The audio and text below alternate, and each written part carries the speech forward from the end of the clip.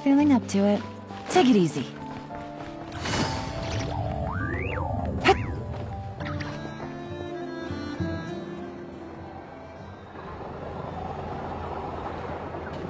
Oh, it's been a few days since we said bye to the others in Nasha Town. Still no news about rerir, though. Where could he have slunk off to? If only he was gone for good. But with all the trouble he stirred up before, there's no way we've seen the last of him. Hello! You must be the traveler in Paimon? Mr. Flint has been looking for you. Unfortunately, there's been a serious wild hunt attack over at the quarry. He thinks it's time to regroup and figure out a plan. A wild hunt?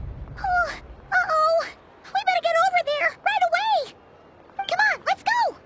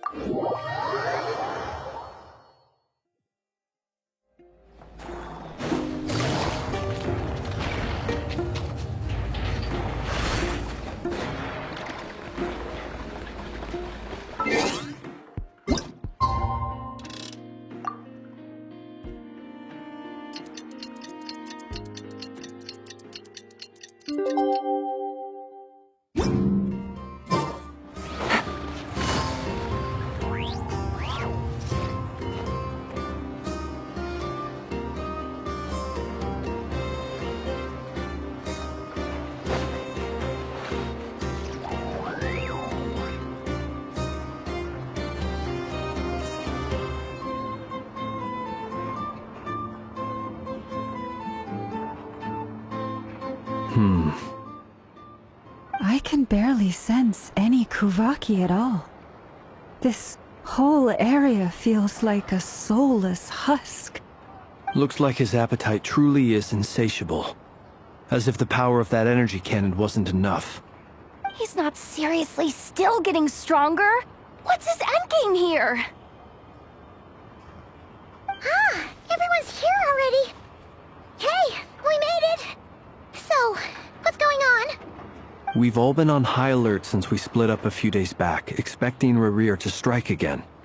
But it's like he just vanished into thin air. No one has seen him nor found any trace of his presence. That is, until this morning, when a ratnik found signs of wild hunt activity while out here on patrol. As you can see, the crystalline itself is physically intact, but the Kuvaki it contained is all but completely diminished. And we're sure that rerir did this. Who else? He's the only one who could pull off a stunt like this. Kuvaki loss has reached critical levels. Rerir of Solnari set to maximum threat level. Warning, unless de-escalation measures are taken soon, he will pose a threat beyond our ability to contain. The consequences could be catastrophic. Traveler, do you remember when we encountered rerir just after regaining his body? There wasn't a shred of sanity left. Nothing but madness and rage. Yeah, didn't he shout out a bunch of names? Then he started raving about how nothing in this world mattered to him. Oh, Paimon gets chills just thinking about it.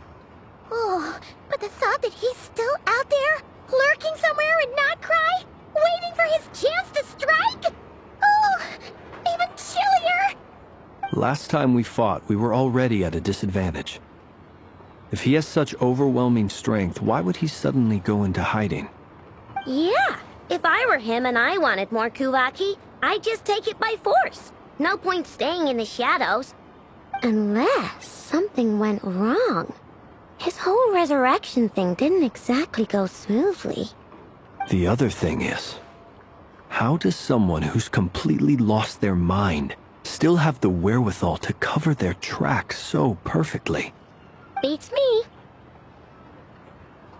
According to certain medical studies, insanity does not always entail a complete loss of rationality. It may be that he is simply living in a world of his own. That actually sounds about right. He was ranting away to himself the whole time, like he had zero interest in talking to us. There are many unanswered questions here. He could be right under our noses, and we'd still be in the dark. Besides his name and title, we know little about him. Certainly nothing about his past, or what he might be hoping to achieve. Exactly. And we wouldn't even know where to begin looking.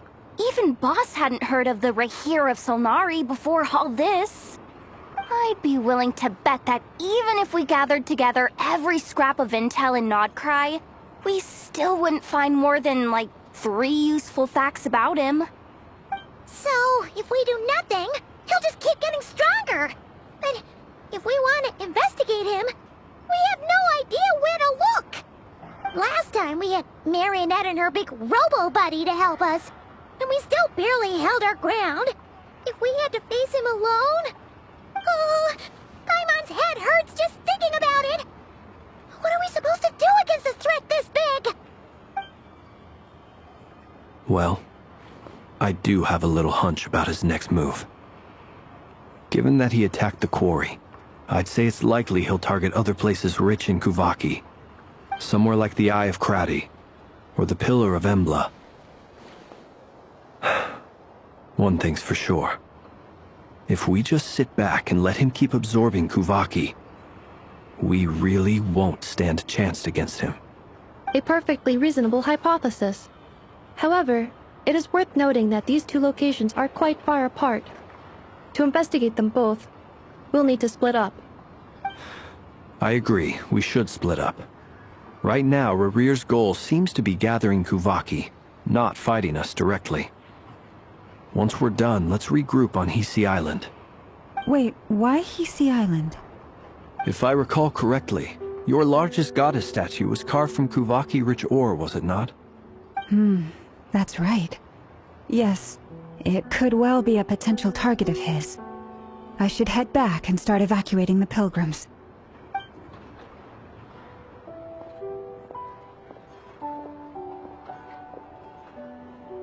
Splitting up's always gonna be risky.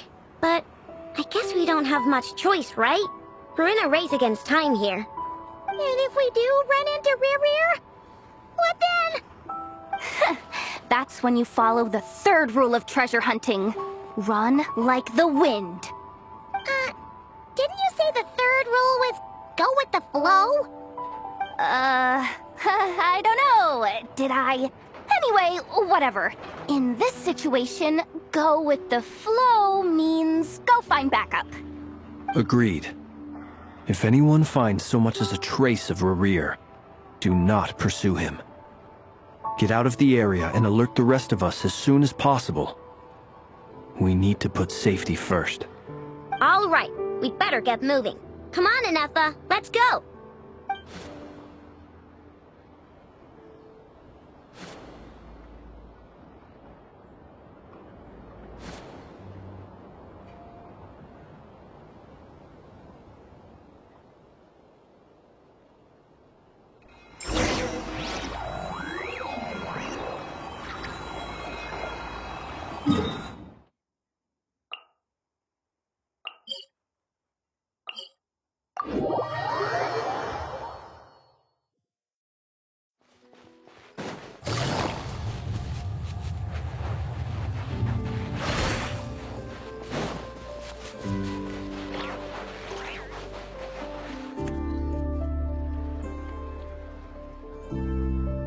Any leads? Nope. Diddly squat. No clues to where he might be hiding. It's like he's a ghost. It feels like we're sitting on a powder keg that could go off at any second. Oh, I hate this feeling. I'd rather face him head on than be left hanging like this. So, you guys didn't find anything either? Not loving the word either. How about you, Flints? I questioned a few Ratniki and eventually narrowed my investigation down to one suspicious individual. But by the time I got to his place, he was already gone. Almost as if he knew someone was on to him. Either that or he's just extremely cautious, and doesn't stay in one place for long. He's been biding his time for a while now. The question is, where, or what, is his next target? No idea. Since regaining his body, he seems to have lost all interest in the fragment in my possession. If he did still want it, he's had plenty of chances to take it. All we can do now is hope that Ino and Nefer turn up some leads. Darn it, Rerir! If you've got the guts, come face me one-on-one! Wait, he's actually here? I didn't mean it! I swear! No, it's coming from Silver Moon Hall. The Lady Kutar might be in danger. Let's get over there, quick!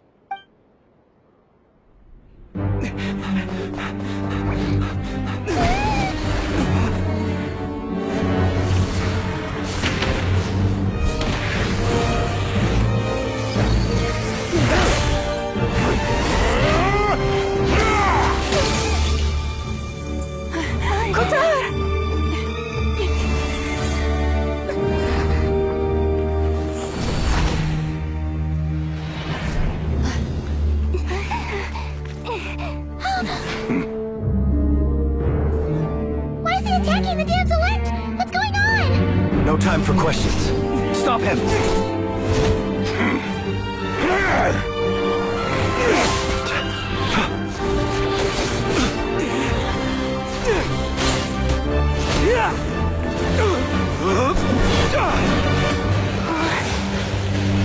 This is insane.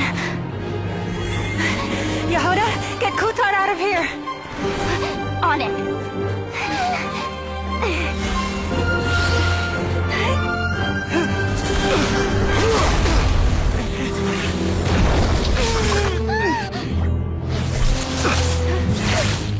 Look where your feeble light has gotten you. Now, you shall plunge into darkness. Tholindis, soon, I will find a way. Watch out!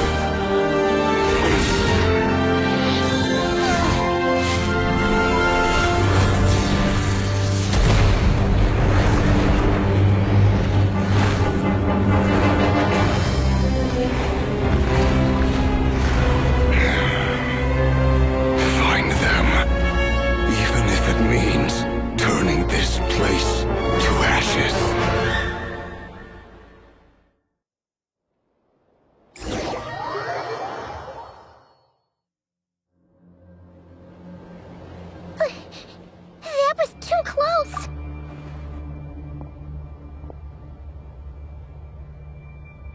We barely made it out of there alive! What's that guy's deal? How'd he get so crazy strong? He's a threat to this entire nation. I doubt his strength could even be measured by conventional standards. I have a question. When me and Nefer showed up, we saw him chasing after this lady like he wanted her dead. What was that all about? We weren't there for the whole thing either.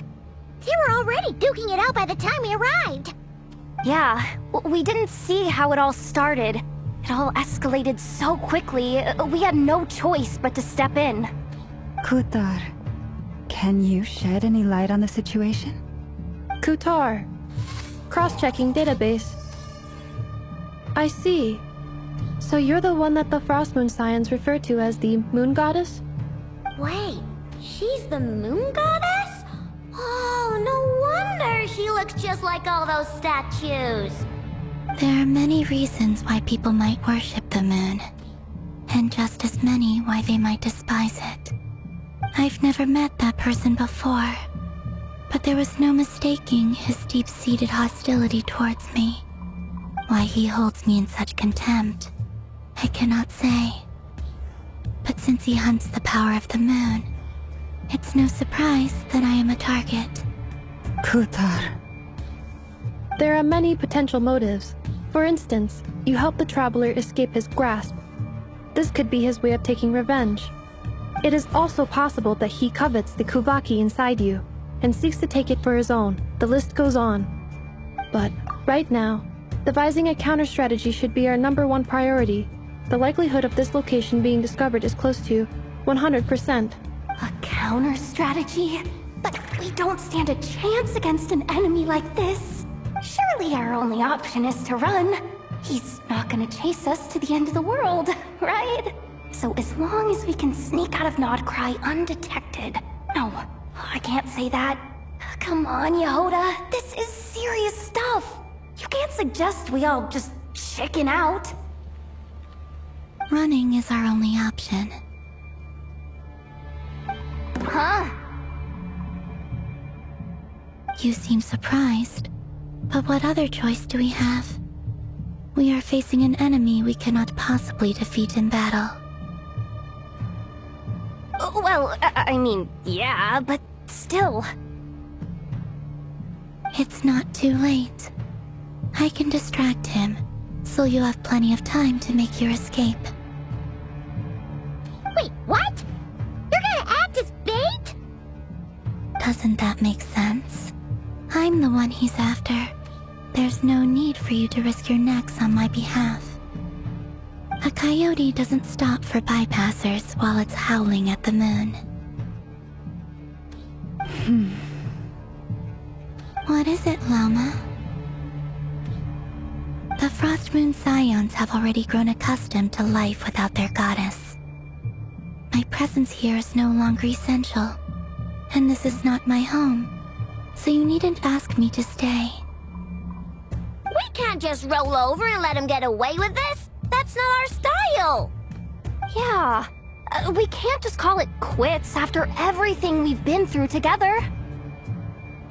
Besides, she'd pretty much saved my life back there. If I just ditched her now, I'd never forgive myself. We can't overlook that you have saved our lives multiple times now. To talk of returning the favor would be a little crass for my liking. But suffice to say that we are friends, and friends look out for one another. Rerir's true objective remains unclear. Even if we were to sacrifice Miss Kutar, there's no guarantee he would stop. But... Kutar, I know why you left the Frost Moon Scions so long ago. It was because people started treating prayer as a form of trade. They would make self-centered wishes, force you to accept meaningless offerings in return, and then expect you to perform miracles for them, as if that were their entitlement. If it were me, I might have walked away too. But I believe that time can change everything, and that sometimes it takes losing something precious to appreciate its true worth. After much reflection, I've realized that this was never about whether the Frost Moon Scions need you. Any relationship based on need is purely transactional. What I truly hope is that you'll choose to stay, not out of obligation, but as part of our family. You were born here, and now you've returned. Who knows? Perhaps it was the moonlight that guided you home. Thank you, Llama. But my power is on the wane. I'm afraid I will be of little use to you now. Very well then. I'll do as you say. Both times you saved us, we were transported across great distances in an instant. Is that one of your powers as the moon goddess? It is, but I find it very draining. I barely managed to pull it off just now, and it will be some time before I'm strong enough to do so again. Rejected by the world, my power is dwindling. Like a lake, cut off from its source, slowly shrinking away. Now, it has almost run dry. What do you mean, rejected by the world? The 3 moons belonged to the ancient bygone era in which they came into being. From the moment I was born, the world itself has been steadily sapping away at my strength. The 3 moons are not one and the same. As the goddess of the frost moon, I cannot wield the powers of the other 2. Yet Moonlight has a way of blending together. Each can reflect the other's glow. So when our fingers touched, I was able to restore my strength by drawing Kuvaki from the eternal moon's marrow. But this method of recovery is painfully slow. If only we could find the... It's the Wild Hunt! Even faster than we expected. We'll have to finish this conversation later. See how those wild hunt creatures are running away from us. They're likely just a scouting party, which means Rerir won't be far behind. Then what are we waiting for? Let's get the heck out of here!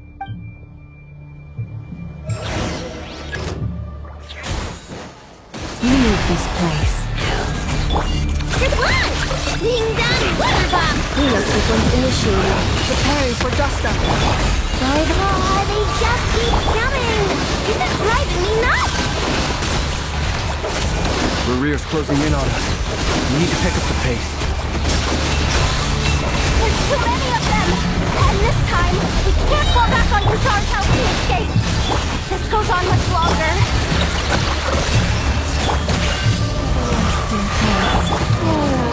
Annihilation mode. Installation check.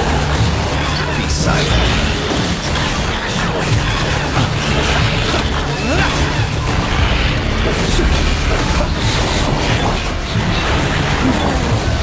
Being done, weather bomb!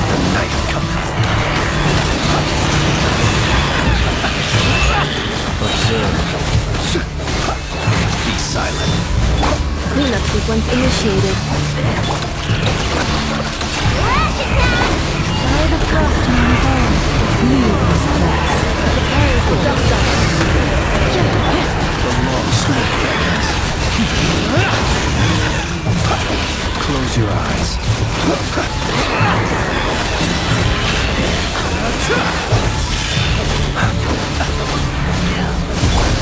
You on this! Victorious land with one heart. Being done, weather bomb! Annihilation mode. Defensive mode engaged.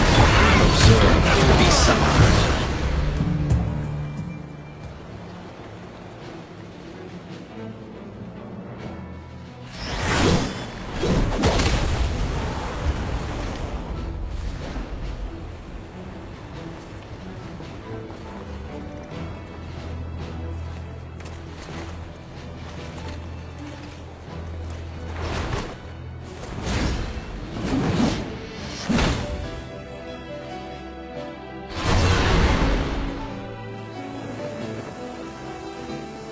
What's the matter? Bit off more than you could chew? Who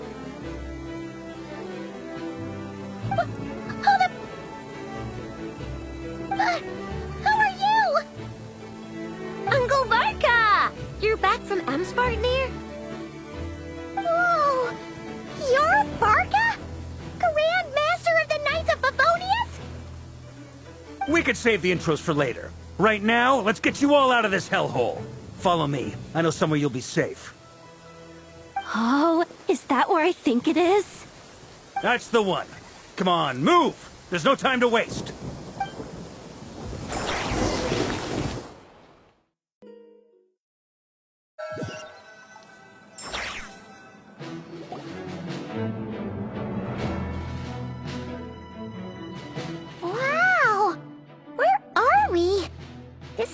well hidden. Well, that goes without saying. This is the Knights of Favonius' meeting place in nod-krai, and a contact hub for the Northern Intelligence Network. AKA, the black market of intel. No matter what faction you're with, it's the place to buy and sell information.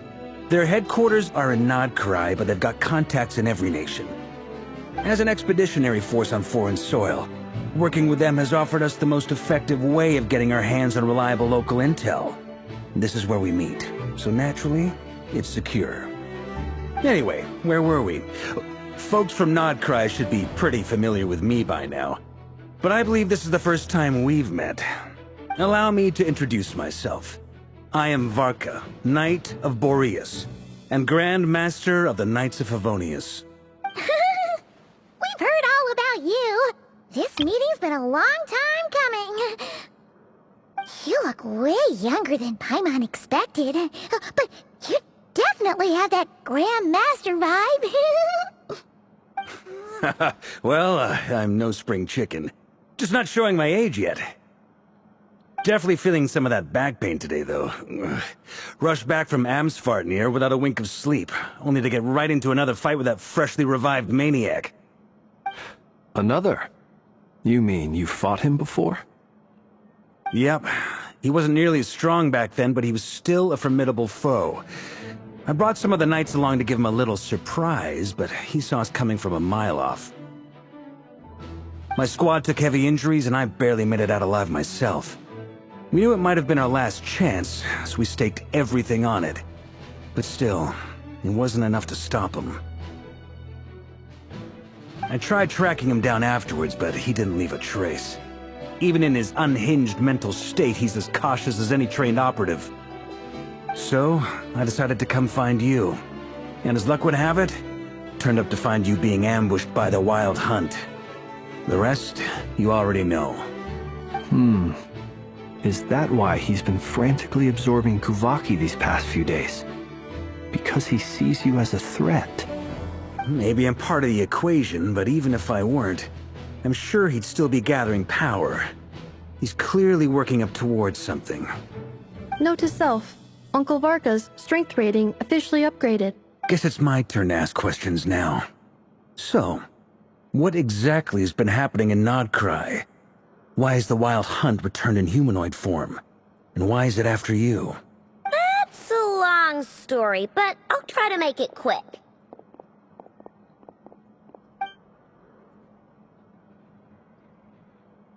Wow, I had no idea so much had happened. Sounds like you guys have really been through it. So, the Kutar is actually a Fatui Harbinger. And all this Wild Hunt activity in nod-krai is the work of the rerir of Solnari, one of the 5 sinners. That's a lot to take in. Need some time to wrap my head around it all. I'm truly sorry, Mr. Varka. You stood with us against the Wild Hunt, and did everything you could to stop it from escalating into a full-blown catastrophe. And then, the one time you're away, it all comes to a head and all your hard work gets undone. You've got nothing to apologize for, Miss Moonchanter. You can plan 100 steps ahead and still slip up. That's just life. No one knows what tomorrow holds. You can't predict which way the wind will blow next. And, to be perfectly honest, I can't say I'm surprised. For all the times we've defeated the Wild Hunt in the past, we've never been able to completely wipe it out. Turns out, we were just delaying the inevitable. But now that a new variable has come into play, fate may well take a different course. A new variable? You mean... us? Who else? And in a strange way, I think his resurgence might not be an entirely bad thing. The Wild Hunt is like an unrelenting force of nature, but rerir is an individual with an agenda. He's gotta have a weak spot somewhere. That said, while I was explaining everything just now, some of the points that Mr. Flint's added caught my attention. You mean about our mystery ally? That's right. From what you've said, not only did they lead you straight to some key files, they also shielded Hisi Island from a lethal Kuvaki blast. I don't know who or what could pull something like that off. Heck, even Miss Columbina doesn't have a clue.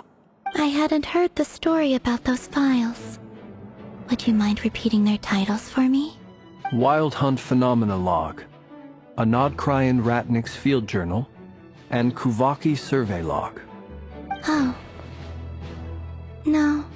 Still doesn't ring a bell. Another dead end. Guess all we can do now is hope that our mystery ally keeps showing up when we most need them. Still, it's safest to assume they won't be intervening again. From here on out, we'll have to resolve this crisis by ourselves. Your intel also explains something else I've been wondering about.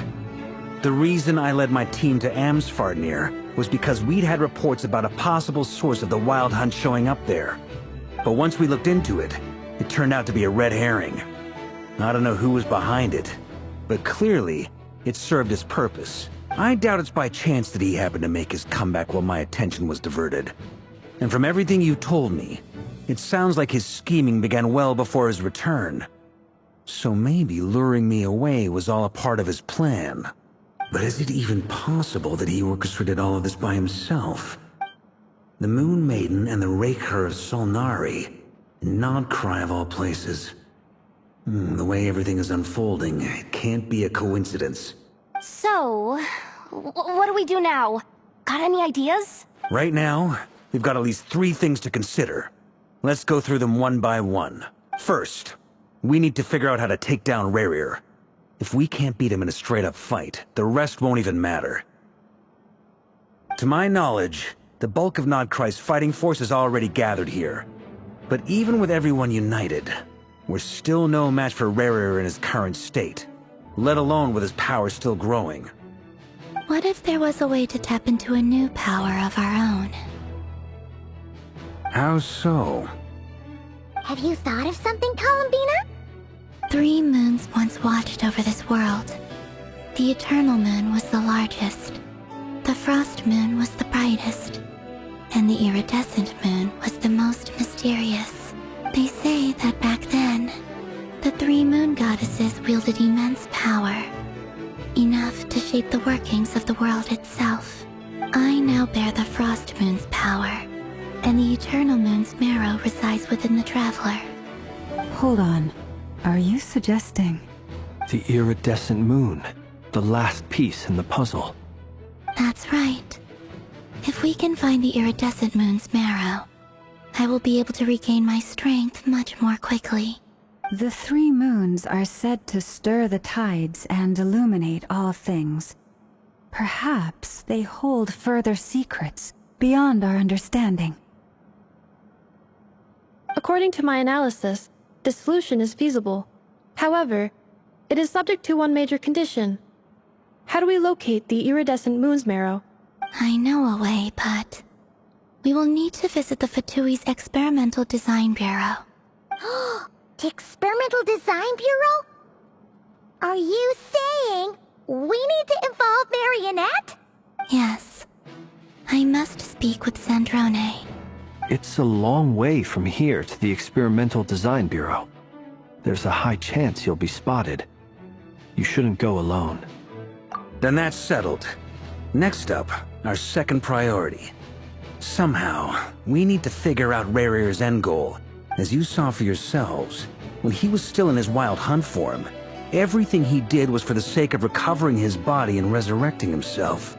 His first act since then, after laying low for a while, was to try and assassinate this young lady. People's obsessions often reveal their greatest vulnerabilities. There must be a reason why he despises the moon so deeply. Perhaps it sheds some light on his title, the rerir of Solnari. The Wild Hunt has plagued nod-krai for centuries now. If we want to stop it for good, we have to get to the root cause of what's driving it. It's true. We still know very little about him. If Kutar hadn't given us that lead, we wouldn't even know his name. But where would we even start? I doubt even the Intel Queen of nod-krai has a clue, and she has info coming out of her ears. Oh?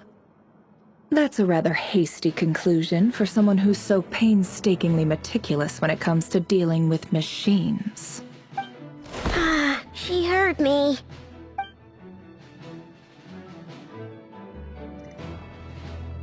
Boss! What are you doing here? I'm now asking myself the same question.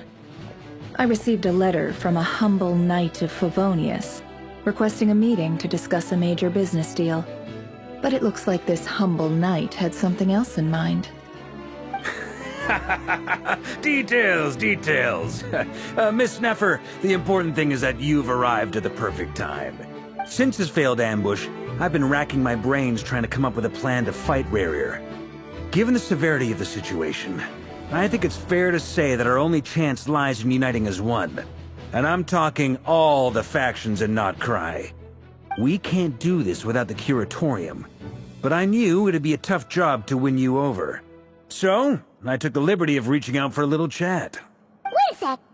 How did you even hear about this place, Nefer? Didn't you say this is meant to be the Knights of Favonius' meeting spot? And a contact hub for the Northern Intelligence Network?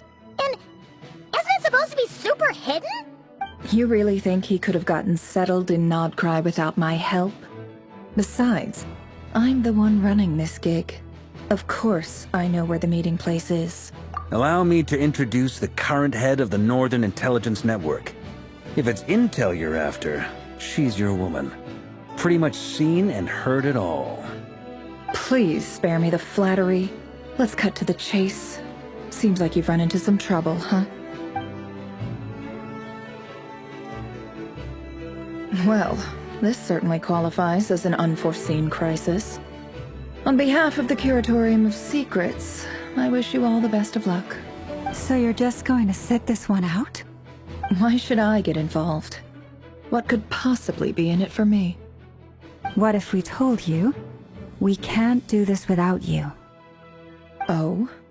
Then I'd say, you'd better make it worth my while. I don't work for free. I can't put a price on something like this. It's just not in my nature. But then again, you and I have always been polar opposites in this regard. So I can't exactly say I didn't see this coming. If you insist on compensation, I will pay you. Consider this a formal commission. Sound fair? You just don't give up, do you? Too bad. I know you well enough to know you can't afford my prices. The riskier the job, the more it'll cost. And a moon chanter's stipend isn't exactly generous. Unless you're planning to start passing the donation box around among the faithful. Boss, just a thought. If they come up short, maybe you can take the difference out of my next few paychecks. Things got really dangerous during the fight with rerir. If this girl hadn't saved me, I'd be ley line fodder by now. I'd be gone for good, boss. If there's any way we can make this work, I'd really like to help her. Please? I'm begging you.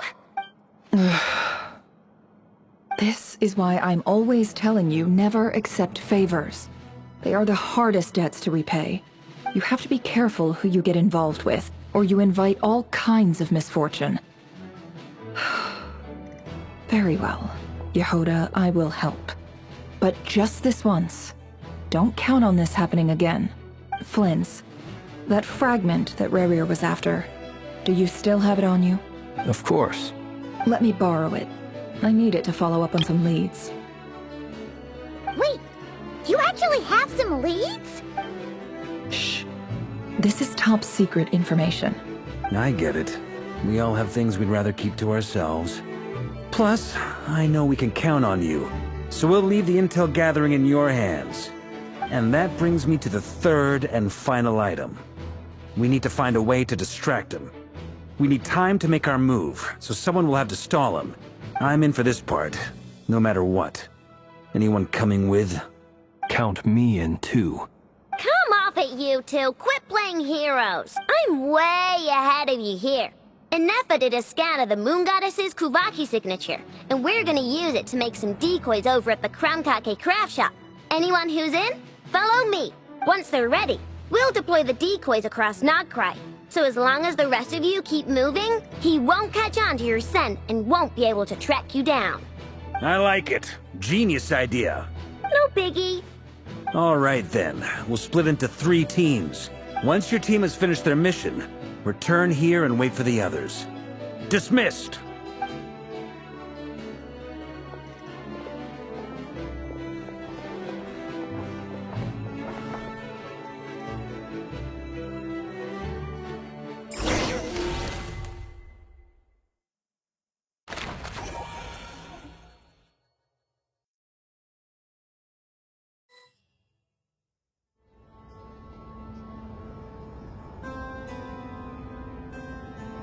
Lady Damselette. Wait. And you two? What are you doing at the Kuvaki Experimental Design Bureau?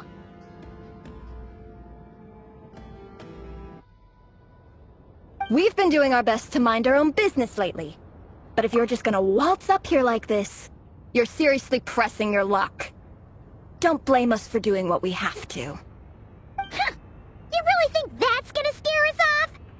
We're not looking for any trouble. I just want to see Sandrone. Do I need to remind you that you're still a wanted fugitive for deserting us? Out of consideration for our former ties and the crisis we're all up against, we'll let you leave in one piece. But don't even think about trying to get inside. Let them in. But... Are you going to make me repeat that? No, my lady. Sandrone seems to be in a good mood. Must be maintenance day.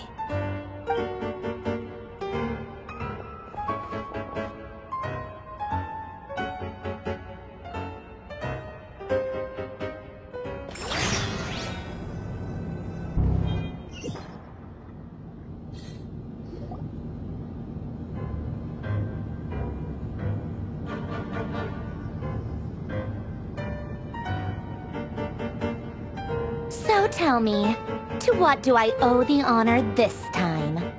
Actually, before you answer that, just so we're clear, we're not colleagues anymore, Columbina. I don't owe you anything. I promise it's nothing big. It seems like you've gotten the wrong idea here. The only reason I let you in was because I was bored. It seemed like a way to kill some time and satisfy my own curiosity. Whatever miscalculations I may or may not have made in the past, I haven't lost the plot enough to even consider sticking my neck out for your sakes. I'd like to speak with Arlecchino. What?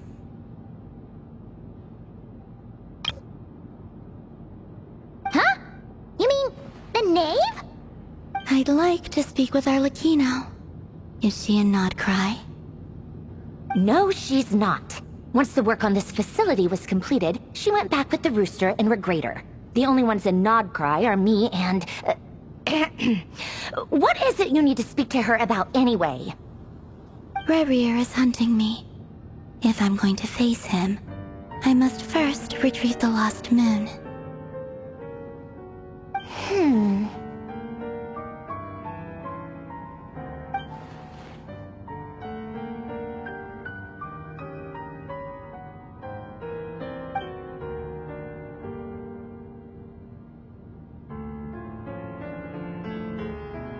Is that a no, then?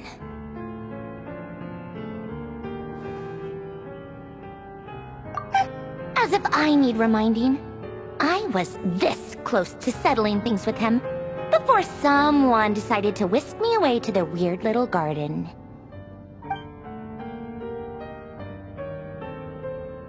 Have you held any tea parties lately? Tea parties? Yeah, obviously. You don't seriously think we'd pack it all in just because you aren't here. If anything, they've been more eventful than ever. Just me, Arlecchino, and a bunch of insolent, insensitive guests who won't stop asking where you've gone. Oh, they've been a real joy. I bet you served them the worst tea you have. Just like you used to do to me when I upset you. Who cares about how good the tea is when there's no one around to drink it? I keep losing people. First Rosaline, now you. I'm running out of people who can make me laugh. Honestly, what could be more ridiculous than the multi-centenarian goddess, who's only ever had the plain herbal tea she received as offerings? You'd always brew a different type of tea for me each time. Was it really just to see how I'd react?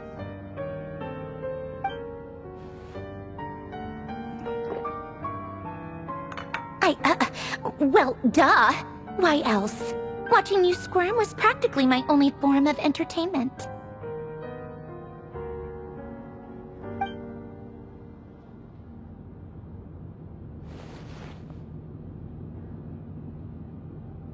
Oh, yeah. And Capitano sometimes used to bring Tartaglia around, too. But I guess we won't be seeing him again. Well, I guess we are overdue for a get-together. Polonia! Have Febronia pass a message to Arlecchino for me. It's time for tea. Will suffice. Pass along a message for me, too, if you would. My body cannot contain the marrow of 2 moons, so I'll be leaving one of them in her care. Excuse me? Who said you were on the guest list? If my tea meant that much to you, maybe quitting the Fatui wasn't your brightest move. Back when you were under the Tsaritsa's protection, no one would have dared come at you so openly. But that protection didn't come for free. In fact, I paid dearly for it. At the end of the day, it was just another transaction. I just got tired, that's all. I never wanted any part in their grand ambitions, and I've had enough of being treated like a bottomless supply of power. It brings back memories from the old days, when I was still worshipped as the moon goddess. Centuries on, it may be a different group of people, but I see the same greed in their eyes. I figured you'd leave eventually. You didn't have as much of a reason to stay as I do. The Tsaritsa gave you shelter and protection, but that was it. Nothing more, nothing less. Meanwhile, the Fatui demanded everything from you in return, until it was more than you could bear. I get why you left. And frankly, I have no interest in dragging you back just because the higher-ups told me to. But if you keep hanging around with this riffraff, the next time we cross paths, we might be enemies for real.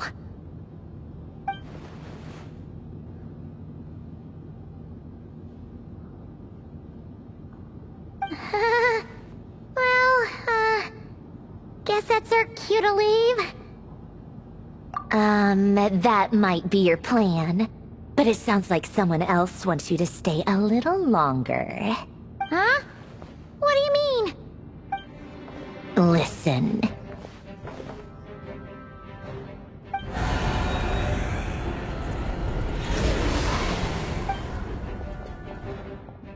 My lady, it's the Wild Hunt. A horde of monsters is headed straight for the facility. Another uninvited guest trying to crash my tea party. Clear the area! I'll handle this. Wait, what? You want us to leave you here by yourself? Huh, you'll be lucky to make it out of this alive. You really think you can afford to worry about me? Go on, get out of here. You may have stopped Polonia from crushing him last time, but I've made sure that won't happen again. The entire Experimental Design Bureau is rigged for war. Stay and watch if you want, but it'll be at your own risk. You're not flagged as friendlies in the weapon system. Don't tell me what to do! Look, if you're leaving, make it quick. Or you'll just get in my way. There's a secret passage on the 2nd floor. It'll take you right to the plains out back. Stare all you want, Columbina. You're not getting another invitation to my tea party. I know. But thank you anyway, Sandrone. This is exactly why you shouldn't hang around with those people. All their melodrama and sentimental nonsense is rubbing off on you.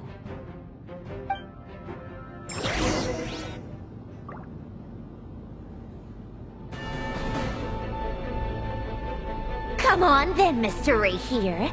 Let's pick up where we left off. It's your Wild Hunt monstrosities versus my beautiful creations. Let's see who comes out on top.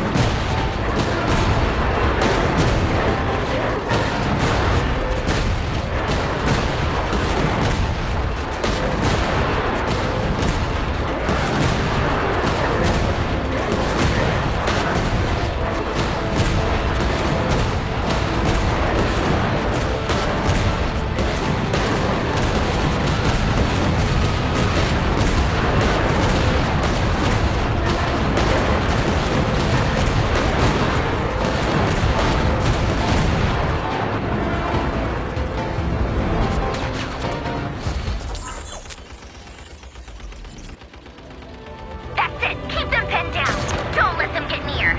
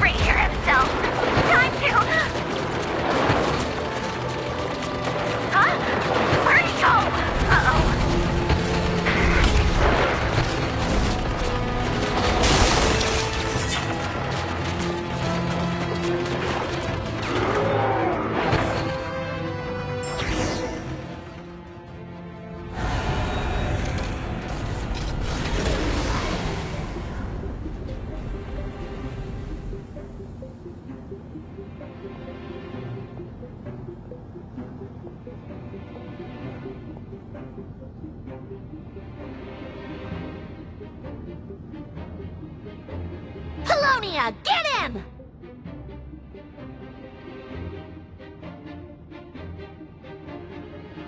I've upgraded Colonia again since our last encounter, and uploaded every last scrap of your data. So let's finish this, once and for...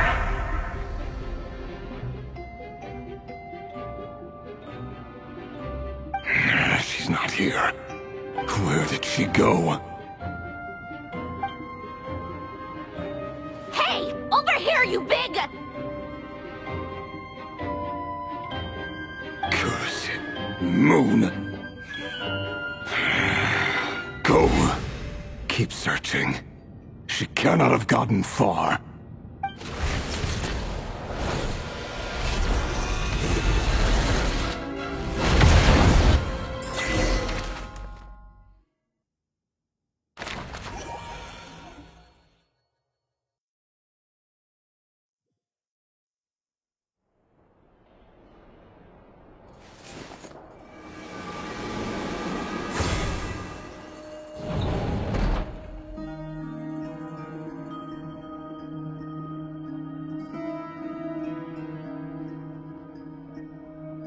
So this is your method for investigating rerir's past. It almost looks like some kind of ceremony.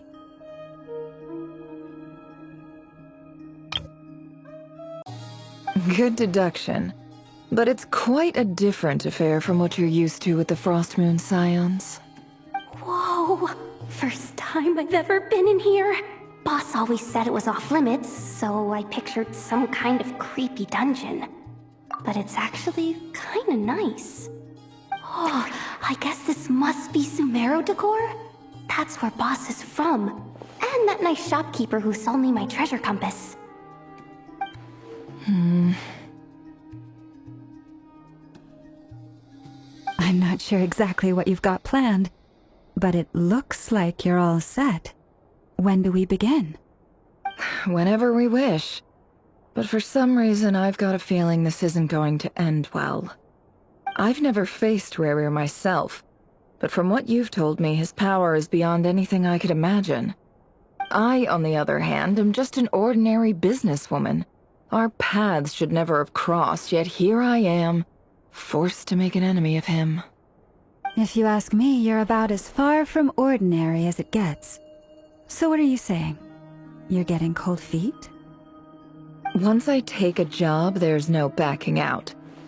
Still, I have to ask myself if the power I'm relying on will even work on an opponent of this caliber. And also how to make sure I come out of this alive if things spiral out of control. Death is the one thing we can take for granted. It is the great equalizer, however fortunate or unfortunate we may otherwise be. So it's important to consider how to spend what lifespan we have left. Come on, boss. Lighten up. Quit talking about death. It's bad luck. For once, I agree with you. When you're up against a foe like rerir, there's no such thing as being too prepared. Is there anything I can do to help? That won't be necessary. I've already made up my mind.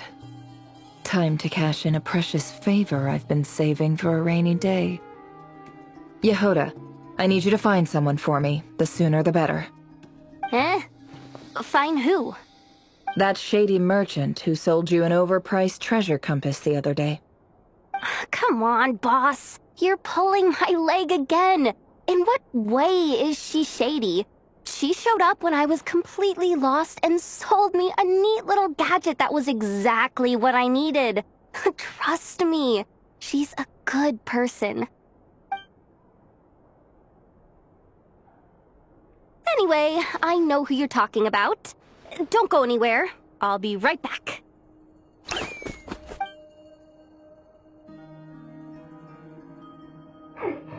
What's happening to me? I genuinely can't run any further.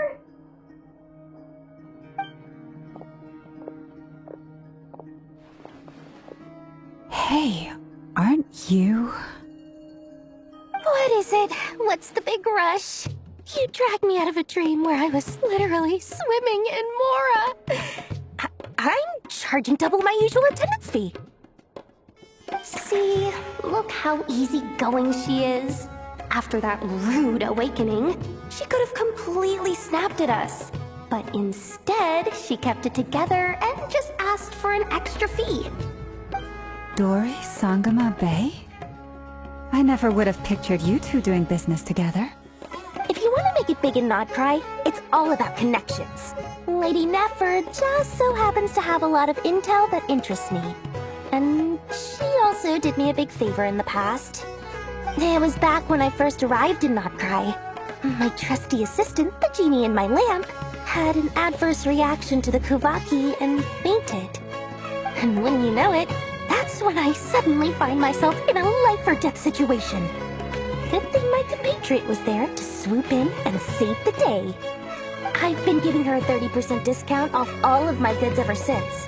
Now, so that no one here feels left out, I'm willing to extend a 20% discount to fellow friends of Boss Nefer. Plus, any other friends you send my way will enjoy 10% off. What can I say? The great Lord Sangama Bay is nothing if not generous. So, let me guess. You've run into some trouble? I've got everything you could possibly need. And the more you buy, the more you'll save. You guessed correctly. What have you got in the way of survival gear? The one type of gear I've never been short on. What are you looking for? A jetpack fresh from the Academia's labs? An ancient suit of armor dredged up from the bottom of the sea? At the very least, I need to know what kind of opponent you're dealing with here. If even you're worried about staying alive, it must be pretty serious. What if I told you it's someone with the power to bring a nation to its knees? Is that so? Then we really are talking top-shelf treasures. I don't have anything like that in stock right now. I'll have to ask my supplier. Your supplier? A powerful woman, make no mistake. I can't reveal her identity, but luckily for you, I hear she's planning to visit Nod-krai in the near future. If you're willing to wait, I can ask her when she's here. Can't say exactly how long that'll be, though. Then, let me put it another way. What would you do if you encountered an enemy like that? Roll over and serve yourself up on a silver platter? Of course not. I have a handy little trinket from one of my generous suppliers, which... Hold on. What exactly are you getting at? No, no! This is for my personal use only!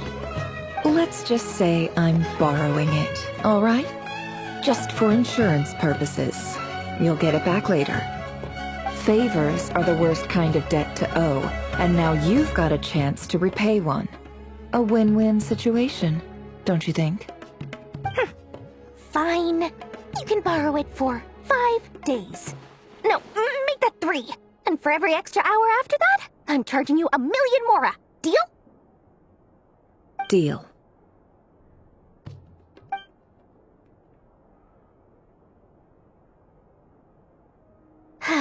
What a way to start the day. Now, was there anything else you wanted? Or can I go back to bed now?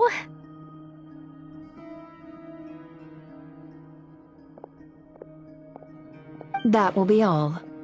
Take care now. Don't trip up on your way back, friend. See you later! You're my favorite shopkeeper.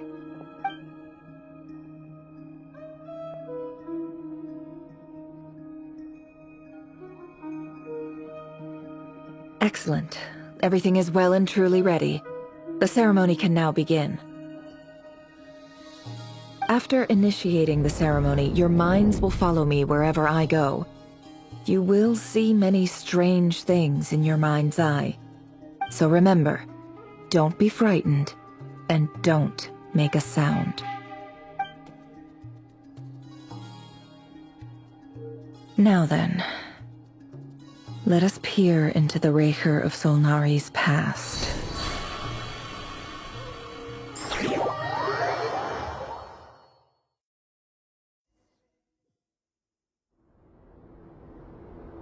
I made it. I don't recognize this style of architecture. Must be Conrian. Simple furnishings, table and chairs. It's a more ordinary house than I might have expected. Looks like the fearsome rerir of Solnari came from surprisingly humble beginnings. Unless this passed for luxury in Conria. Unlikely. It was said to be a very prosperous nation in its heyday. Anyway, I'll keep exploring.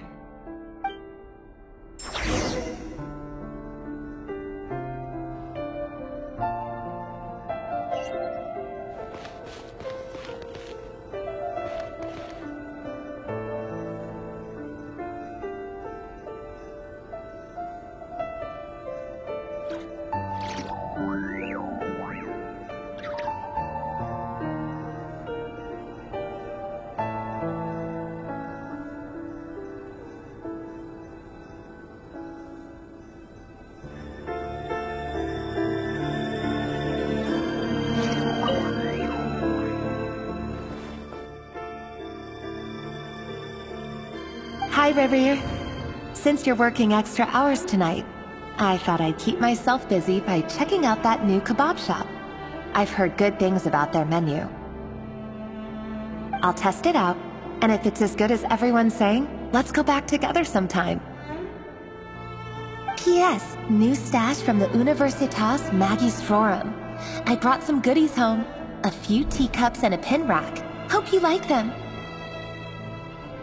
They didn't sign their name, but they must have been close. Sounds like they were living together.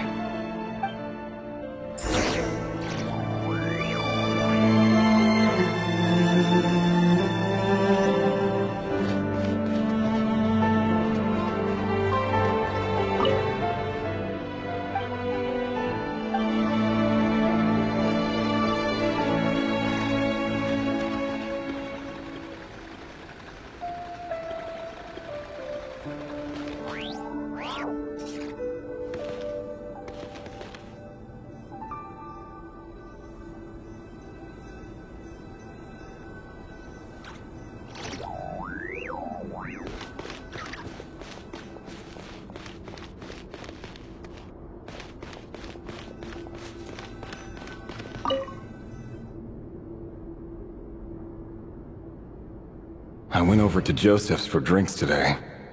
They have a fine collection, but I went alone. The tholindis was tied up with something and couldn't make it. Joseph asked why I came alone, but I didn't really have an answer. He then went on to ask about other things. If you ask me, someone who asks that many personal questions is too nosy for their own good. But if he invites me again, chances are I'd still go. Tholindis. That's the same name Rerir mentioned. Crane imports keep falling. If things don't pick up, we'll soon be back to meat and mushrooms only. Honestly, I'm not a huge fan of that new type of mushroom everyone's been into lately. Didn't it start out as a lab-grown variety? I heard it's even mildly corrosive. Seriously, why would you even eat something like that? I don't care if it's an impressive feat of alchemy. That just isn't the kind of thing I like to eat. Grain has to be imported, and they're eating a diet of mostly meat and mushrooms. Could it be because Khaenri'ah is underground, so it doesn't get much sunlight? That would explain why they use so much stone in their buildings. They even use alchemically modified strains for food. Seems like the people of Khaenri'ah don't have many options when it comes to dining. I've just about saved up enough now. Time to buy it and keep it somewhere safe. Making a big purchase. I wonder what it is.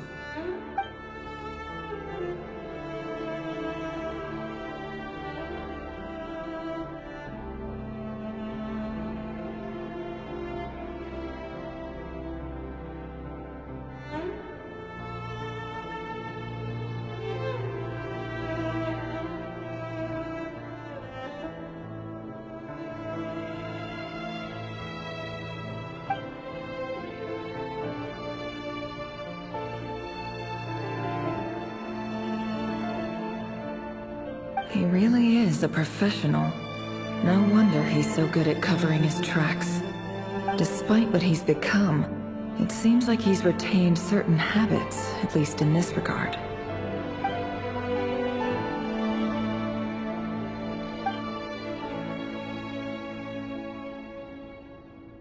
Did Rerir rip it out himself?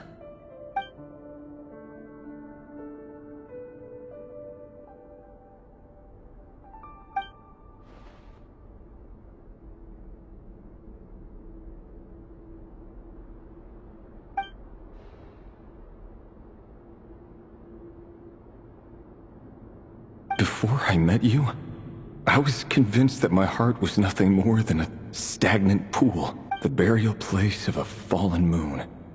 A withered, windless grove where the waters rested forever unrippled. It was you who helped me see that my heart hadn't entirely withered away, that it could still beat to the rhythm of love.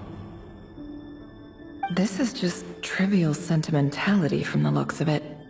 Why would he go to the trouble of hiding that? The burial place of a fallen moon.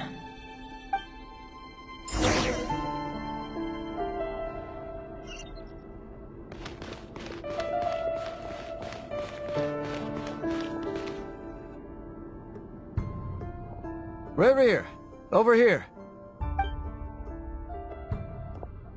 Dane! Oh, and, Vedelfin here? What a surprise to see you here, sir. Hello there, Rerir. You need not address me so formally outside of court. He doesn't get that much free time, so I invited him over for a drink. Even the court prophet deserves a break every now and then, right? Well, I'm flattered. So, what are we discussing today? Hey, don't look at me. As far as I see it, we don't need an excuse to have a few drinks. Come on, don't give us that. Didn't you say you were about to pop the big question? How's that coming along? Who'd have thought the great Twilight Sword was an even greater gossip? I just didn't expect you to be the first one to settle down and get married, that's all. Yeah. If you told me that a few years ago, I wouldn't have believed you either. So, are you planning to come clean about your job then? I'm guessing you still haven't told her. Sure, I'll have to tell her at some point. But I'll need to pick the right time and place. To be honest, I have no idea how she'll take it. Come on, stop being such a pessimist. For all you know, she could be thrilled. I bet she'll be much more impressed by your actual job than the one she thinks you're doing now. A member of the King's Guard. Quite the cover story. Does the king himself even know? Of course he does.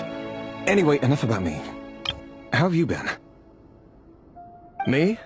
Same old, nothing much to... Huh? What's up, Ved? It's nothing. Vedifulnir, Dainsleif's elder brother. Renowned throughout the court of Conria as the Visionary, and said to possess a wisdom far beyond the reach of any ordinary man. And yet, despite the gulf between us, he seems to have something to say about me. Does he even know me? Does he see me as a friend of his brother, or just another of the Vinster King's blades? Why did he react so strongly? Was it really to do with what we were talking about? Brown, curly hair and brooding blue eyes. So this is what Rerir looked like back in the day. Perfectly normal. No different from anyone else. As frightening as this monster is in the present, there's something even more unsettling about seeing the human he used to be.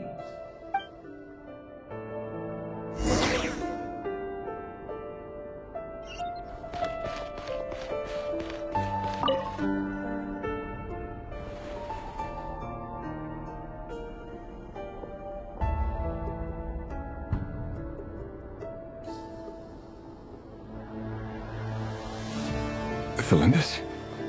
You're back early? Our equipment's being serviced today, so I got off earlier than usual. How's your day been? Aw, why the long face? Is something the matter? Has your boss been giving you a hard time again?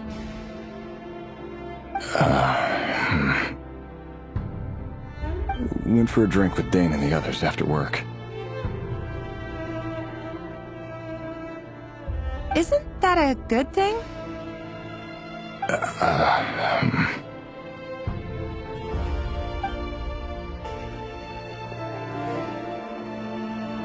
Vedifulnir showed up today, too. You know, Dainsleif's older brother. Ah, Mr. Vedifulnir. Yes, I've heard of him. They say that everything he says ends up coming true.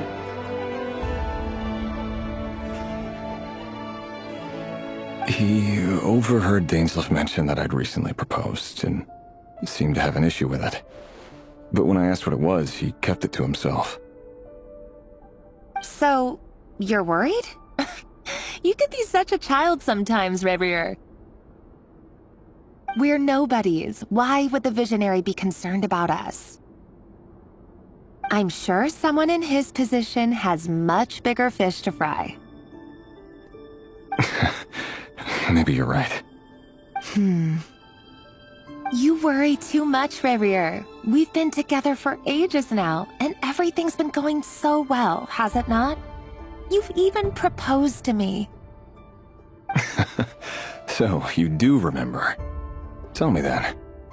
What's your answer? Like I said, I need some time to decide. You can't just rush into things like this. We may be nobodies in the grand scheme of things, but if we want things to work out, we've still got to plan ahead. All right. Take your time. Just don't keep me waiting forever. Nobodies. Sounds about right. In the eyes of people like Vedifulnir and Dainsleif, what do we matter? Can someone whose gaze is so fixed on a far-flung future even see the present clearly?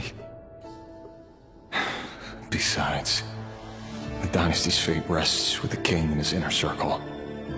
Whatever I do, it won't make much difference. Meanwhile, every idea they come up with and every decision they make, it affects everything.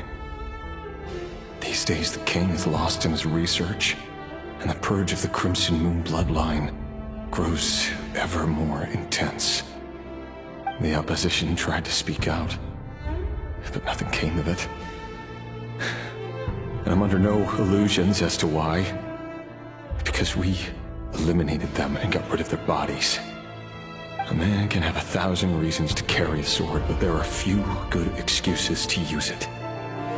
Yet the king has never even considered a gentler approach, and he never will. What becomes of someone who kills on another's behalf? Can he ever find true peace?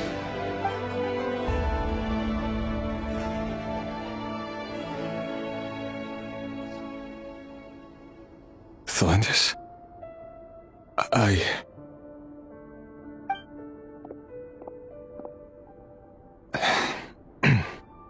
It's nothing.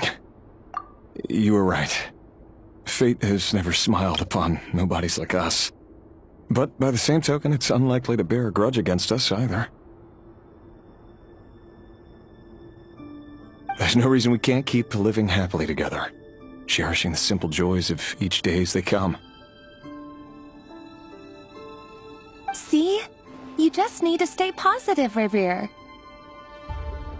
I can feel your warmth, your breath. You're right there, right by my side. Just seeing you makes me happy in a way I can't explain, and that's something that no one could ever take away from me. So smile, my love. Let go of that frown. You're right, Tholindis. I've just been overthinking things. That's better. Getting caught up about things like this will only ruin our evening. Speaking of which, all set for the ball tonight? I need to go get ready. You go ahead. I just have a few things to take care of, then I'll come join you. Even busier than the big shots, huh? Fine, I'll go get started. But don't be late. If you keep me waiting too long, I won't be a happy bunny. Relax. I'll be there.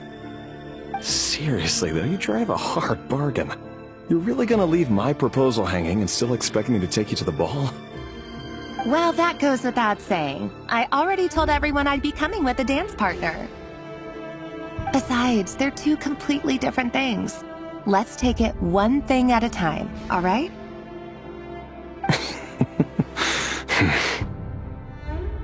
All right. White outfit it is. It seems like Rerir was deliberately hiding his ties to the intelligence services by giving the impression that he was just an ordinary member of the Finster King's Guard. He clearly doesn't want his would-be fiancée to know about his other life. Then again, that's hardly surprising. People in the intelligence trade rarely do. Who'd have thought we were in the same line of work? Let's dig a little deeper.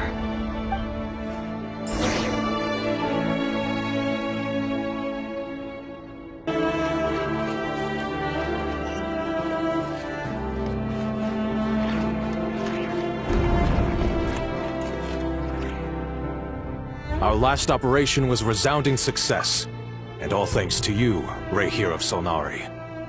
In total, we apprehended 32 dregs of the Crimson Moon, and 67 accomplices. After all these years since the dynasty's fall, so many of them still linger on. Indeed, it cannot be denied. Yet it was destiny that the Crimson Moon should be overcome by the eclipse, and that His Majesty, the all-seeing Finster King, now guides our nation on the path to prosperity. Khaenri'ah has no further need for a dead moon. But alas, there will always be those who refuse to see the truth, choosing instead to romanticize the past. That's not entirely true. Much about the Crimson Moon era was worthy of remembrance. And that's exactly why they keep trying to see it restored. Many of its secrets remain unsolved to this day. As it happens, that's precisely the field of study my partner is devoted to. You still haven't told her what you really do for a living. Where would I even start? How do you tell someone that you're one of the king's hand-picked executioners? That your hands are steeped in blood? You didn't choose this life, any more than I did. Orphans like us don't get a say. But I'll sure as heck be the one to pay for it. Speaking of which, we need to be more rigorous in the way we identify direct descendants of the Crimson Moon. Someone, it seems, has strong opinions about my future plans. Most likely my marriage in particular. I have a feeling that we may soon become targets of the Crimson Moon's retribution. Your concerns are not unfounded. They've taken out many of our colleagues these past few years, and for that very reason. These are no helpless lambs we're leading to the slaughter. They're wolves in sheep's clothing. Take care, rerir of Solnari. I look forward to toasting you at your wedding.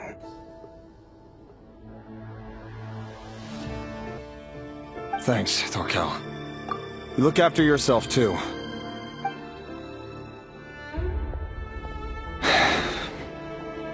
Tholindis, I never wanted to keep this from you.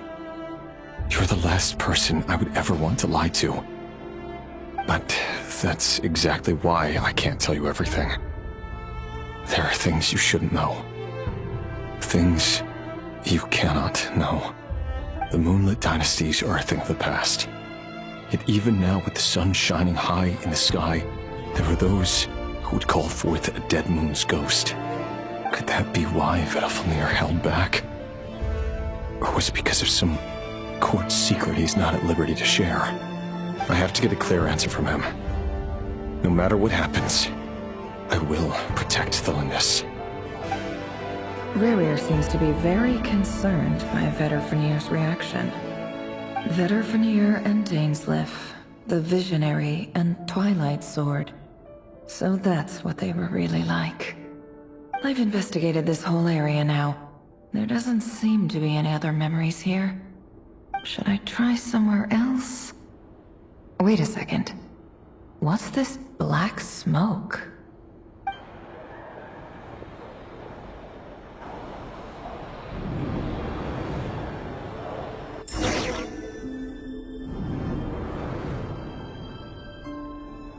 So, he's late after all. Just you wait, Rerir. You're in for it.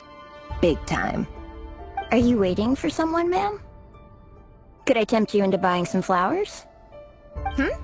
Oh, sure. Pick me out a pretty bunch if you would. Thank you. But I'm afraid none of them are as pretty as you. For someone so young, you sure have a way with words, don't you? I'm only telling the truth. Look me in the eyes. You'll see I'm not lying. May we have a word in private? Who are you? And what do you want? It doesn't matter who I am. Too many of our kind have fallen lately, so I decided to take the risk of reaching out. Not long ago, the rerir of Solnari led an assault on one of our strongholds. We suffered many casualties, and many who came to our aid lost their lives as well. Sorry, I don't know why you're telling me this. And I don't want to get involved. Wait, hear me out. This time we finally got a clear look at his face and learned his true identity. His name is Rerir, and he claims to be one of the king's guards. What did you say? A cruel irony, isn't it? The man you're set to marry leads a double life as a brutal executioner. But surely, you must have caught a whiff of the blood on his hands. Why are you telling me all of this now? Simple. It's because... How strange. Rerir was nowhere to be seen in that memory. It clearly belonged to Tholindis. Rerir couldn't possibly know what happened if he wasn't even there. Why would her memories appear in his fragment? The ceremony won't last much longer. I think it's time to call it a day.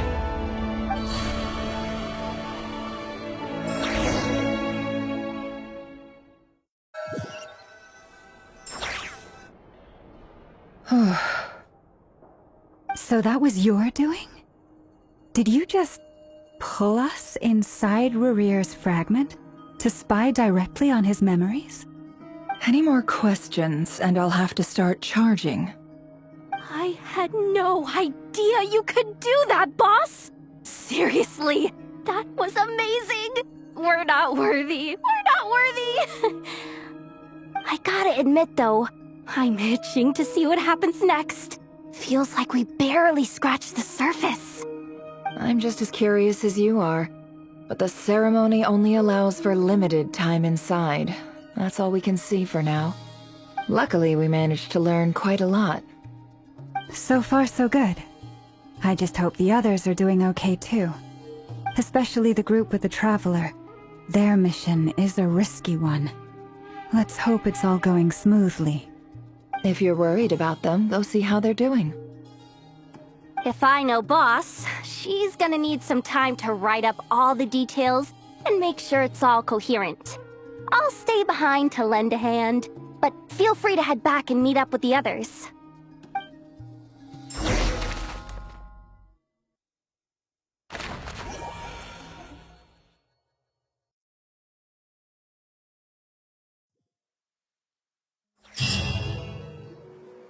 Oh, they've been prowling around for nearly 2 days now. These things just won't quit. Oh, they might not have seen us yet, but them constantly sweeping the area, our way out is completely blocked. Oh, that's never gonna work. One little slip up and it's game over. If they spot us, they'll run straight back to rerir. And once he knows we're here, it won't be long before he's breathing down our necks again. Oh, guess you're right. Alright, time to zip it.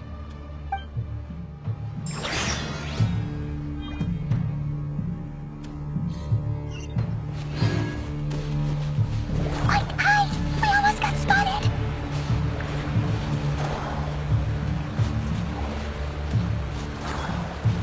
Phew, that was a close call.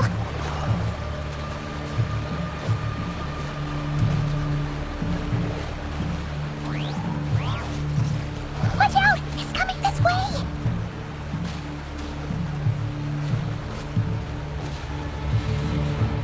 Keep going. We're nearly there. This is the final hurdle.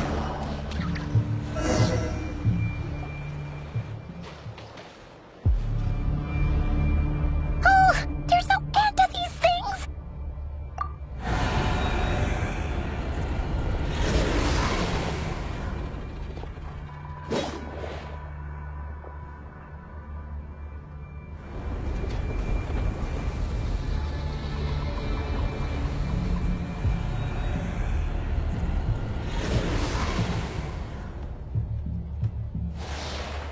Fire.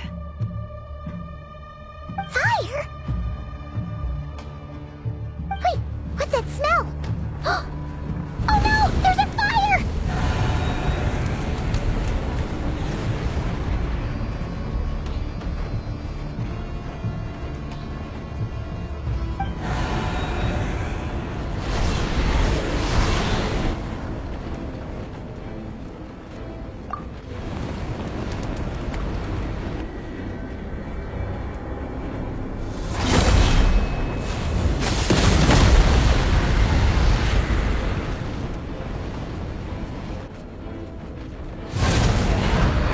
Sandrone was right. You look weak, Columbina. The old you would never have let such lowly creatures bar your way. Word has it that you did something for the Tsaritsa, and that's why you've lost most of your power. Freedom comes at a heavy price, doesn't it? It's Arlecchino! You came! Hello again, Columbina. And greetings, guests of the House of the Hearth. It's been a while, Arlecchino.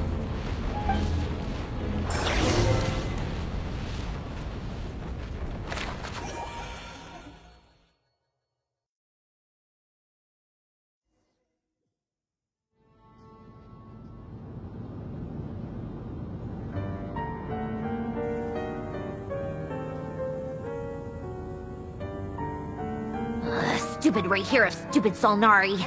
Ugh, whatever. I've got all the data I need. Next time we meet, you're finished.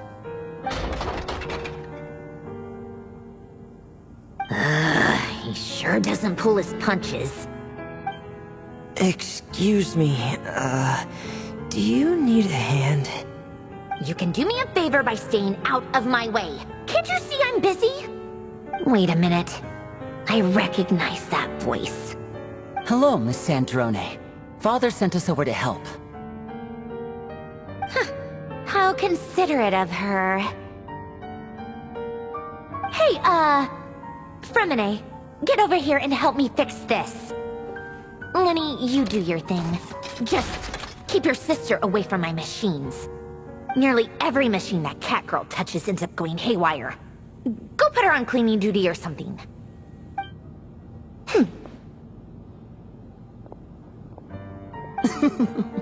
Then let's start downstairs. Fremine, we'll leave this place to you. You've got it.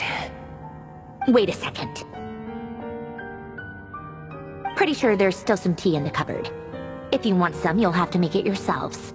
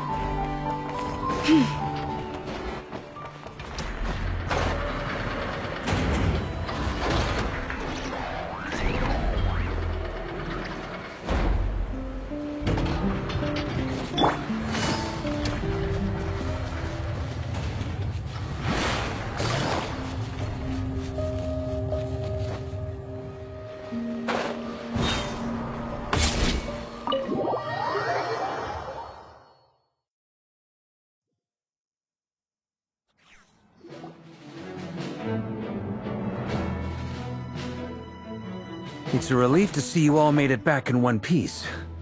Huh? Feels like there's quite a few people missing. Where's Flint's and the others? And what about Nefer? I returned ahead of them.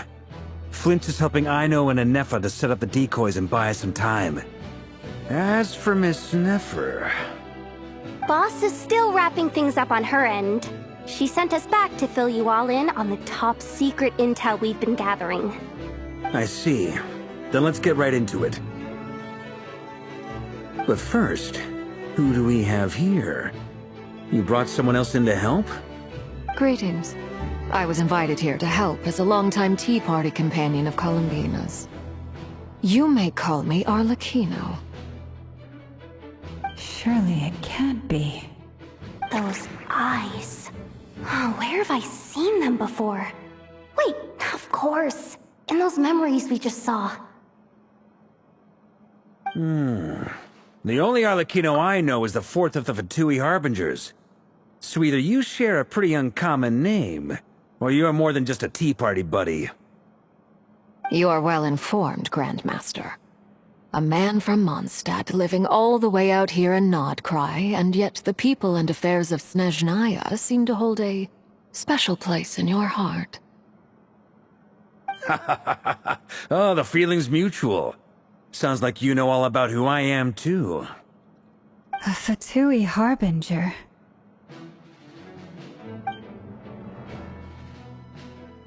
The atmosphere in here just got really tense.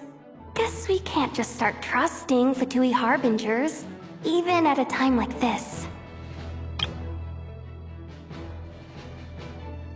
I must admit, though, I'm a little curious. Seeing as the moon goddess no longer belongs to the Fatui, what makes you so willing to put your neck on the line here? Nor does nod-krai belong to Mondstadt, Mr. Varka. Yet still, you're fighting for it all the same. Things don't always have to have a tangible payoff.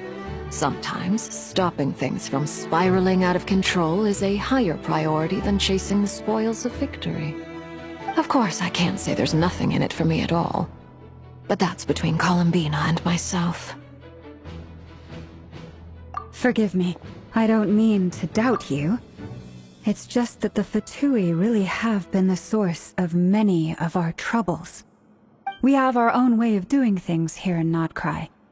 But ever since they arrived, the Fatui have treated us with nothing but hostility. I know there's been a lot of bad blood between us in the past. I've done my utmost to avoid friction whenever I could. But sometimes fundamental conflicts of interest simply can't be settled amicably. That's why I'm here solely in a personal capacity. This has nothing to do with the Fatui. As a gesture of good faith, I'll be frank. I can help Columbina track down the iridescent moon's marrow, which will help her restore more of her power. Anyway, what else is on the agenda? Let's begin. She says she'll be frank, then completely skips over the details. Looks like she doesn't want to give away too many secrets after all. But she clearly wants to change the subject. It'd be awkward if I tried to bring it up again now. I guess we'll just have to go along with it. She's the fourth of the Fatui Harbingers after all. One look and you can tell she's not someone you'd want to mess with.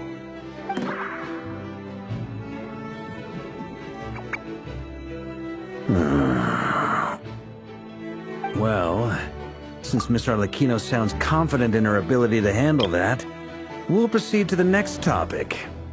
Yehoda, time to share that top-secret intel. Alright, listen up everyone.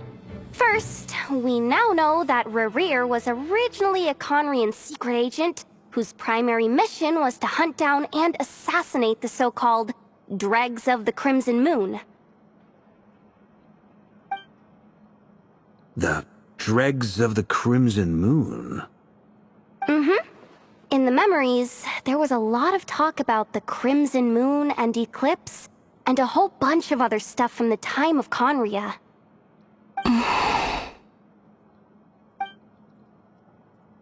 To my knowledge, those were the names of two different Conrian dynasties.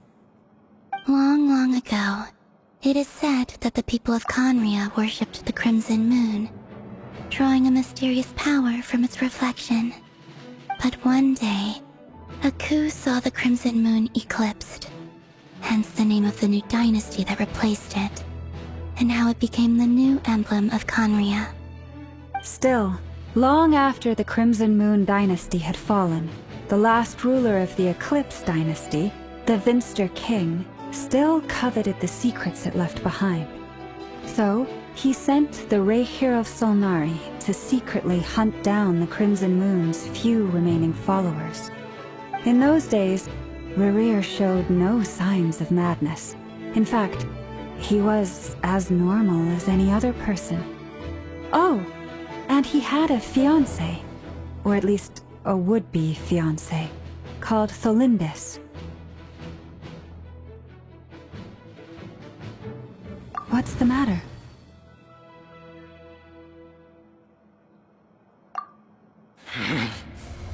Verfene, Freindaughter,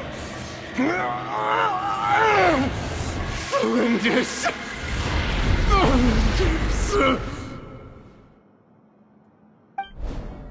Interesting.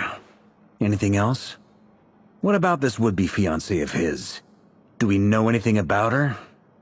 Well, she was a researcher at the Universitas Magistrorum, but it felt like she was hiding some kind of secret. Oh, and one more thing. For some reason, Rerir's fragment also contains some of Tholindis' memories, though only a very small portion. Well, no shortage of potential leads, I'll give you that. In any case, it sounds like we can conclude that while Tholindis was still around, Rerir appeared to be lucid and quite normal. Tholindis, it seems, must have been the one thing in this world that he couldn't let go of. Tell me though, were these pure-blood Conrians we're talking about here? Why do you need to know that? Hold on. If she was a pure-blood Conrian... Oh yeah, just like how it was with the captain. If we could somehow find her, do you think there's any chance Rerir might regain some of his sanity? It's possible. But it would take a miracle. We can't pin all our hopes on that. That merchant who Nefer knows, Dori Sangama Bay. Maybe we could hire her to look into it. Alright then. Let's keep working in our separate teams. Traveler, Paimon, Kutar, and Miss Arlecchino will go look for the iridescent moon's marrow. As for the others... On the way over here, I noticed that the wild hunt monsters had grown even more frenzied in their search for Kutar. At this rate, the people living here will be in grave danger too. So I'm thinking of gathering together some of our followers to go wipe them out. I'll head back to the curatorium and meet up with the boss. Feels good knowing we've all got something to be getting on with. Given that the Wild Hunt has been a lot more active lately, the Lightkeepers have likely begun their own operations too. If that is the case, someone will need to pass the news on to Flint's. I'll hold the fort for now, then discuss our next move with Flint's, Aino, and Nefer when they get back. Alright then. Well, the clock's ticking. If that's everything, we'll be on our way. We'd better get moving too. We'll try to buy you as much time as we can. Relax. Just do your thing. Now, I decided to call in some backup since things are getting so hairy. Our reinforcements should be here any minute now. Stay safe, everyone. Dismissed.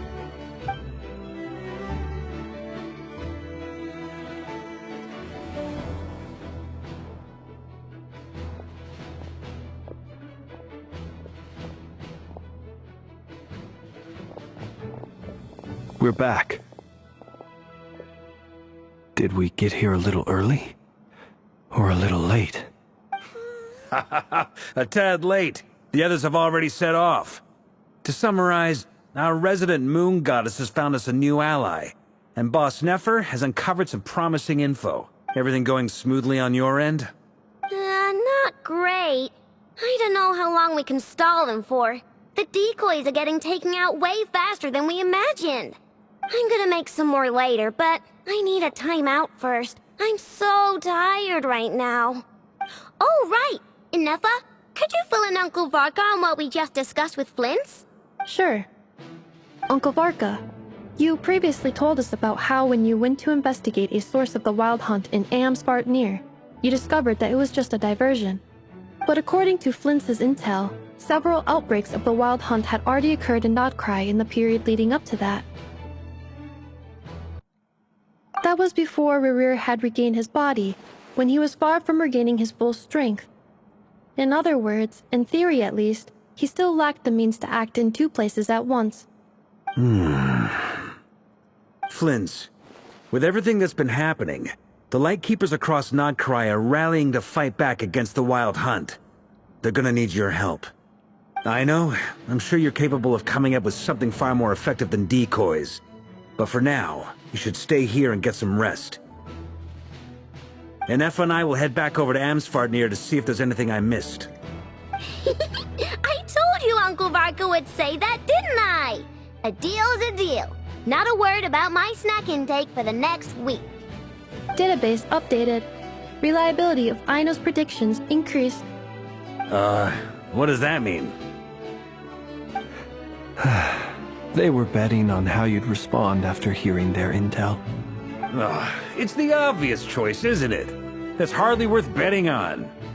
We already decided that Nefer should go investigate the situation over at Amsvartnir on her own. You might as well stay here and keep watch. Someone needs to hang back and oversee our strategy meetings. And besides, you still haven't fully recovered from ambushing Rerir. So I've ended up with the easiest assignment. Well, I appreciate it, everyone. See you when you get back.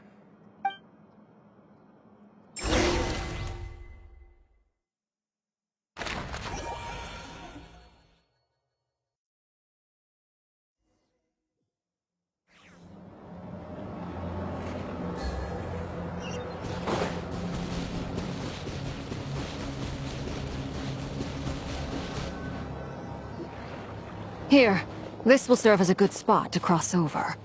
Arlecchino, hold up a second. Since you brought us all this way, would you mind telling us what you got planned? We still haven't got the slightest idea what's going on here. And if even Columbina doesn't know where the iridescent moon's marrow is, how do you? Simple. Because I am an inheritor of the royal bloodline of the Crimson Moon.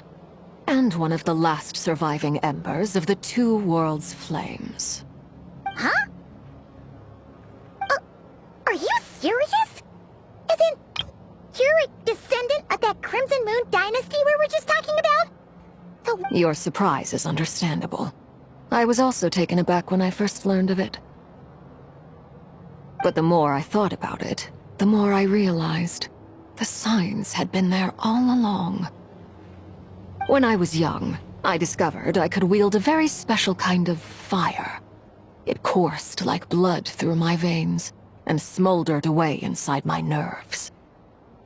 What's more, whenever I experienced strong bursts of emotion or drew too deeply on this power, it was like some kind of presence within the fire would begin to gnaw away at me, consuming me from the inside out. Exactly. That is why my hands are like this too. At first I saw it only as a curse, but once I became a harbinger, the jester apprised me of the truth. Together with my own investigations, over the past few years, there are several things that I have gradually come to understand. For instance, take the so-called Crimson Moon. In truth, it is nothing more than the shattered remnants of the iridescent moon, fused with the abyss to prolong its lifespan. Since this blood flame was bestowed upon me by the Crimson Moon, it is a fusion of the iridescent moon's former power and the corruption of the abyss. You all understand the nature of the abyss well enough. I draw upon its power, and in return, it hungers for my soul.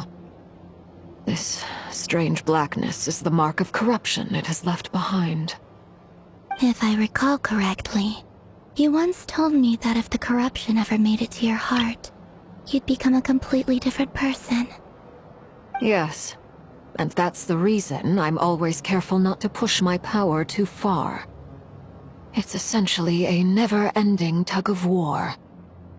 Oh, sounds intense. Anyway, the rest of my story can wait. Is there anything else about the Crimson Moon or the Iridescent Moon that you're unclear about? Paimon has a question. So, the Crimson Moon that the Karians used to worship was actually the Iridescent Moon, right? Which was one of the three Moon Sisters.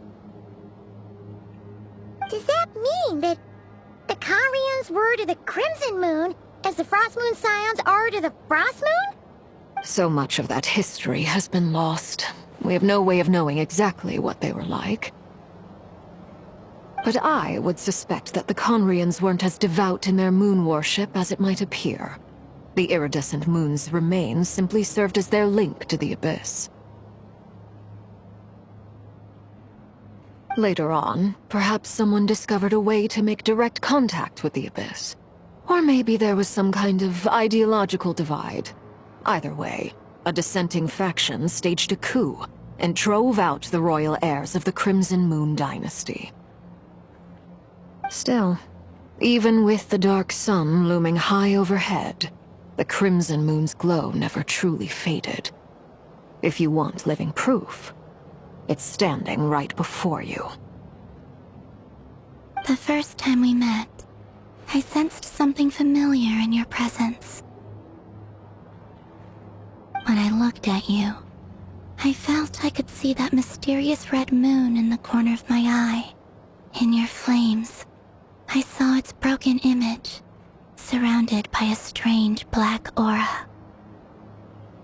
Well, I appreciate that you kept it to yourself. Much about the Crimson Moon is still a mystery, and I'd prefer not to end up as the object of an insane research project. Anyway, time is against us here, so if there's any other questions, they'll have to wait. I just want to make sure I've got one thing straight. In her letters, Sandrone mentioned that since you are unable to contain the iridescent moon's marrow yourself, you intend to leave it in my custody, correct? That's right. For now, it's the only way I can pay you back for your help. The iridescent moon is already part of who you are. So with its marrow in your possession, you'll be even more powerful than before. Deal. Then let's get started.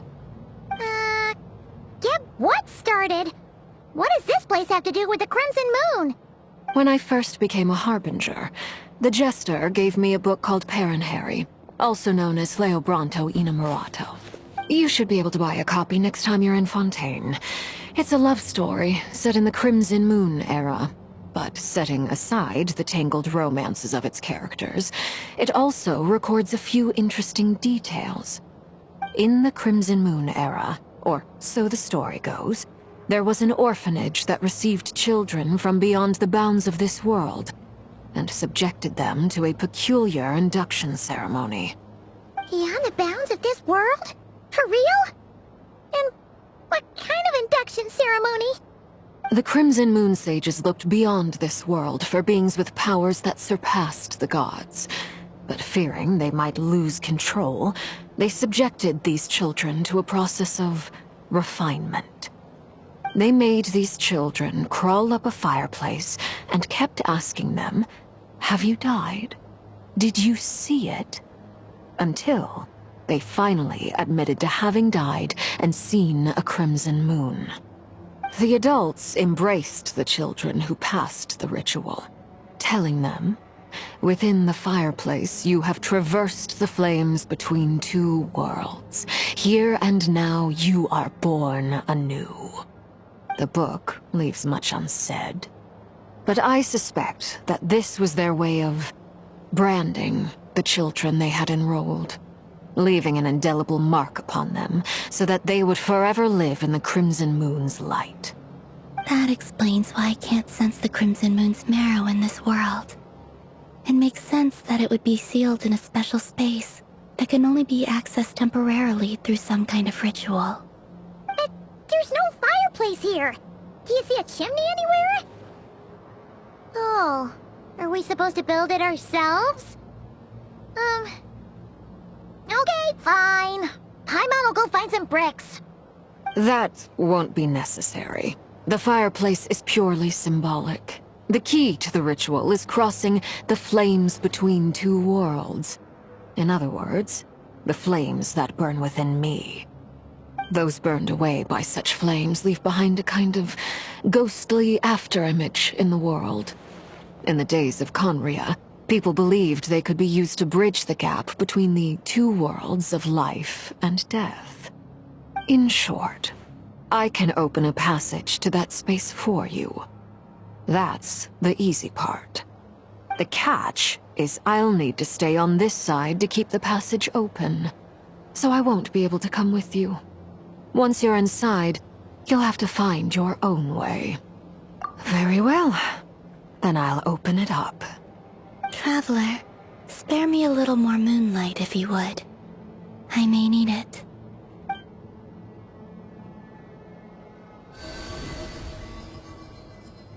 Thank you. I feel like I've recovered some of my strength now. It should be enough to move us across short distances and confront whatever dangers might await.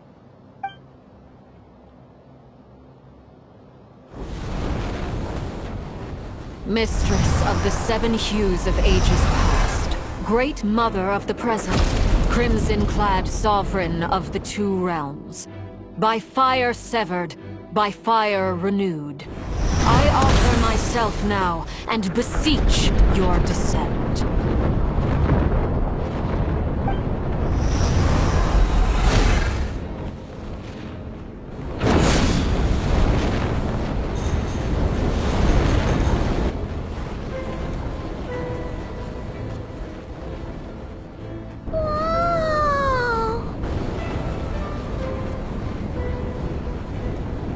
One word of advice. As you're crossing over, no matter what voices you hear, do not answer. Got it! I sense a sinister gloom inside, but also the familiar light of the moon. I feel that I am about to meet an old friend who has changed beyond all recognition. All right, let's go.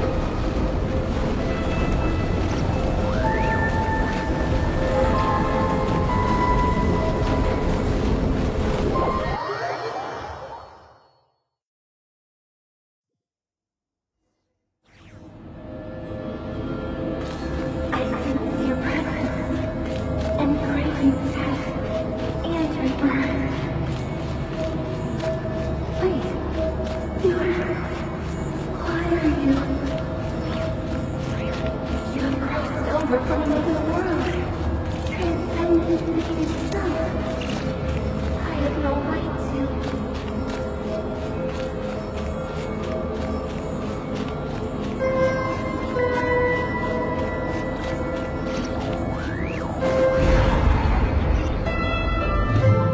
Hey! Look up at the sky! A red moon! This must be the spot, right? Is that the abyss? It's practically filled the entire place! What now? What a tragic sight. Fragments of your broken body, seized by the abyss, and hung up aloft like mummified remains. Iridescent moon. Was this truly what you wished for? Careful! There's something spooky about this place. Feels like something is lurking in the fog. Haimon's right behind you. Whatever you do, don't run off without her.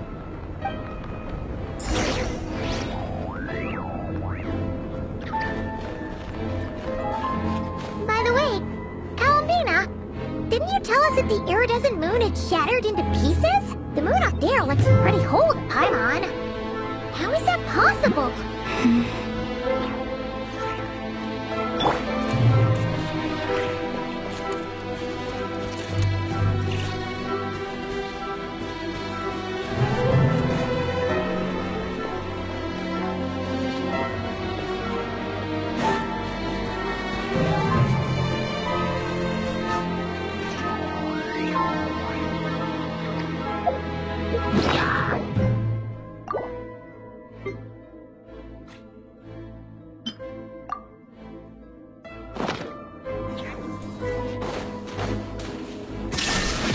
Leave this place. Cleanup sequence initiated. Busted.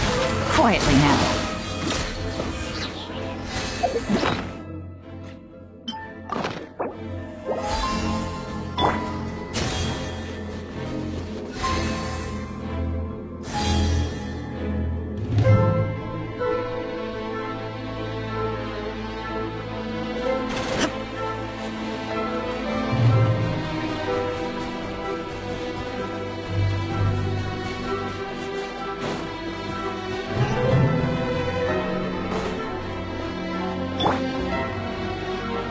Just like I thought.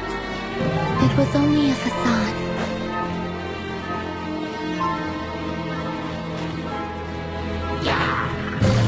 Busted. Take it easy.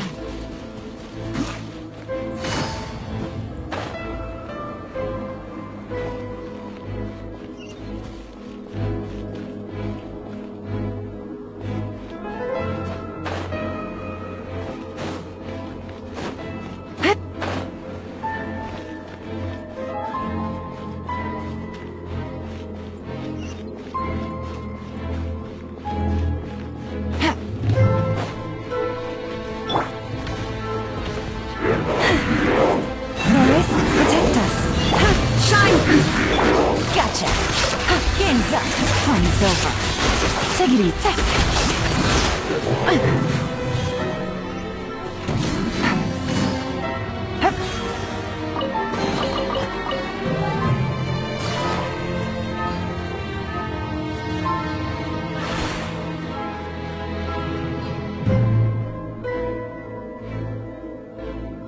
Huh?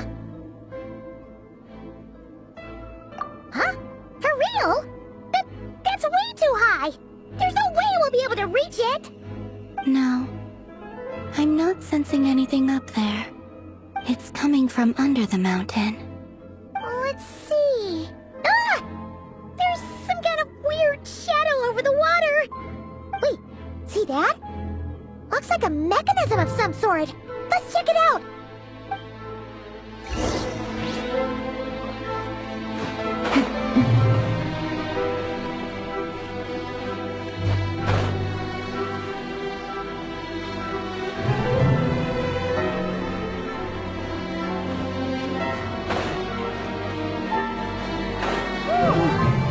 Looks like a device from the time of Kalia. Maybe people once came here to study the Crimson Moon's domain, and they left this behind.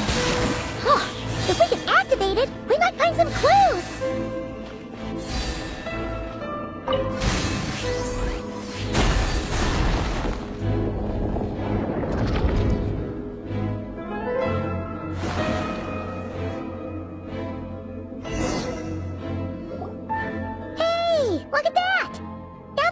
mechanism's running, the shadow in the water looks different. Do you think these mechanisms might be the key to unlocking the secret? Let's try to find more of them! Tholindis, we'll leave the rest of the research in your hands. We'll be heading back now. I hope this isn't ruining date night. Ugh. Mind your own business. Just leave me some snacks on the table. Tholindis? Is that Rerir's girlfriend? How come we're hearing her voice here? Oh yeah! So, do you think she was studying this strange space all along? The Abyss has made this space extremely unstable. Maybe that's why some of the things she said and did were preserved here. Like echoes. Or after images. Whenever I see this view, it takes me back to a poem from my childhood.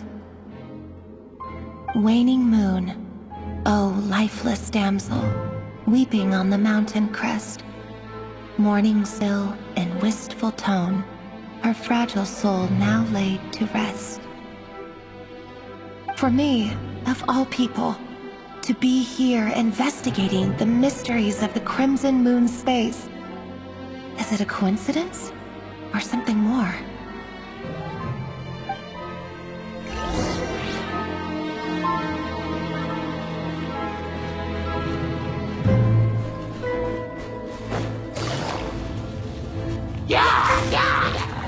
Gotcha. Looks like the Abyss has messed up this mechanism. We need to find a way to get it working again. Let's see if there are any other devices nearby.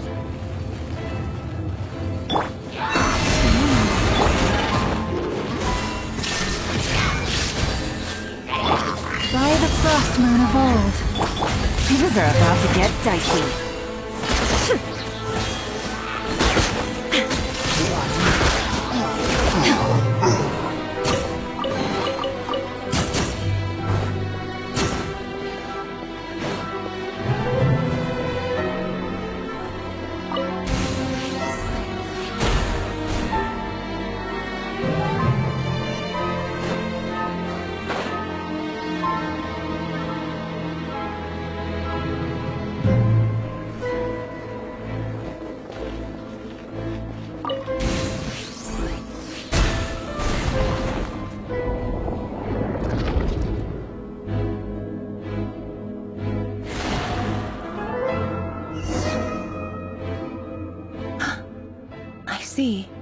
So the moon marrow, or rather the power of the 3 moons, is the key to unlocking.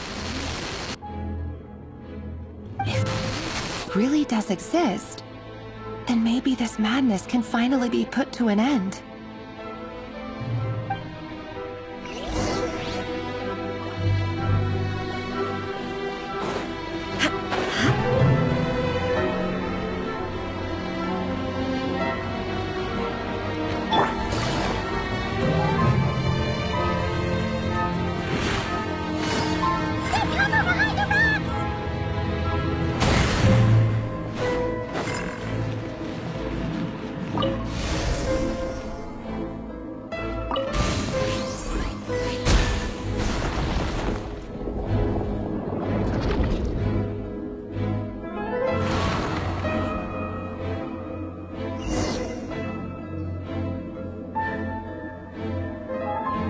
With the Abyss inhibitors in place, I should be able to access the chamber with the moon marrow. Oh, Rerir, with every step you take, you're drifting further from what you truly desire. But you're not the root of the problem. Ever since that outsider set foot in Conria, the Vinster King has sunken deeper into madness. If only I could get my hands on that outsider.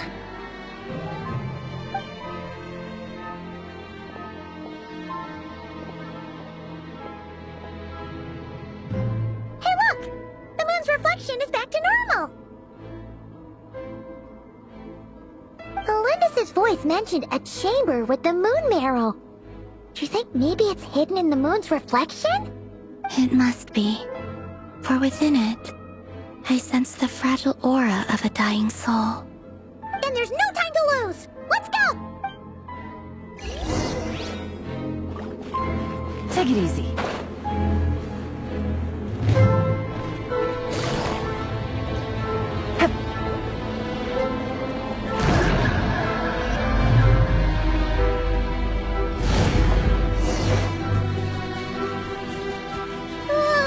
These things are so creepy! Looks like we'll have to destroy them if we want to get to the iridescent moon's marrow.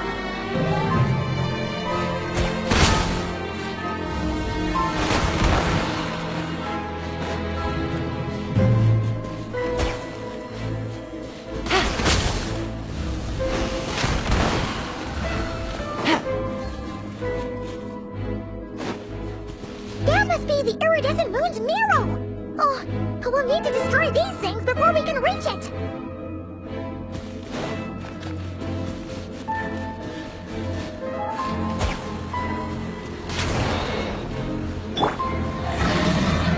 Leave this place. Defensive mode engaged. Gotcha! Quietly now. Take it easy.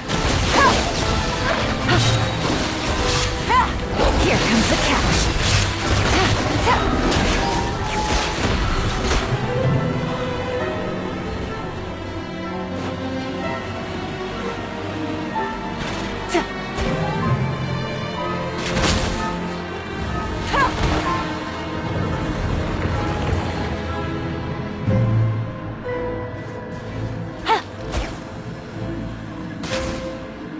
Hang in there! We're so close!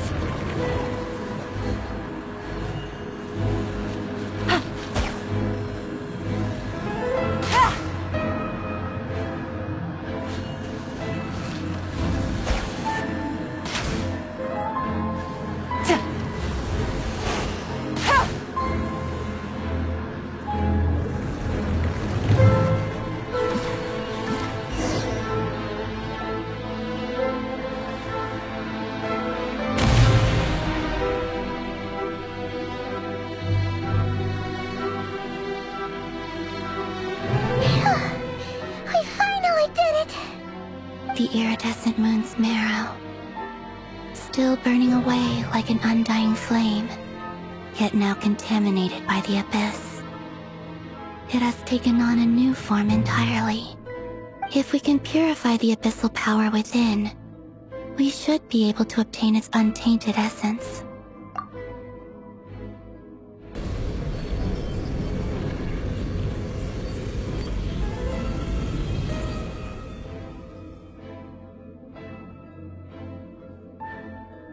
It's so cold.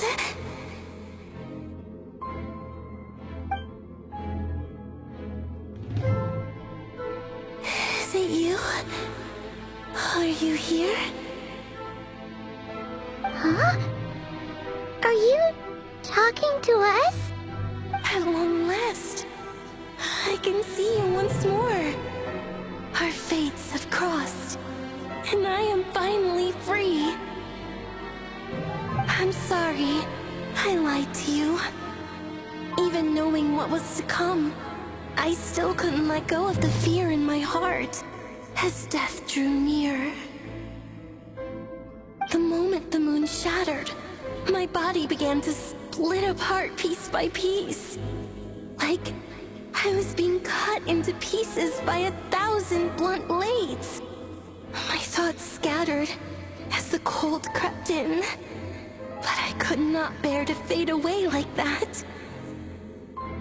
Tell me, what was it that brought you to us all that time ago? If only I had possessed your courage, then I might have been spared this torment more painful than death. You look so puzzled. That's how I felt too when I first saw you.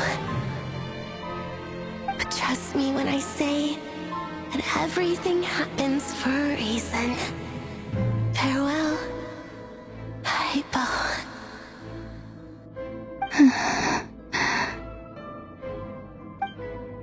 What was that all about? Was that the goddess of the iridescent moon? Oh, it sounded like she was speaking to a long-lost friend. But none of us have ever met her before, right? Perhaps. She took me for the goddess of the frost moon she once knew. For a fading soul like hers, our auras must be too similar to tell apart. But anyway, we've got the iridescent moon's marrow now. That should help you regain your strength, right? Alright, time to leave this place and meet back up with Arlecchino. Let's go!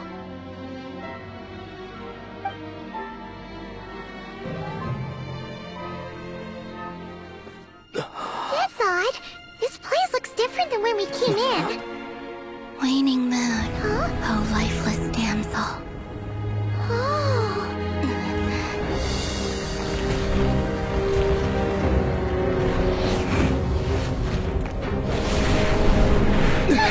Hurry! The place is collapsing! It wants to trap us here. Who's it? The Abyss? Now we've taken the moon marrow.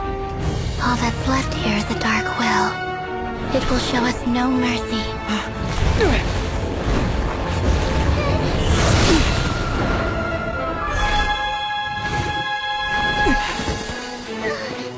Give it back! The crimson moons! My marrow! My heart!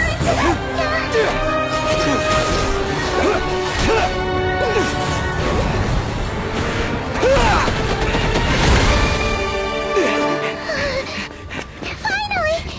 Huh? Oh no! The exit's blocked! They're back! Now what do we do? This is where you fall. Witness my rise. What are you waiting for?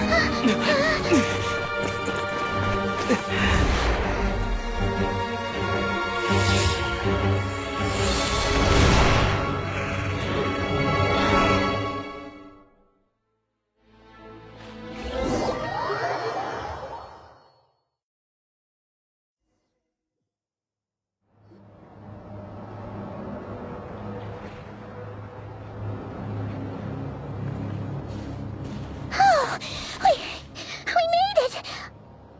Was that you, Arlecchino? Did you save us? Wait, your hands! They're... Oh, this? Don't worry. It's a small price to pay. The Abyss wanted to trap you inside, and I defied its will by bringing you out. No wonder it's a little angry. No. I have paid the price, albeit a small one, and it cannot be undone. My hands have already fused with the Abyss. Purification would simply destroy whatever's left of them. But surely... Oh... We're so sorry, Arlecchino. Paimon can't believe you'd make a sacrifice like this for us. As much as I'd like to call it a favor, the truth is I was simply holding up my end of the deal. Well... Columbina. Yes, you did your part. And as promised, I will leave the iridescent moon's marrow in your care. From this day forth, may the two worlds' flames burn ever more brightly.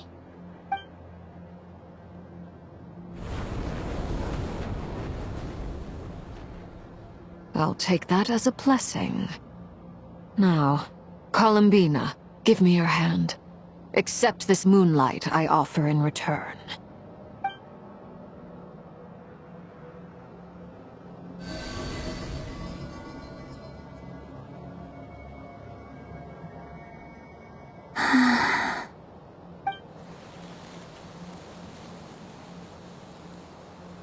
Feeling stronger? Hey, Columbina! Are you okay? I'm fine. Our powers are a little at odds, that's all. By the Frost Moon's authority alone, wielding the power of the other moons was always going to be a stretch. Still, I think it's fair to say that your strength has returned. At least to the level it was at as Third Harbinger. It's still not enough. There's no way I can hope to challenge rerir like this. Just one more ray of moonlight, if you would. It's okay. I can take it.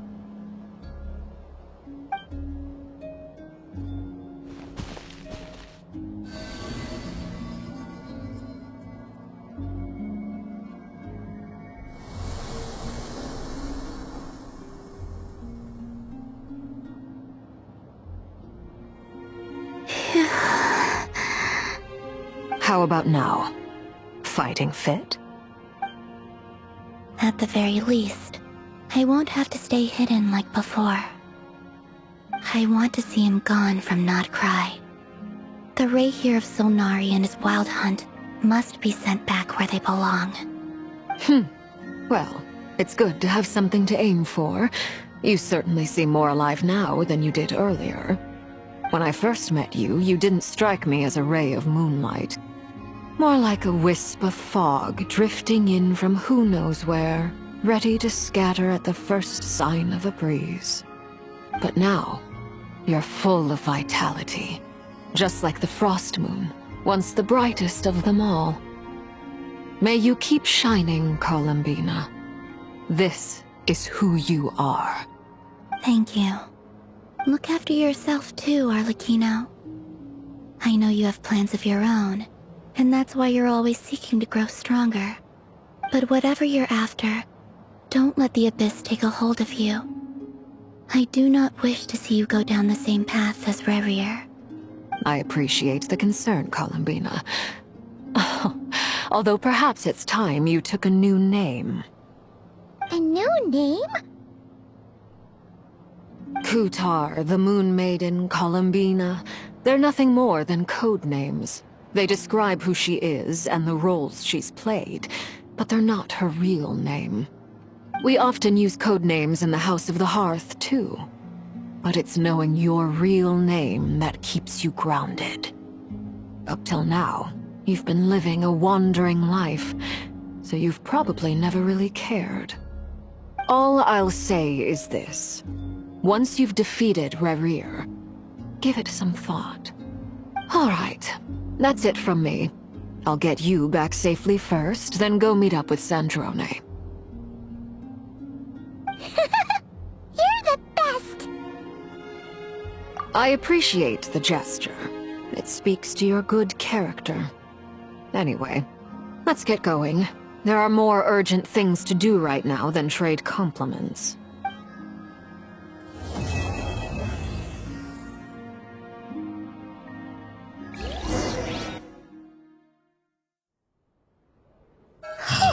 It was a close call, but we got the iridescent moon's arrow and restored Columbina's strength, and that's all that matters. In other words, mission accomplished. Paimon wonders how everyone else is doing.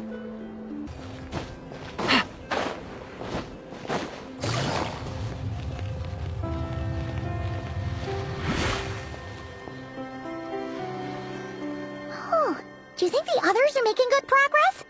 Hope it's all going smoothly. Oh, hey look! They made it back as well! Lance, Lama! How did it all go? All is well, thank you. Nefer and Yehoda had to stay at the curatorium to wrap things up, so they won't be joining us for now. I ran into Miss Nefer and Miss Aino on the way back. Their work is still in progress, so I suspect they won't be back for a while either. You seem rather cheerful today, Mr. Flintz. I certainly am. I achieved what I set out to do and came away with more than I bargained for. Fighting alone can get quite tedious, but I had the good fortune to run into a pair of brave young warriors. We meet again. How have you been? Albedo! What are you doing here? That would be a natural assumption to make. It's also the correct one. These two courageously lent me a hand while I was fighting the wild hunt. When they told me they were Sir Varka's colleagues, it all made sense.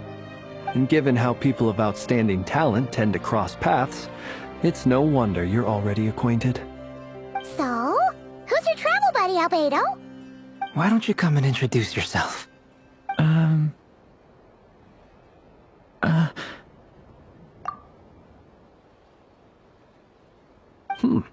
A gentleman of few words, I see.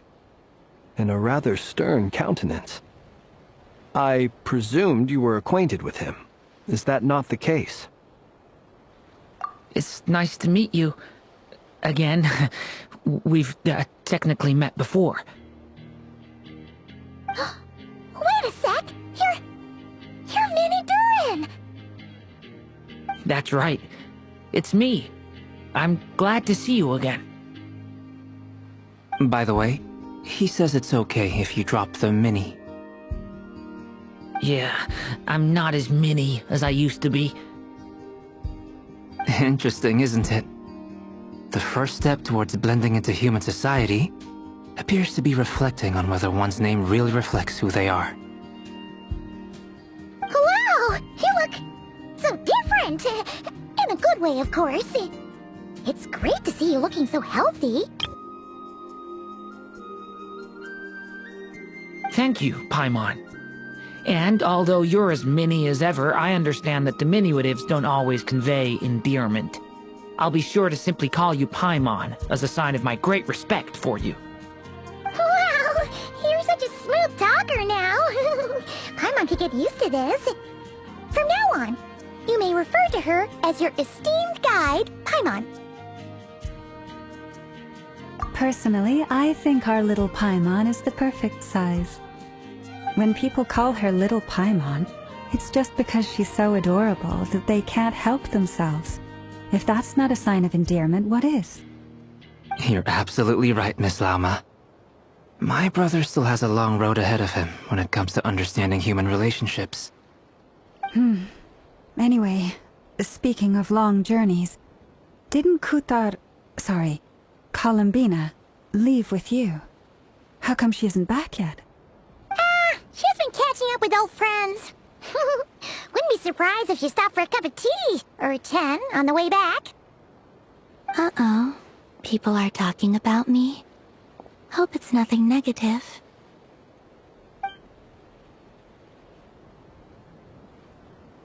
Judging from your expressions, I'm guessing it all went well? It's getting crowded here. I'll go grab some chairs. No need. This is a job for an alchemist. I'll whip some up momentarily.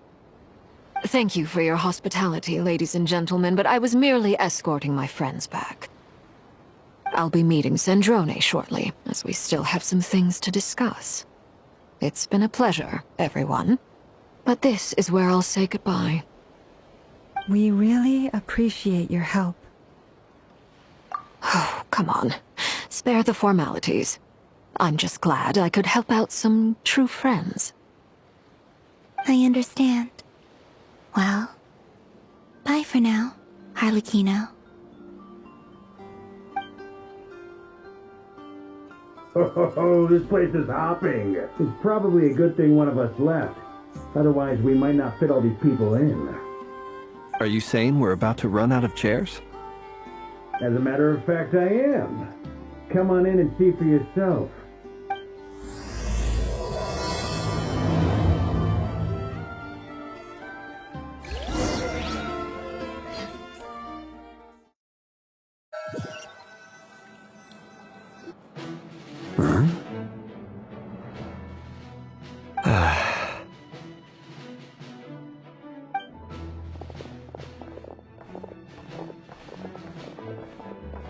I overheard your little chit-chat outside, by the way.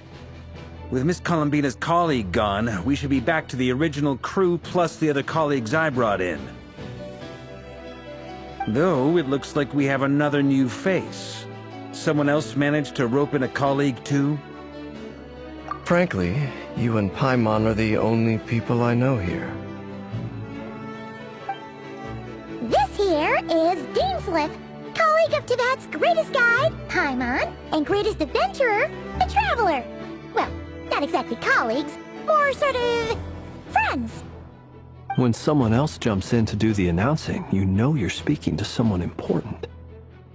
Let's hear what he has to say. Note to self. Once Paimon knows your name, the rest of the world will soon follow. When he comes looking for us, it's usually something important. Paimon's guessing you've heard about the Wild Hunt, then. From the looks of it, you're about to hold a meeting. If I were to say that the Wild Hunt is our mutual enemy, would that earn me a seat at the table? As the saying goes, the enemy of my enemy is my friend. Mr. Dainsleif, there's a seat with your name on it. Though, I can't promise the same for everyone else. Hey, Albedo, think you can rustle up a couple more chairs? After all this time apart, Grandmaster Varka's first order is to rustle up a couple more chairs. I've missed this. Is he being sarcastic? Hey, he's your brother. Why are you asking us? I've still got a lot to learn about the nuances of human conversation. Trying to decipher Albedo's way of speaking has been like jumping in at the deep end. Oh, good point. I'ma get you now. Don't sweat it. There are people who go their whole lives without getting the hang of it. You're ahead of the game already.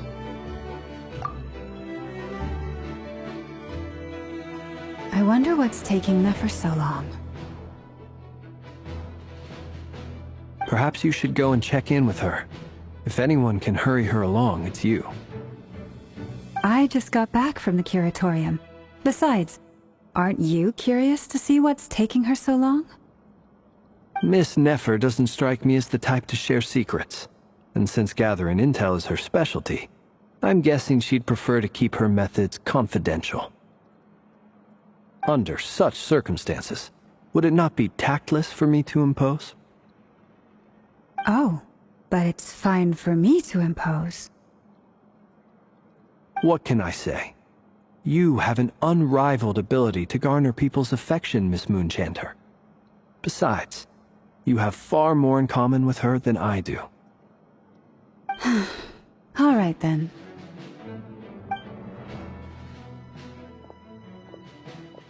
Impressive. She barely fought back at all. I admire your powers of persuasion, my friend.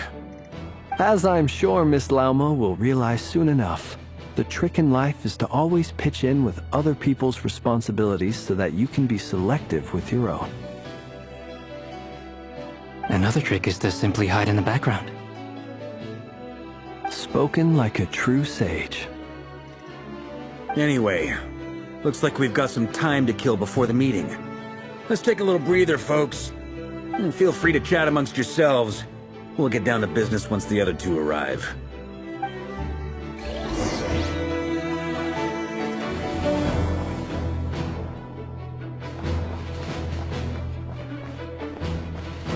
Is there something you'd like to say to me? Yeah! For starters, why'd you just show up here without even giving us a heads up? If you think back to our previous interactions, you may recall that that's hardly out of character for me. You do have a point there. Oh yeah! You'll need to find somewhere to stay the night too, right? Wanna tag along with us? You never know. We might get a group discount. Sure. Let's do that. Great! Paimon will handle it! And in return, we can get Dainsleif to be our very own personal bodyguard. If that's what you had in mind, you should have said so sooner. I'd be happy to help. Oh, okay then. Paimon was only kidding, but good to know.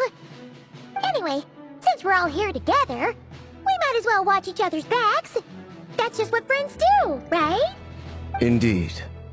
Thank you.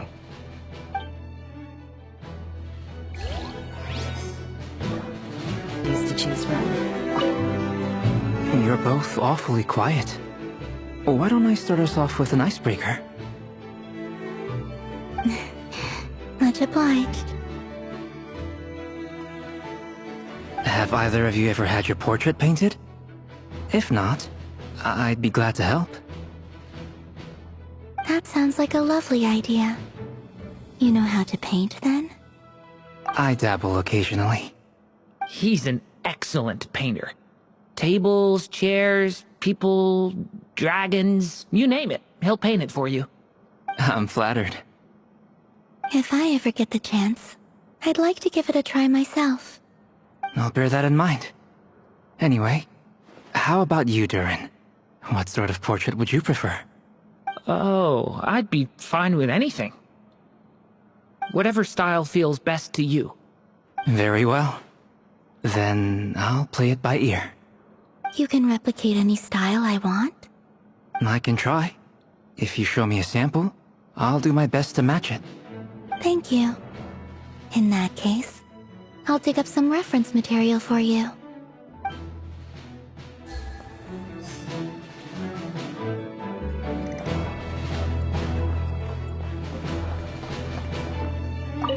Truth be told, I can't remember the last time I was in a meeting with so many people. You're not alone there, my friend. The Lightkeepers also struggle to bring everyone together for a serious discussion. I don't doubt that. I've only ever met two Ratniki, one being you, and the other being that young guy, Itlua. Itlua's a good apple, I'll give him that. He's kind, honest, and regularly delivers supplies to my lighthouse. A true Ratnik to the core. In that sense, he puts me to shame. So you're what? A fake Ratnik? That's what it sounds like you're saying. But I get the feeling that's not quite what you meant.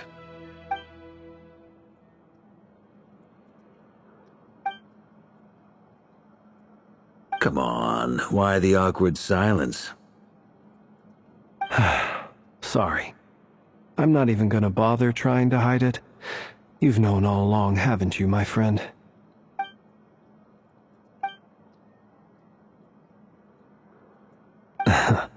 Now that was an awkward silence. Let's just keep this between ourselves. Probably best if Itlua doesn't know, huh? That goes without saying. Gotta be careful what you share with youngsters, after all. Anyone else in the know? Let me guess. The Traveler and Paimon? It's dangerous being too sharp for one's own good, you know. Then, in the name of the Animo Archon Barbatos himself, I swear your secret's safe with me. When we went for drinks, you said that you and Barbatos were practically best buds. In the light of that claim, do you really expect me to take your oath seriously? Of course. Just as long as you don't go spreading around the fact that I'm close with Barbatos, all right? Fair enough, then. Nothing like a bit of mutual leverage to seal the bonds of friendship.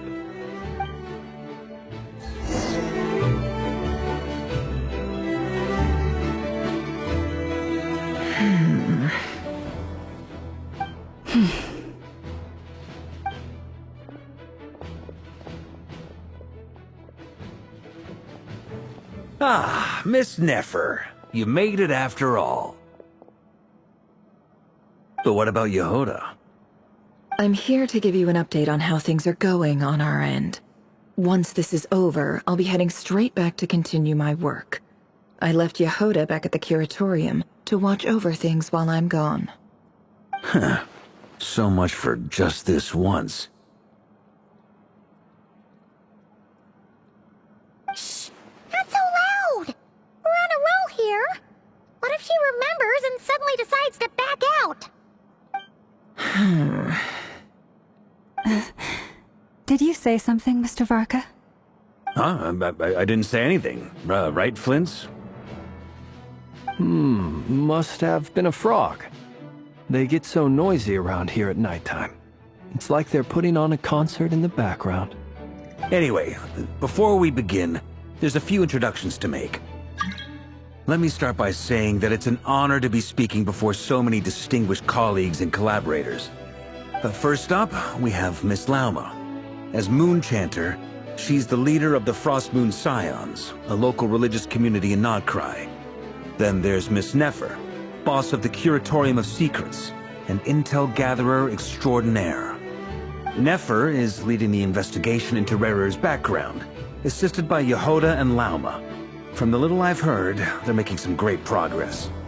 Over here, we have Mr. Flint's, a Ratnik and guardian of the abandoned lighthouse. In our last operation, he courageously distracted the Wild Hunt to buy time for the rest of us. For those of you who've never met, this is Mr. Albedo, a renowned alchemist and captain of the Knights of Favonius investigation team.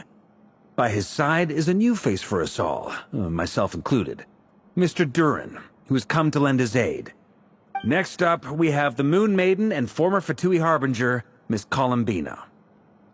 Then we have the Traveler, who's earned more titles than I could possibly hope to list out, so I'll spare you the rundown. And Paimon, the ultimate travel companion and quite possibly the best guide in all of Tevat.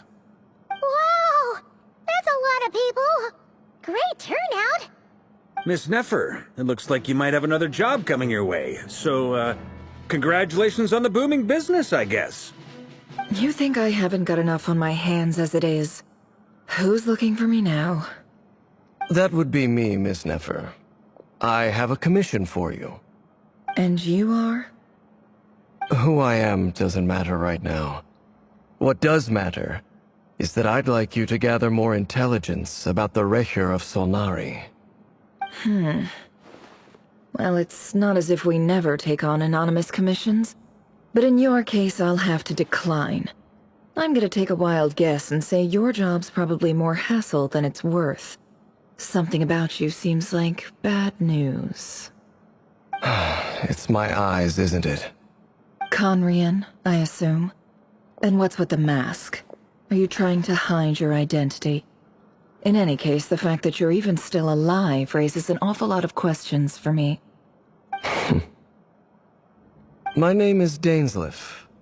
And yes, I am from Conria. As I'm sure you're aware, the rerir of Solnari's real name is Rerir. He was once an acquaintance of mine. Really? Then you must have been quite an influential figure yourself. You flatter me, but none of that matters anymore. My point was simply to clarify why I have asked Miss Nefer to investigate Rerir's background. So you're both from Conria, and it sounds like you used to be friends? What am I missing here? Surely you already know how he became one of the 5 sinners. I'll tell you everything I know. The history of Conria, the names and identities of the 5 sinners. I remember it all like it was yesterday. I have never spoken openly of this before. But the truth was exactly as people say.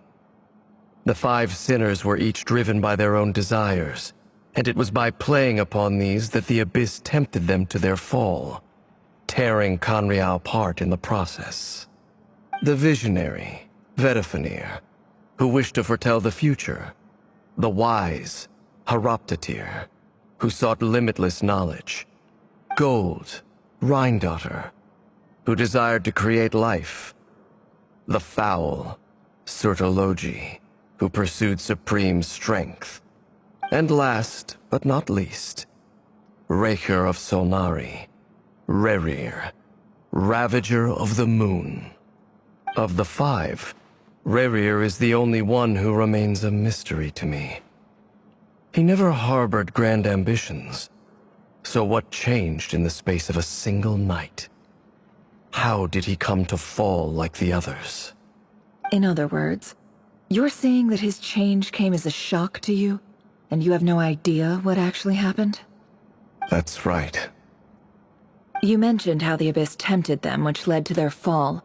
But what did that look like in practice? And what other context can you give me about the events of that time? The more detail you can give me, the better. Strangely, now that it comes to it, I hardly know where to begin. The fateful night took place during the era of the Eclipse Dynasty. One day, my elder brother, the visionary, Vedifenir, was summoned to the palace by the Vinster King, only for the king to gouge out his eyes and cast him into the dungeons. When I came to hear of this, my fury knew no bounds. I gathered together every ally I thought I had, and together, we set a night to storm the palace and free Ved. Centuries on, The memories of that night still haunt me, like a never-ending nightmare. We broke through the palace gates, just like we had planned, each striking towards our separate targets. But then, I was betrayed. Even Vedafenir, the very person I had come to rescue, abandoned me and partook of the Abyss's power. So, it's personal after all. Then tell me, Mr. Dainsleif, what price are you willing to pay? You, of all people, must know that nothing comes for free. I cannot say what price would be worthy of such a commission. But know this. Rerir was not always a madman. Believe it or not, there was a time when he was just an ordinary man, working for the Conrian Intelligence Service. Uncovering the truth of Rerir's past is the only way to unravel this mystery. But before you decide if you will accept my commission, I will tell you more about him. Enough, I hope, to help you plan your next move. Sounds pretty good to me. Feels like we just flagged down a random passerby, only to discover he's actually a master strategist who has a score to settle with our enemy. Can I borrow your halo? It could be useful in the lighthouse. Hey, enough with the wisecracks! Besides, isn't that lamp of yours bright enough already? Relax. It was meant to be a compliment. If that was a little over the top for your liking, I'll make sure to tone it down next time. I'll give your proposal some serious thought, Mr. Dainsleif. Let's speak in private once the meeting is over. Before that, there's a few things I'd like to share.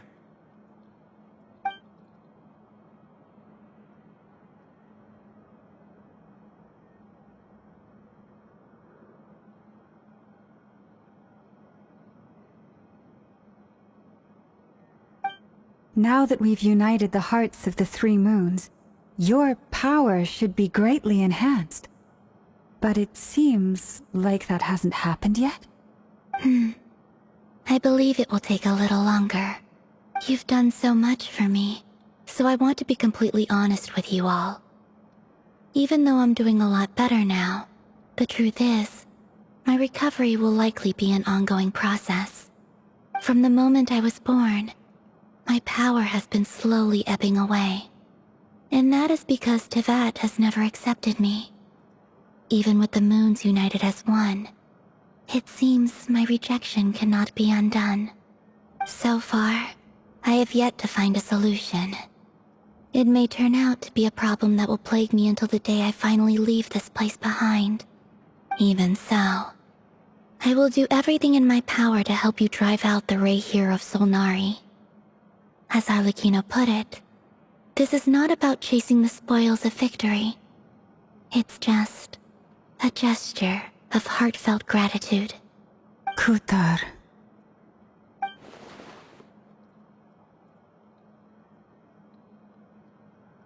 Defeating the rerir of Solnari will be no easy task.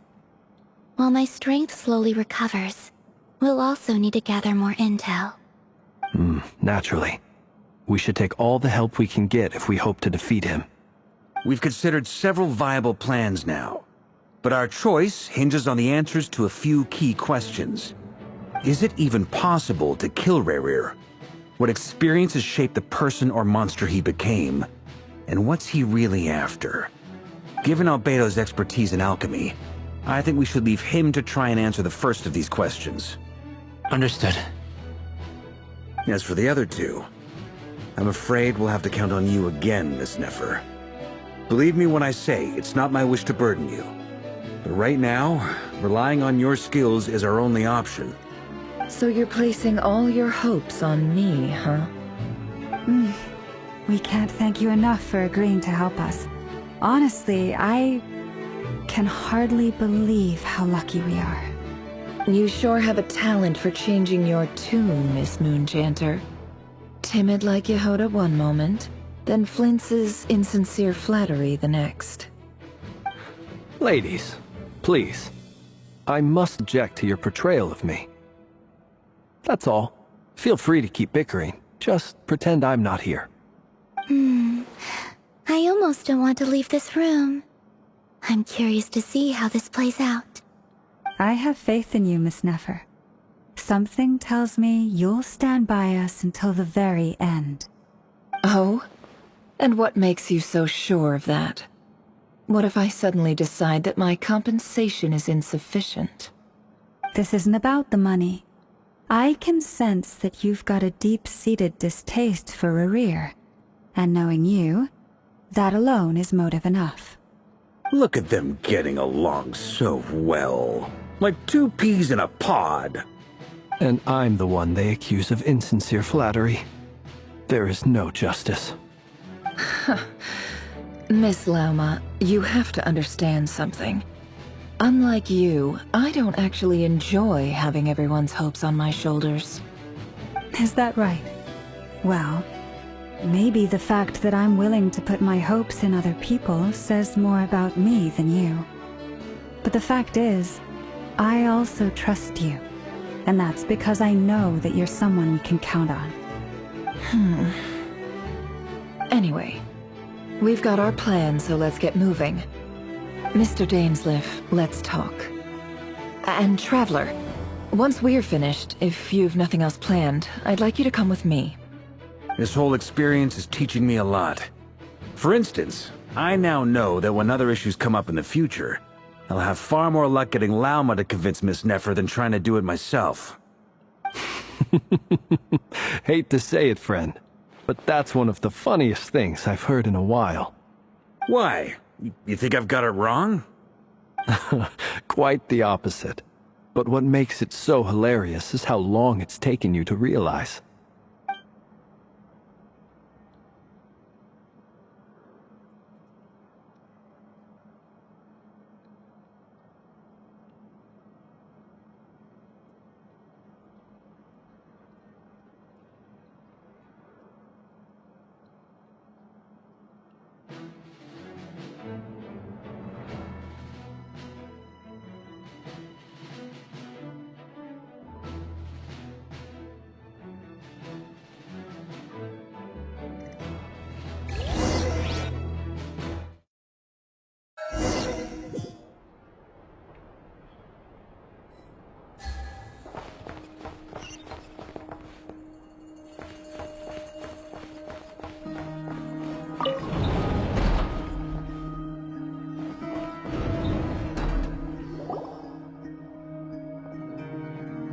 Thank you for waiting.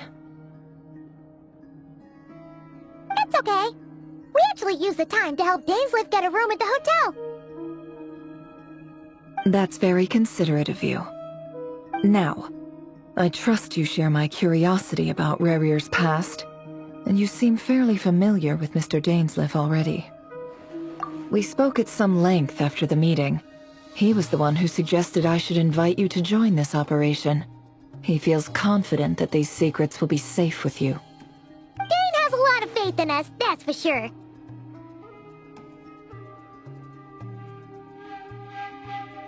Likewise. I appreciate that you got right on board without interrogating me about why I invited you. It shows that you trust me to explain everything in due course. That's because we know what you're capable of. We appreciate you too, Nefer. You might have been forced to help in the beginning, but this time, it was your choice. That's one way to put it. Another is this, that once a decision's been made, it's set in stone. After that, my only goal is to see it through. Alright, so here's how it is. I'm going to access rerir's thoughts again using my confidential method. Now, I'm sure you've seen things like this before on your travels, so you're surely well aware of how dangerous it can be. The reason I've gathered you all here is to ensure my safety during the proceedings. I plan for us to enter the fragment of his consciousness together, and once inside, I will focus on searching for information. Think of this as a diving expedition into someone's brain. If I'm the diver, you are my safety equipment, tasked with keeping me alive while I'm under the surface. Once the ceremony begins, we will all be spying on privileged information. But in the interests of safety, you must remain absolutely silent at all times. We will discuss our observations after the ceremony has concluded. Lastly, any individuals of a weaker constitution are advised not to partake in the ceremony. In any case, Paimon has her own job to do, which requires staying in the room but not joining the ceremony.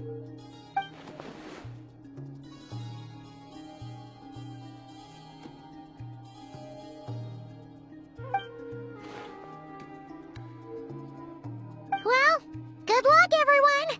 Sounds like all Paimon can do is cross her fingers and root for you guys. There's a little more to it than that. I was being serious when I said you have a job to do. While the rest of us are inside Rerir's mind, it's imperative that we have a team member on the outside. In the event that something goes wrong, you will be our first responder. I don't anticipate any issues, but the extra level of safety will be greatly appreciated. I second that. This is a dangerous operation here, and you're our whole rescue team. That's pretty much the most important job in the crew. So, Paimon's like the lifeguard? Yeah, that makes sense. Alright, got it. Good. Please, take a seat. We'll get started momentarily.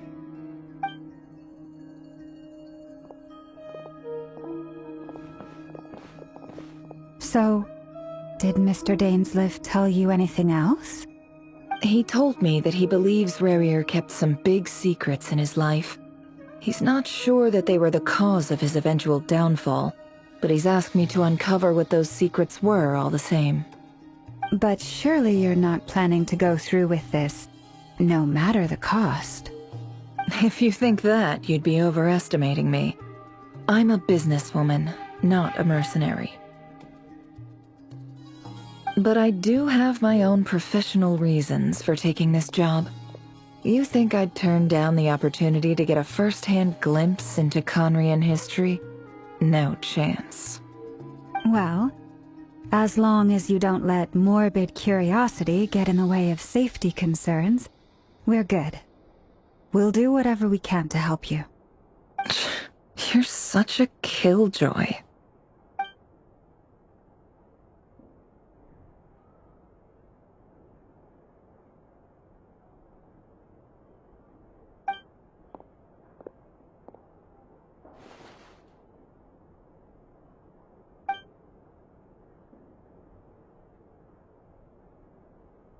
All right, I'm good to go. All set over here, too. Promise, Paimon, you'll be extra careful. All right. Let your whole body relax. We're about to begin. Close your eyes.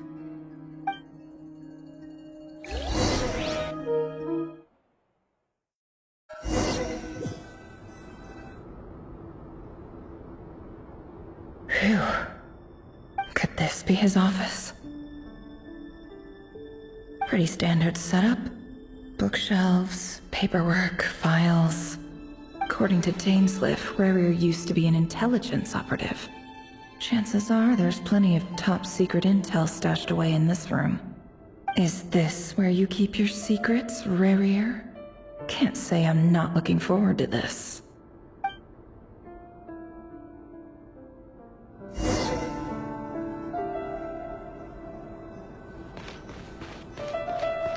He looks even gloomier than last time.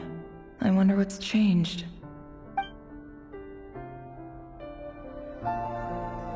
He looks even gloomier.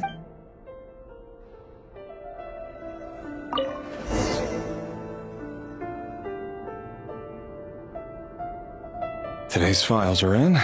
Time to wade through them, just like usual.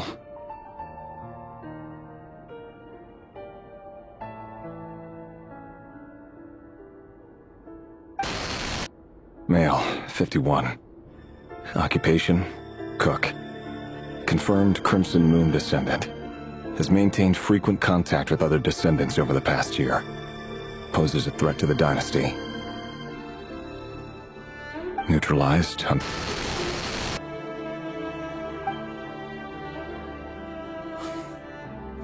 This one should be archived under purged targets.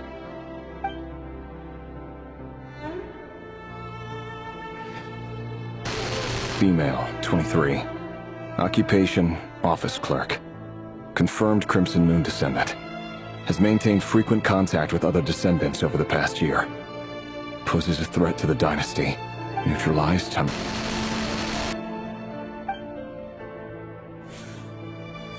Another one for purged targets. Sounds like she was that other man's daughter. Never mind. What's it got to do with me?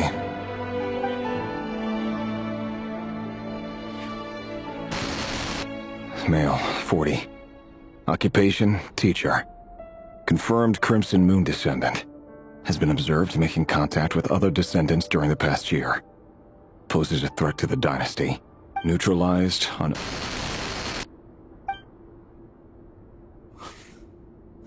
Just another nobody for the archive. Come to think of it, I remember surveilling this man. A case like his never would have been considered a priority in the past. Huh. He barely even interacted with other Crimson Moon descendants.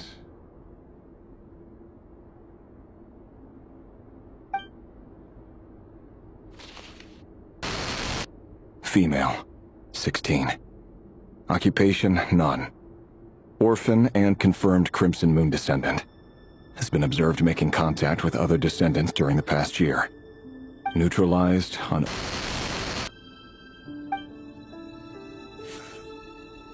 Filed. I have no recollection of this girl. None whatsoever. She doesn't seem to be anyone important, but then again, how many of them really are?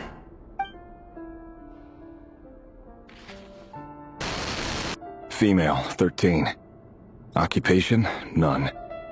Orphan and confirmed Crimson Moon descendant. Has been observed making contact with other descendants during the past year. Poses a threat to the dynasty. Neutralized on...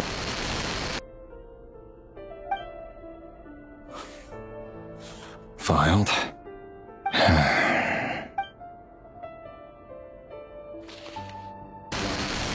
Male, 11. Occupation, none. Orphan and confirmed Crimson Moon descendant. Has not been observed making any contact with other descendants during the past year. Poses a threat to the dynasty. Neutralized on...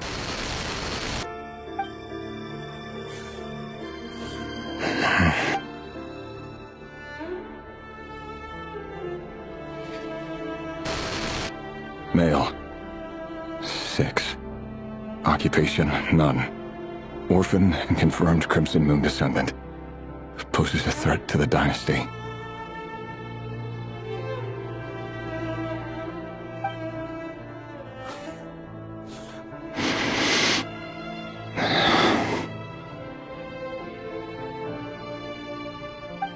It's funny, isn't it? Your job is becoming both harder and easier at the same time, depending on how you look at it. Sooner or later, the Crimson Moon descendants will be completely wiped out. But as their numbers dwindle, they become harder and harder to track down. That's not how it is. Fortunately, however, most of the able-bodied adults have already been taken care of. The remaining weaklings will be increasingly easy to deal with. No! No. My job is to ensure the survival of the Eclipse Dynasty. And the only way to do that is by eliminating any and all potential threats. It's a perfectly legitimate line of work. Every single one of my colleagues can attest to my fairness. And if my friends were aware of the facts, I know they'd back me up too. Assuming, of course, that they were aware of all the facts.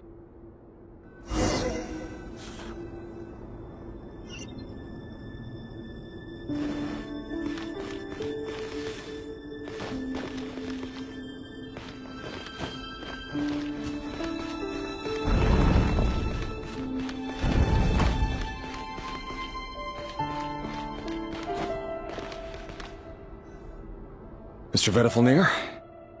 It's been quite some time since we last met. Rerir, I trust you're here because you have something important to discuss. Forgive me.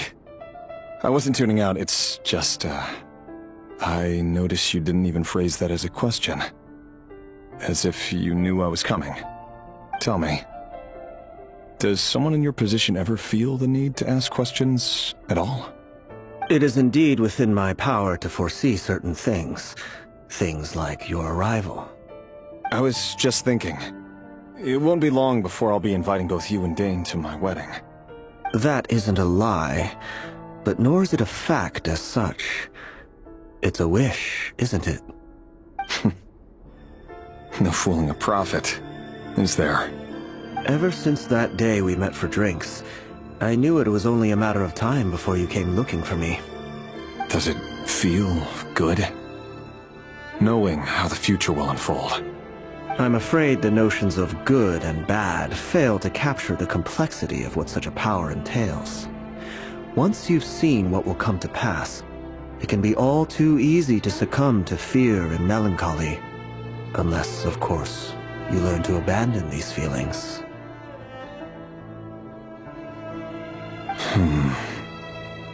You fear my silence, and long to hear the words I left unspoken that day. That's right. You must have noticed my reluctance to broach the subject. And the reason is simple. Because the truth could never have lived up to your hopes. For both our sakes, such words are better left unsaid. The burden of prophecy was never meant for your shoulders. So who exactly do you deem worthy to hear your prophecies? None but our exalted king? Or rather, our king as he once was. You're closer to his majesty than I am. You must know better than anyone how much he's changed. You say that as though it is to my benefit. Yet precisely because of that, I dare not speak rashly. A king can turn out to be the most virtuous of rulers, or a tyrant more terrible than the most vicious of dragons. You are so wise and far-sighted, yet still you would have me live in fear of the unknown? You make a fair point. Especially given my silence alone was all it took to send you spiraling downwards. Very well then. Let me offer you some advice. And I say this not as a prophet or a visionary, but simply as the brother of your friend. For many reasons, there is very little chance of your marriage ending in happiness. If happiness is what you seek, you should find another fiancé.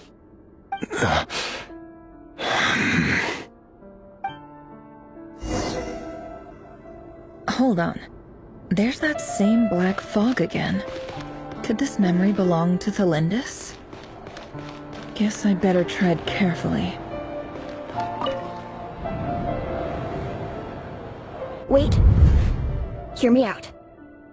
This time we finally got a clear look at his face, and learned his true identity. His name is rerir, and he claims to be one of the king's guards. What did you say?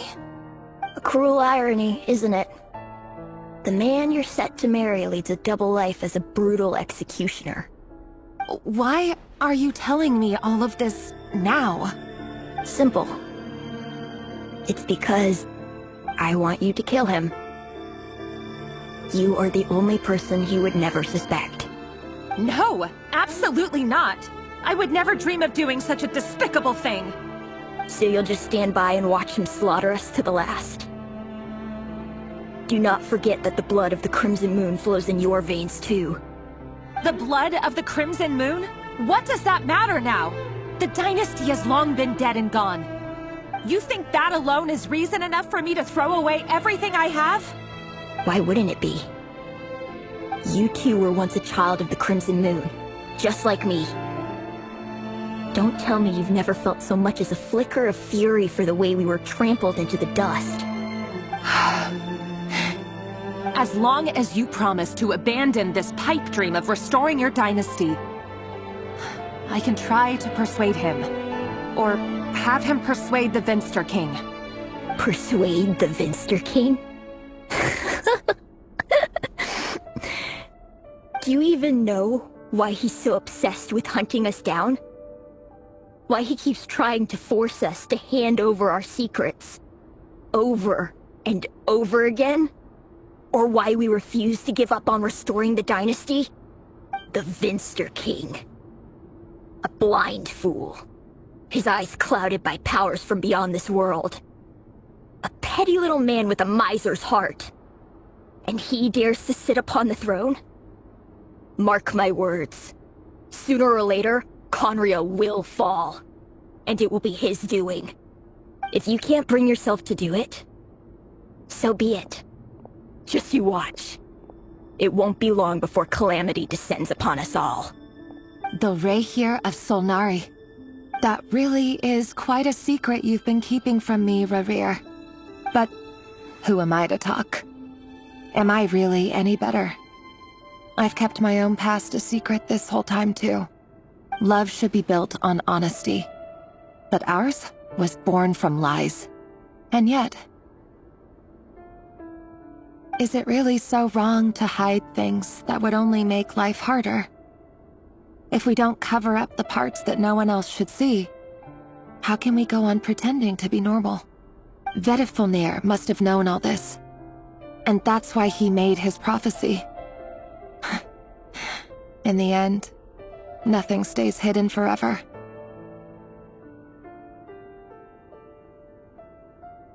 But I won't just sit by and watch this disaster unfold.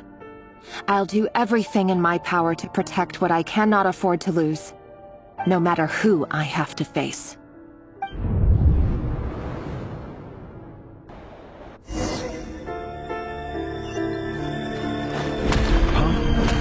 Was that rerir who just walked past the window? Doesn't it give you the chills that he still takes the same road to work every day? As if nothing ever happened. Those people at the deli. Enough already. They're clearly pretty taken by their own disguises. Just smile and play along. Pull the rug from under beasts like that, and you'll risk having your throat torn out. Deli? Oh. They're talking about those people from the opposition. Right. I'd almost forgotten they used to run a deli. People of no consequence always vanish so easily. And no one even remembers them.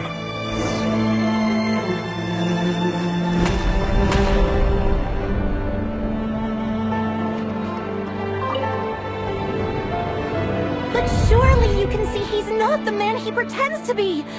So many have died already, and they say that the king's madness grows with each passing day. We're not going to survive this, are we?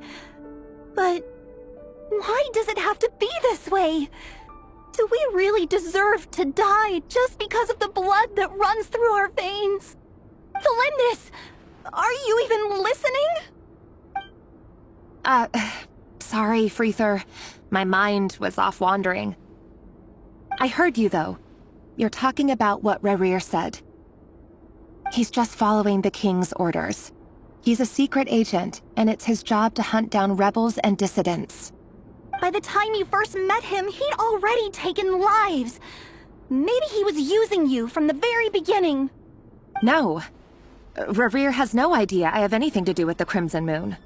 My family are only distant relatives of the main lineage, and besides, my eyes are perfectly ordinary. Truth be told, apart from my teacher, pretty much no one knows I have any connection to any of it. It's been a long time since my family severed ties. But as Orlog said, who could possibly talk sense into that raving lunatic of a king? No one. I'll work something out. Trust me, I'm with you all. But for now, you need to keep yourselves hidden. Don't let anyone find you, anyone at all. Don't forget that Rerir is an Eclipse operative. You need to be extra careful when he's around. And when I am too. For now, don't come looking for me. And if anything happens to me, just act like we've never met. If even you can't escape this, what hope do the rest of us have? But after all this time together, surely he wouldn't lay a hand on you. I won't speak in his defense, nor can I give you a clear answer to that question. But I'll do everything I can to put an end to this. Here, hold on to this. If an opportunity to escape presents itself, take it. You'll be glad you took some spare change. You call that change? But what about you? I've got a job, and there's still money coming in. But you can't go anywhere right now. Please think about yourself for once.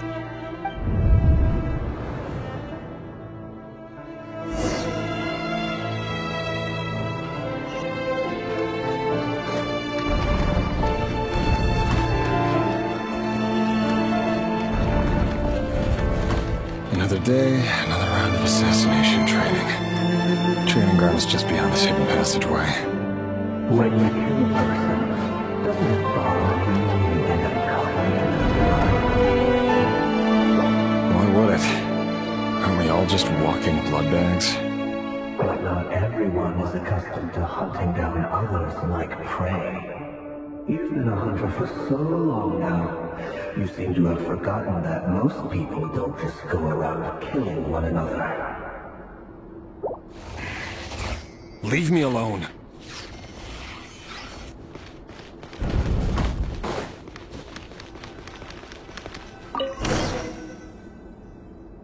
Make sure you have a firm grip on the handle, then choose your angle well.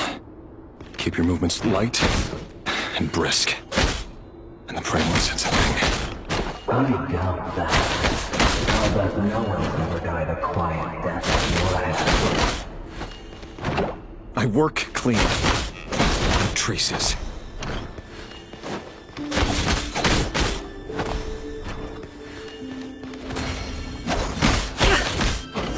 That doesn't make it open with a sword, though.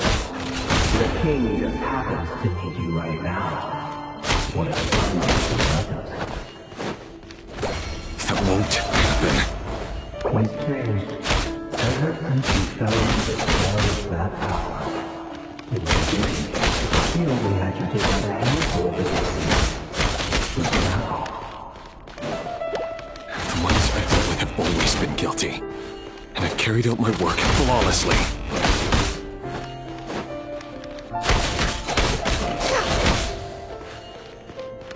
No more lies.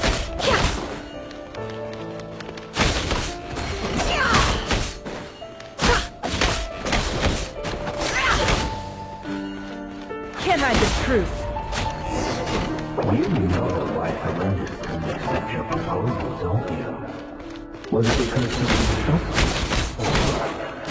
Or something else?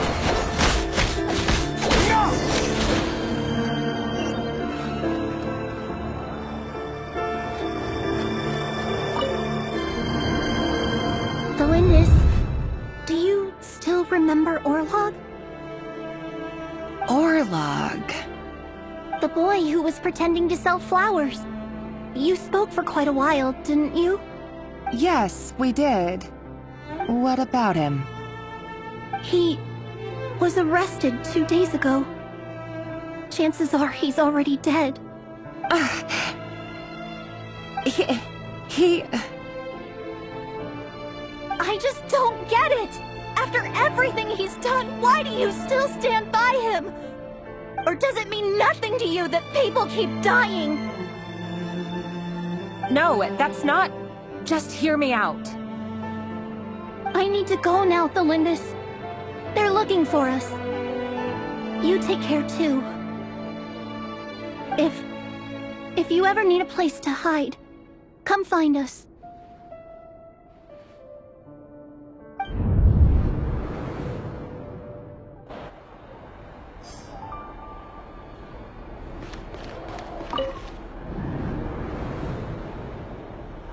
Author, Tholindis. Over the course of this week, the research object was subjected to interference for a total of 47 hours for experimental purposes. The results are as follows. All subjects of observation that were sent inside have now... The situation within is proving more problematic than anticipated. No progress whatsoever. What now? Won't you give me even a glimmer of hope? Things are getting worse by the day. I have to find a way or we'll all be in danger.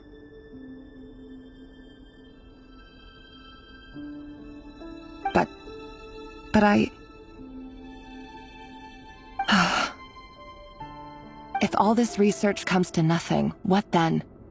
Sooner or later, it'll be my neck on the line.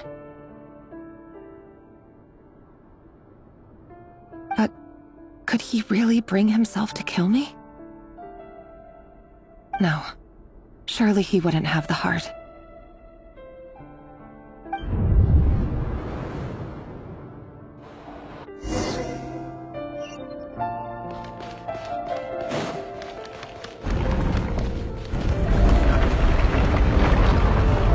Why won't you just let us go?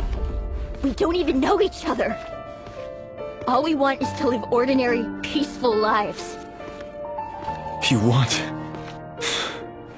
to live?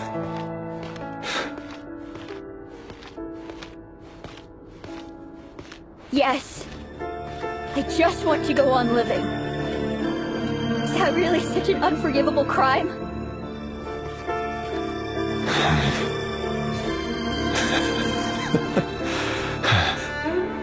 You want to go on living.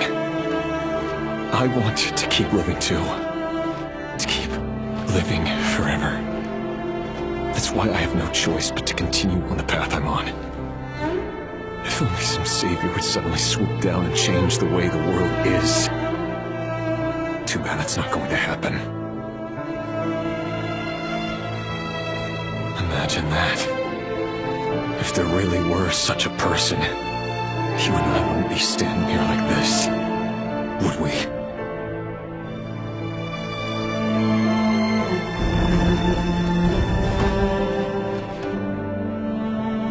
Today's files are in. Time to wade through them just like usual. No, I don't get tired of it. It's my job.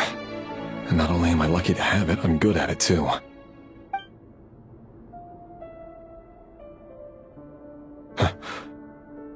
Wait.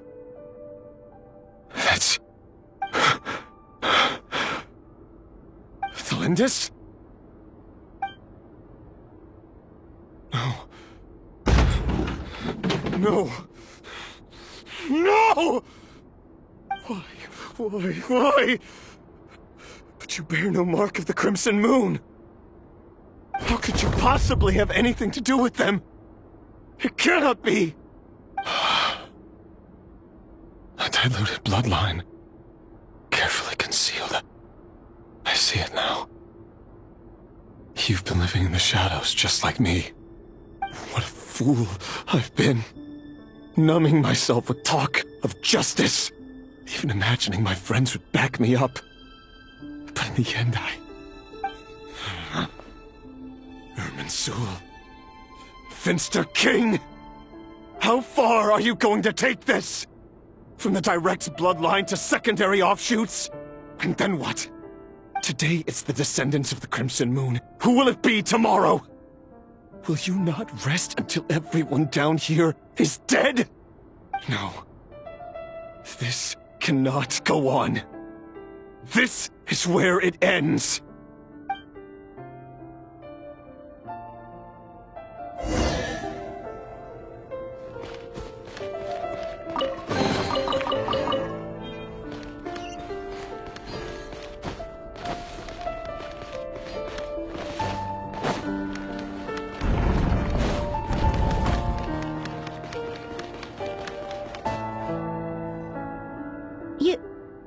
You're really letting me go? I am. As long as you can guarantee that no one will find you. Don't worry, I'll be extra careful. No one will know I was here. But what about you? Me? If you let me go, you won't be able to complete your mission, will you? Good point. In that case, maybe you should stay. No! No, please! I just want to see the outside world again. To... Go on living? Yes. I know you're a man of your word. So please, just let me go. If I let you leave, what will become of me? Just kidding. Go, now. But remember, don't let anyone know you were caught. We'll be seeing each other again very soon if you do.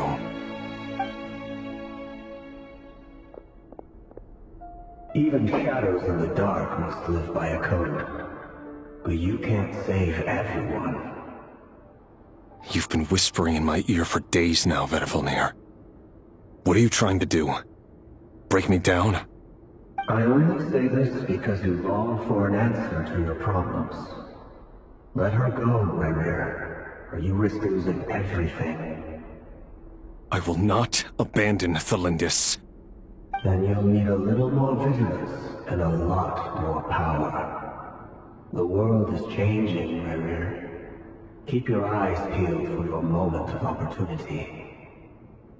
That voice used to be so unclear. But now I know exactly whose it is. It's Vedivulnir.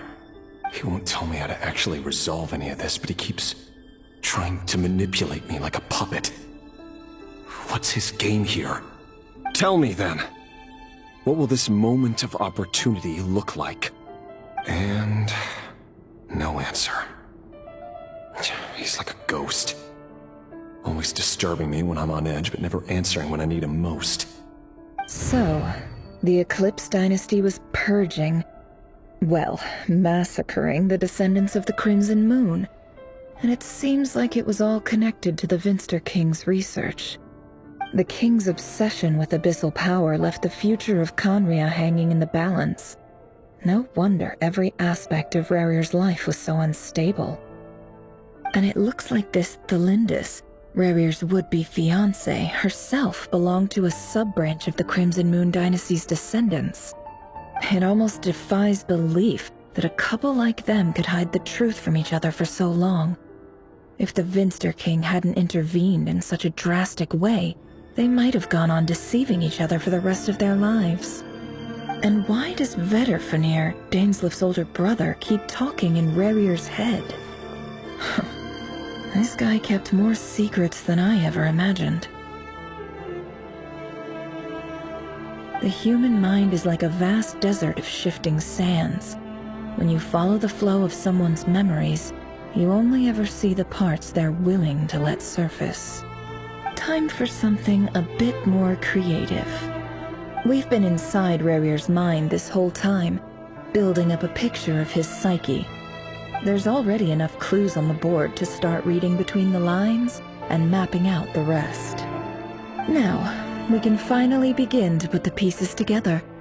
Sure, it'll only be a reconstruction, part simulation, part reasoning, but it's usually pretty accurate. Once we've built up a cognitive profile, we just need to cross-check the logic behind his actions. And then we'll be able to take a sneak peek at whatever it is that Rerir has really been hiding.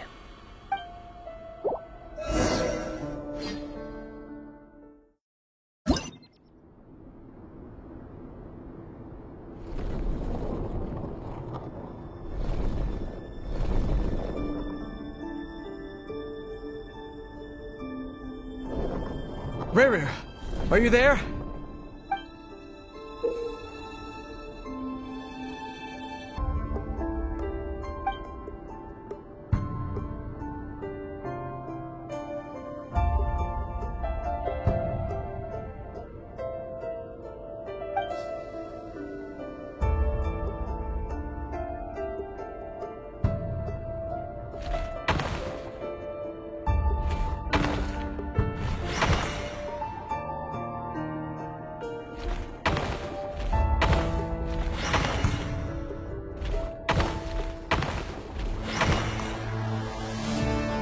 Rerir! Come out, it's urgent! Dane? What's wrong? Quick, come with me. I'll explain everything once we've met up with the others. Okay. I'll come. But tholindis is still over at the Universitas. I'll need to leave her a note. All right then, but make it quick. I've never seen Dane so worked up before. Whatever this is, it must be big trouble.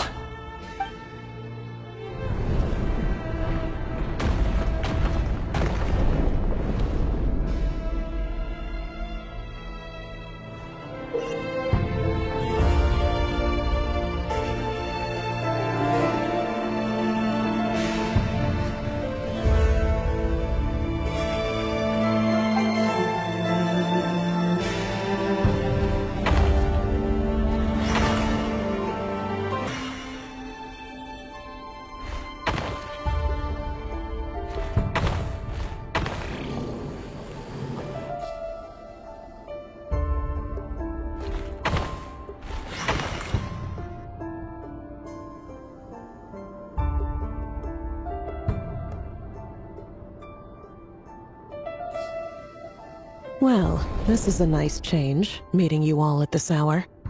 When men and women of ambition can speak face to face in broad daylight, I say that's a big step forward for our dear Conria.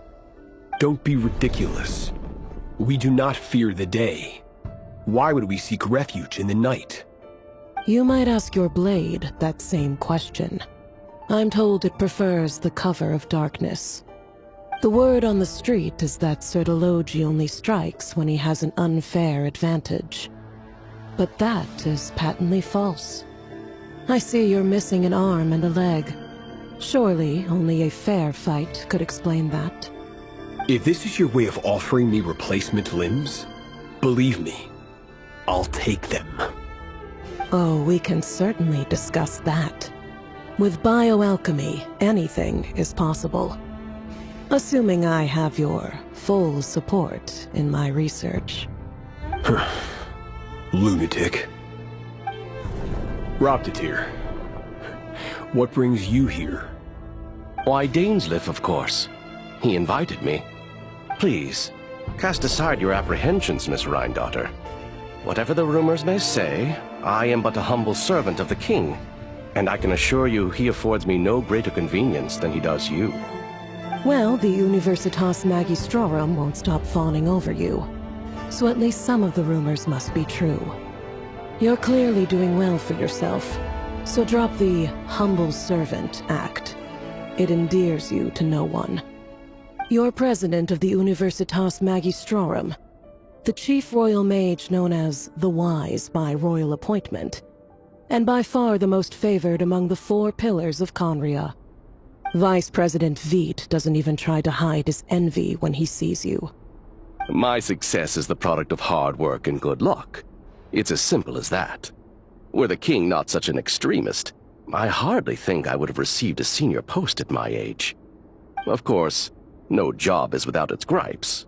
Serving a king like ours can be a challenging task, as I'm sure you can imagine.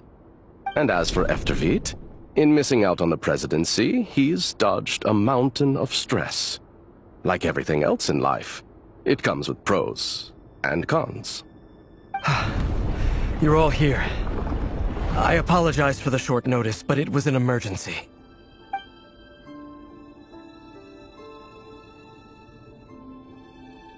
You must be rerir. Mr. Sir Elegy. Yes, I handled your case file during your sentencing. Nothing personal, of course. I'm pleasantly surprised that you remember me. You're clearly a person of substance if you've been invited here. But dainsleif, you'd better have a very good reason for convening this little gathering. It's my brother, Vedafinir. After he spoke at the court this morning, the king was so infuriated by his words that he had him blinded in both eyes and thrown in prison. Vedafinir in prison? Strange. I thought the king trusted him and Raptatir more than anyone else in the world. Does this mean the king's circle of trust just got even smaller? It has nothing to do with trust. It's about what the king wants, which is as clear as day to anyone paying attention. I simply appease him, because it's in the best interests of the Universitas Magistrorum. And also because you're slimy. Vetifolnir, perhaps less so. But still, a visionless visionary? It rather inclines me to think that qualifications are not what get you ahead in Conria. Do you honestly think this is an important discussion to be having right now? Dane, what are you planning to do? Rescue Vetifolnir, I assume. Correct. It will mean storming the palace by force. Tonight. I need all of you on my side. That's far too dangerous. And don't forget, dainsleif, you're captain of the Royal Guard. You swore an oath to the throne. Hmm? You've been planning this for a while, haven't you? I have no desire to commit treason. But whatever critique the king may have of Vetifolnir, disfiguring your most loyal subject for putting the best interests of his court and nation first, this is not the conduct of a wise ruler. My blade will force the king to see the error of his ways. So, Vetifolnir's prophecy enraged the king. I'm sure it wasn't what he wanted to hear, but if he won't take counsel even from the visionary, that is deeply troubling news. The extent of His Majesty's madness is now all too clear. The question is, how does a man like me get out of this situation unscathed? You have noble ambitions, Dane, but I'm afraid they don't do much for a guy like me. I'm not interested in saving the world. All I want is a letter of pardon. A letter of pardon? For whom? Tholindis? The chances of the Vinster King issuing a pardon for anyone connected to the Crimson Moon seem vanishingly slim.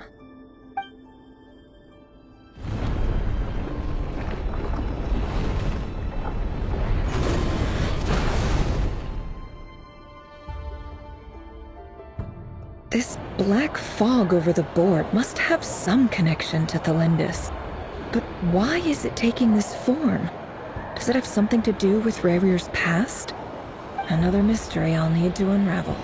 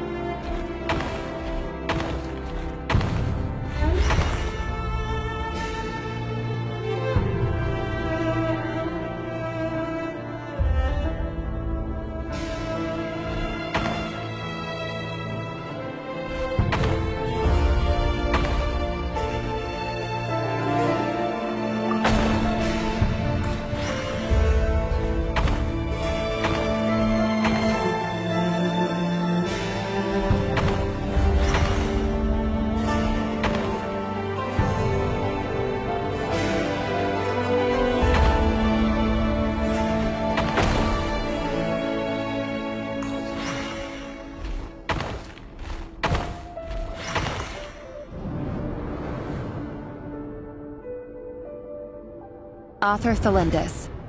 Over the course of this week, the research object was subjected to interference for a total of 60 hours for experimental purposes. The results are as follows. Research dating back to the Crimson Moon Dynasty has established 2 points regarding moon marrow. Firstly, its origins have something to do with a god's power. Secondly, it serves as a portal to an as-yet indeterminate location. Moon marrow can thus be defined as a spatial gateway. However, there are a number of hurdles to overcome before we can answer the question of where it leads to.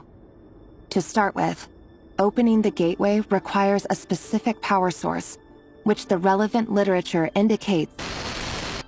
An enormous amount of power is then required to keep the gate open. Currently, the total power output of our instruments remains in the single digits. To make matters worse, I am now the only staff member remaining in the Moon Marrow lab.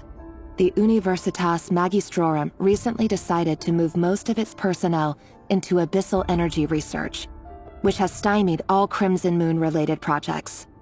This is not a wise move.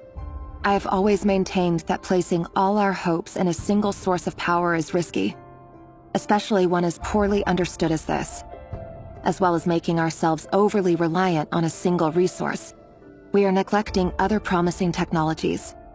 I apologize if this comes across as disrespectful. But as a Moon Marrow researcher, I desperately want to see the world beyond the gateway. If we really made it there one day, what would we find? And how would we go about taming the unknown? My imagination is endlessly fueled by questions such as these.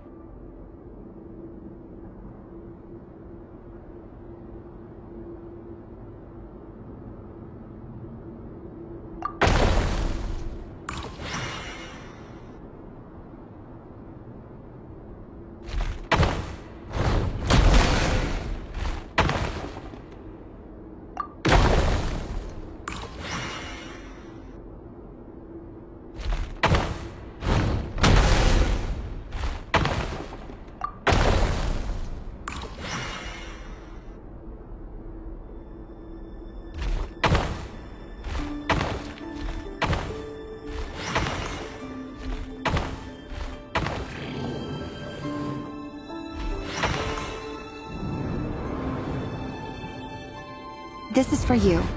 I heard you're gonna leave the city with your parents. Tholindis, did you hear about what happened? I've heard nothing. Rerir got back very late last Friday, and he was acting a little unusual, but he slept pretty well, so I'm guessing whatever he did was a good deed. You never saw him, and I don't know what he did.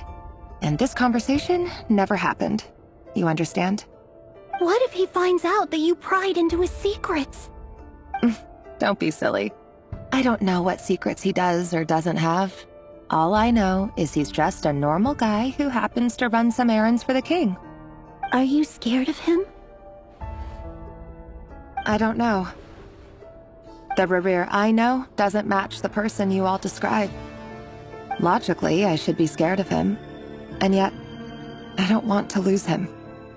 But enough about that. You should get going, and be careful with the package I gave you. Keep it secret. Keep it safe.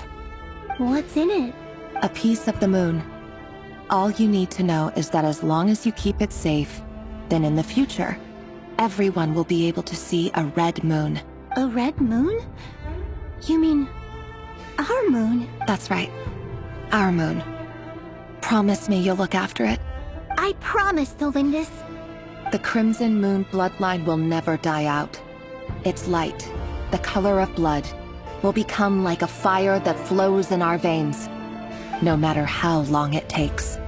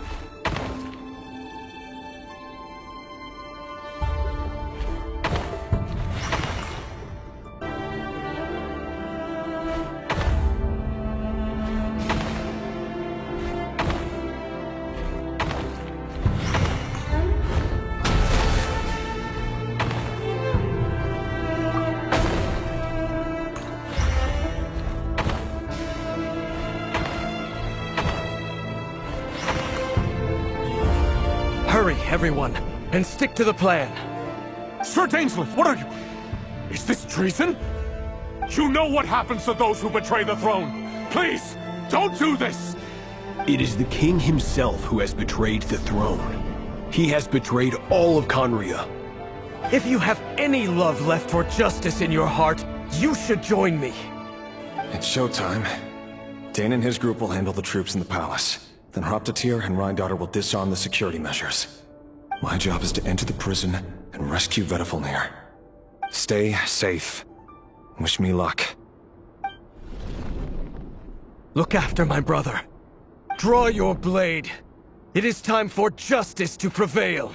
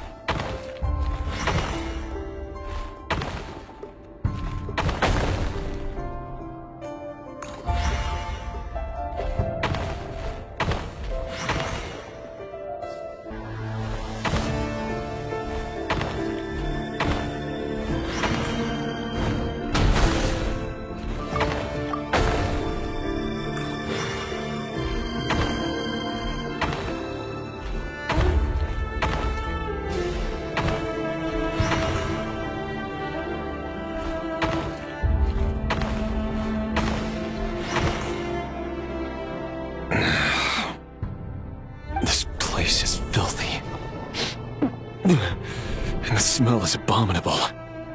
Clearly, the king doesn't allow his prisoners a single shred of dignity. This is dire. Found you. Hello, Mr. Vedifalnir. It's you. Surprised? Oh, wait. I guess surprise isn't an emotion that prophets feel very often. I certainly felt some surprise in the moment when I was blinded. Surprise at the king's sheer ignorance. Surprise at just how unfairly this world responds to words of earnest remonstration. I'm curious. What did you prophesize this time? It wasn't a prophecy. It was a word of warning. Someone had to say it. The king has forsaken all reason in pursuit of his obsessions. I simply told him that if he continues on this path, Conria will surely fall. But he didn't listen. Worse still, he stabbed you in both eyes and locked you away. Dane asked for my help. The court is in complete chaos now, but I'm sure you predicted that. Everything is transpiring as I foresaw, yet I am powerless to change it. Fate is an immutable force. I can but lament as the inevitable unfolds. I do wonder whether giving a man the power to see the future does nothing more for him than slowly crush his spirit. Forgive my curtness, Vedifalnir, but the king did not suddenly turn on you today. His suspicions have been brewing for a long time. You can't have wisdom beyond the reach of your fellow man without attracting his fear and suspicion. There are things the king does not want to see. So, he doesn't want you having visions of them either. He blinded you because he thought this would make the visions stop. He wasn't entirely wrong. I did indeed lose my power to see the future. Right up until... Until what? Just now.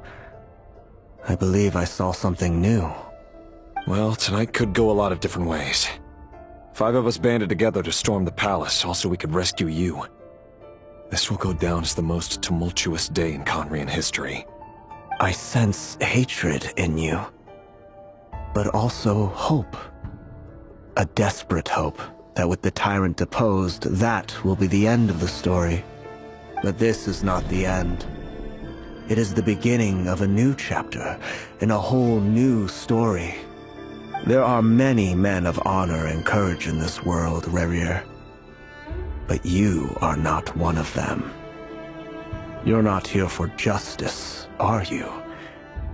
You're here for yourself. Is that a dagger? Interesting. Why not the polearm? It was always your weapon of choice. With your abilities, I don't doubt that you were able to recover some of your sight. But I also doubt that you want to make an enemy of me right now. Of course not. We're on the same side, aren't we? We could be. But I need you to be honest with me, Vedafilnir. At this point, you're my only hope for the future. You mean your future? With your beloved, Tholindis? Yes. And I know there are bigger things at stake here. A dynasty, a nation, maybe the entire world. But forgive me, I care first and foremost about myself. I can't abandon the one I love to save myself. I just can't do it. But you see a broader picture of the future than I. You see the solutions to the biggest problems of our age. So tell me, what is my solution? What's the answer? In matters of fate, answers are either right or wrong. What will be, and what will not. Maybe you are willing to pay a certain price in the pursuit of happiness, but unfortunately, fate does not negotiate. That is the cruelest thing about fate. It is unmoved by your sacrifices. That can't be true. I know it's your voice that I keep hearing in my head, urging me to see how the world is changing, to seek more power, so I can protect the things I love. You show me disaster, but you won't show me how to avoid it? Why? Why are you doing all this? My voice. In your head.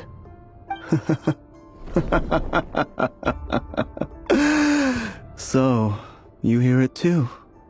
The voice that steals your mind, gains your trust, and drives you crazy. It turns out that we are not so different, you and I. Vedafilnir just broke into the strangest smile I've ever seen in my life, as if he'd discovered some monumental secret. But then he suddenly switched to looking extremely weary. Very well then. My advice to you is as follows. You must persevere. Whatever trials and tribulations you may face, be steadfast in the belief that they are your path to the future. For as long as you live, your story with Tholindis shall not come to an end. That is the only chance you have of fighting back against fate. It is up to you whether you believe my words.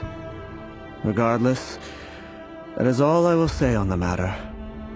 I have no right to intervene any further. I will hold you to your word. Thank you for setting me free. In return, I will tell you one more thing that you cannot afford to ignore. Just then, a strange wave of energy rippled through the city. We had no idea what it could mean. If I were you, I would head to the Universitas Magistrorum. The Universitas? Oh no! I'm sure we'll be seeing each other again very soon, rerir. Whatever Vedafilnir said, I didn't catch it. I didn't even help him out of the prison. There was no time to lose.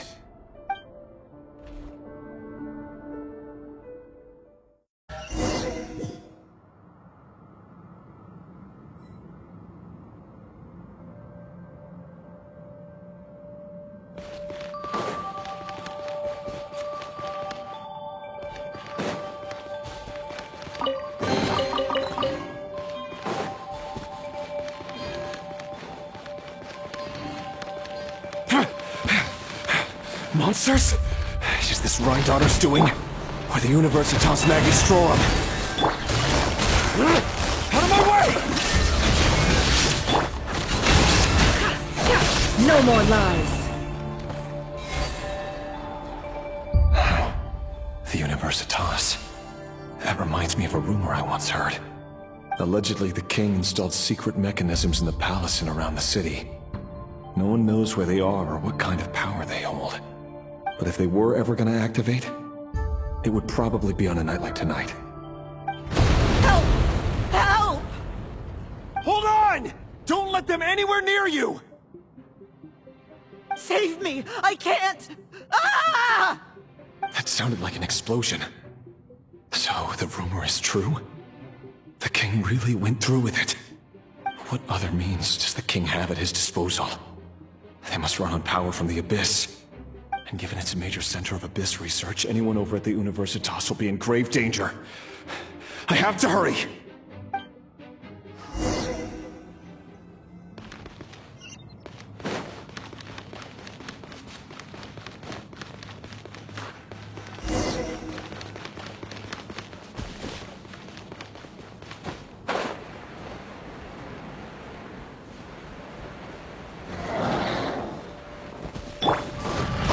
Poor last lamb. Shine down! Quietly now. Gotcha. It all adds up. Seek within.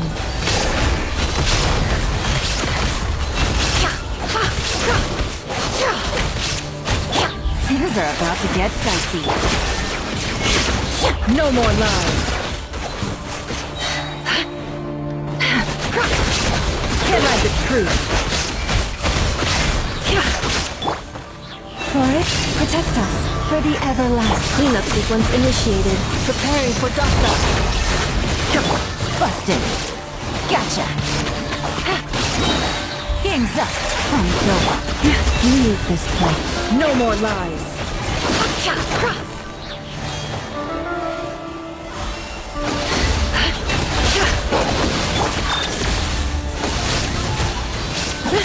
Illusion shattered! Can't hide the truth. The deception ends here.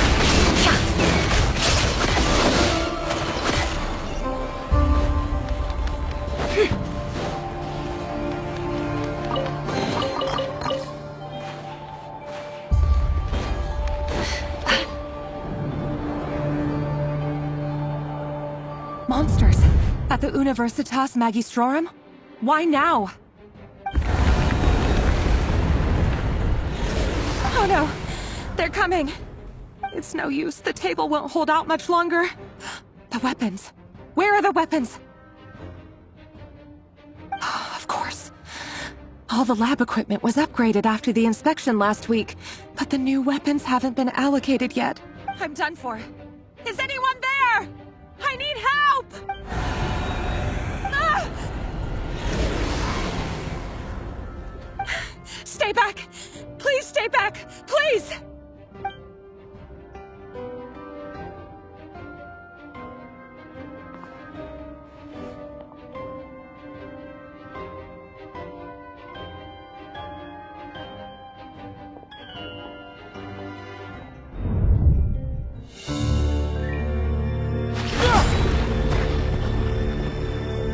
What's that? Rerir! So the rumors about your work are true. What? No! Listen, something happened at the palace tonight. We have to leave! You don't need to lie to me anymore. What do you mean? I know why you're worried, and I will respect the decision you've made. But it's okay, because I found a solution. I know how to end all this. You can have it back. The normal life you so desire. But until then, I'm afraid our wedding will have to wait. This? No! Don't do it! Tholindis! Tholindis!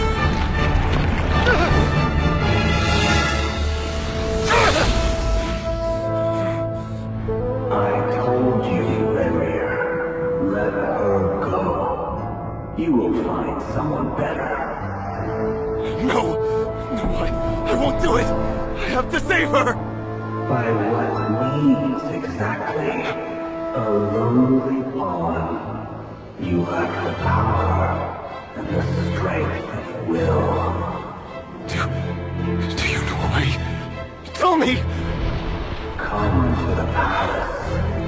Join us.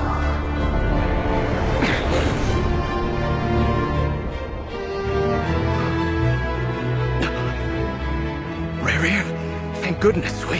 Step forward and take your share. You made it. Not you too.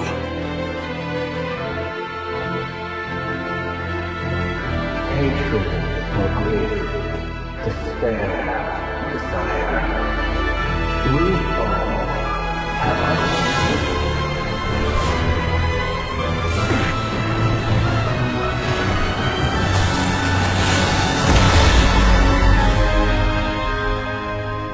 Rerir. Rerir. Tholindis? Were you daydreaming?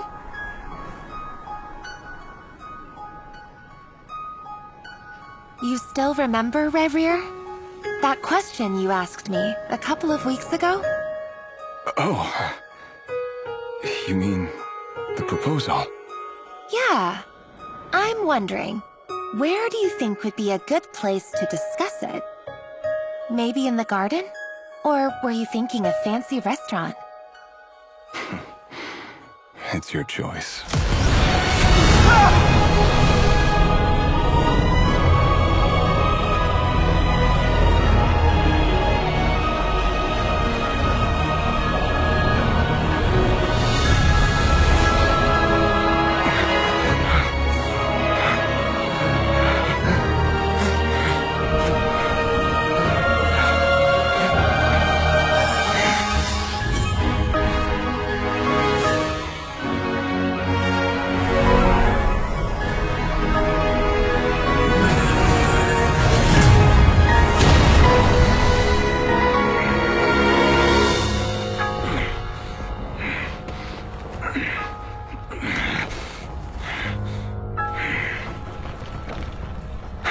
Find you. And then... you can give me your answer.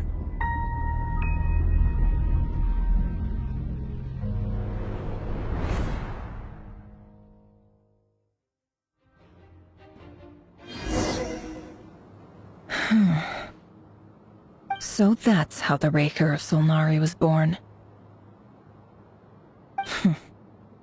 A monster created by circumstance is a monster all the same. Viewing other people's thoughts for too long can get uncomfortable. Right now, I'm feeling a strong sense of loathing. In a nutshell, the story of Conria is what happens when the truth falls by the wayside. Everyone tells little white lies, and before long, you have a huge pack of lies that destroys everything. Time to get back. His past is filled with sorrow, but the tale of any fallen civilization is one of endless tragedy. Cruel as it may be, that was Conria's fate.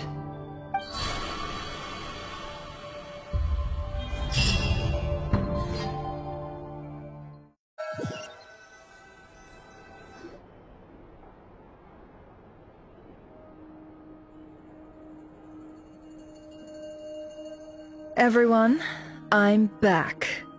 Can I get a standing ovation? Nefer! How are you holding up? Feeling okay? She's fine. Boss is a pro. Yes, I'm fine. You will have seen the events of Rerir's life through my thoughts.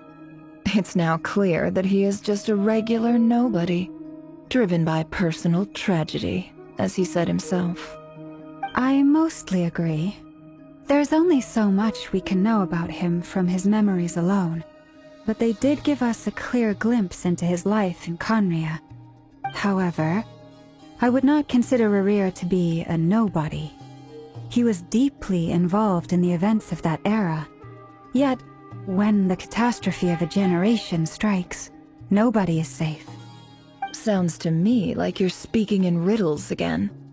Is this you urging me not to abandon the people of Nod-krai in their hour of need?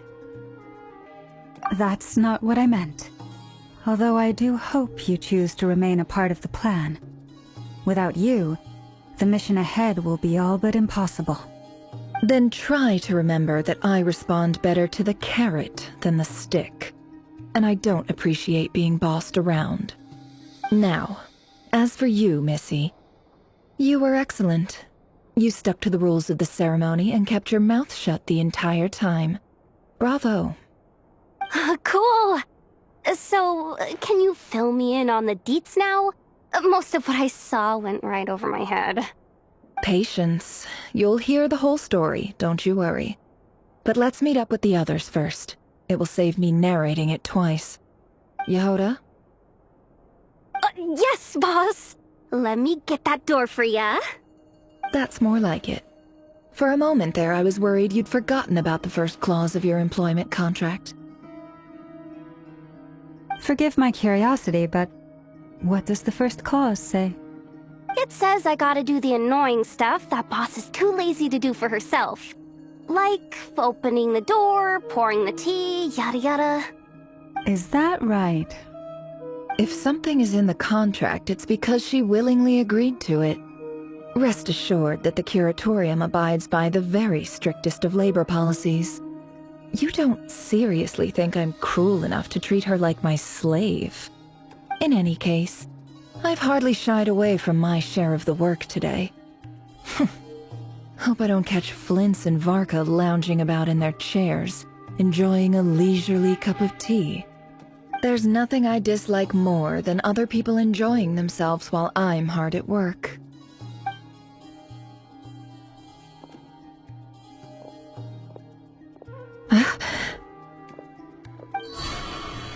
Oh no.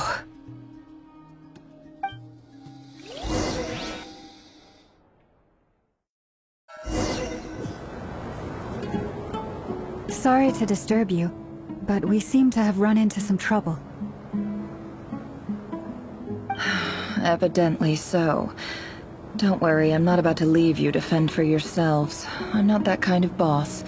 And it would go against the curatorium's labor policy. I'm sorry? What did you hear me say? I wasn't talking about labor policy. Wait. How long have I been standing here? Not long. You just appeared by the door a moment ago.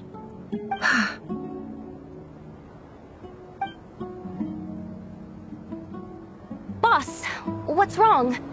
You look like you've seen a ghost. We've been tricked. We never left at all. Somehow I hallucinated that whole scene back inside the office.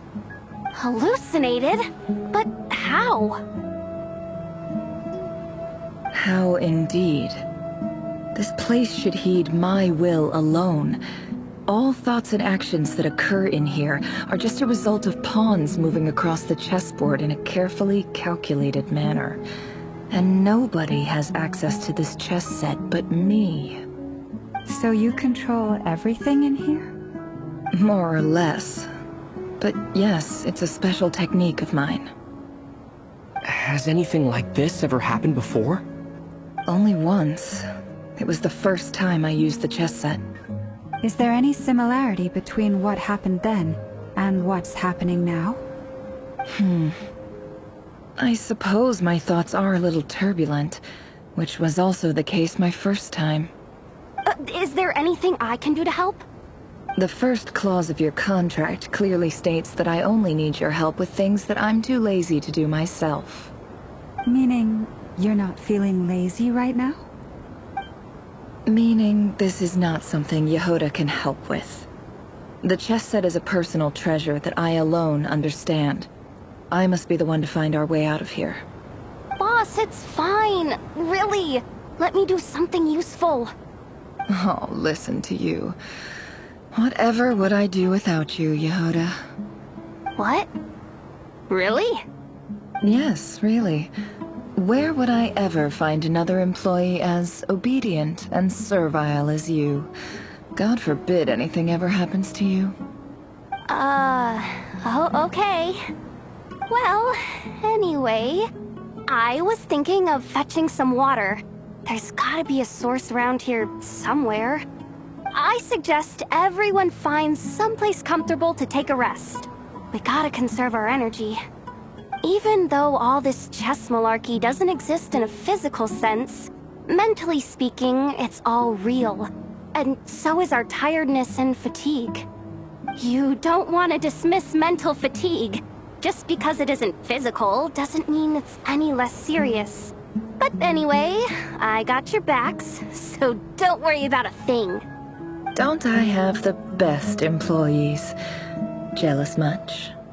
If we can find a suitable time, I'd love to borrow Yehoda for a day to help out at the Frost Moon Scions.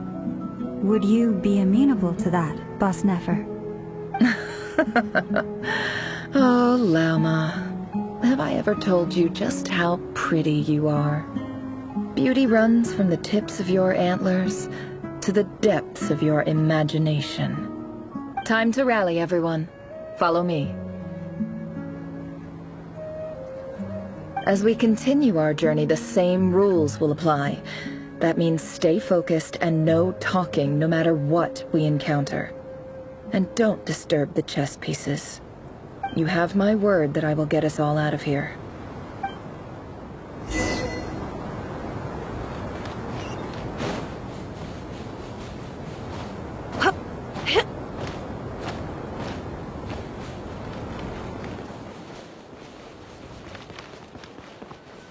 This place looks familiar. That's not a good sign. There's someone up ahead. Time for a little chat. I wasn't expecting visitors at this hour.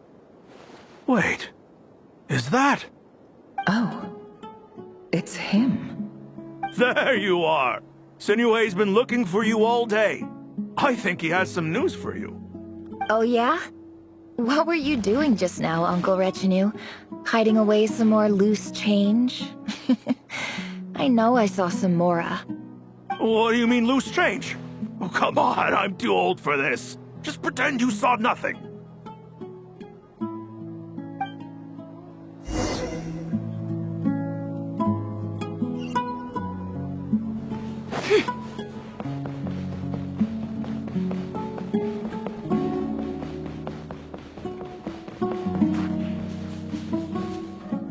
Hey, kid. Mind telling me what Sinuhe's been up to recently? I'm trying to get in his good books and I need a way in. Get in his good books? Why? What do you want with my dad, Uncle Apepi? I've written a new song. I was hoping to showcase it at the next festival, but I'll need his approval. A new song, huh? I'd love to stay and listen, but unfortunately, Uncle Retinue says my dad's looking for me. Well, there's plenty of time and I'm not going anywhere. See that pile of stones? I'll be sitting there warming up my vocal cords. Come find me when you're done. Pile of stones. Got it.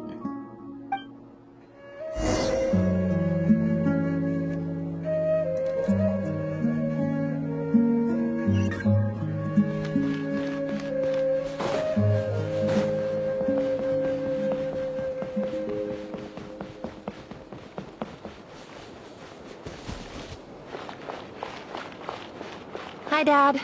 Uncle Retinue said you were looking for me. Ah, there's my little princess. If you'd gotten back just a little sooner, you could have shared the spoils of war with me. Spoils of war? Who were you fighting against, Dad?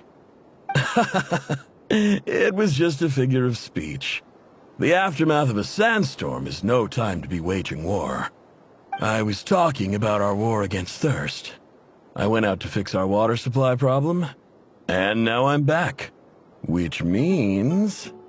We have a well again! That's right. I found a new one and brought back as much water as I could carry. It should last us for a good while.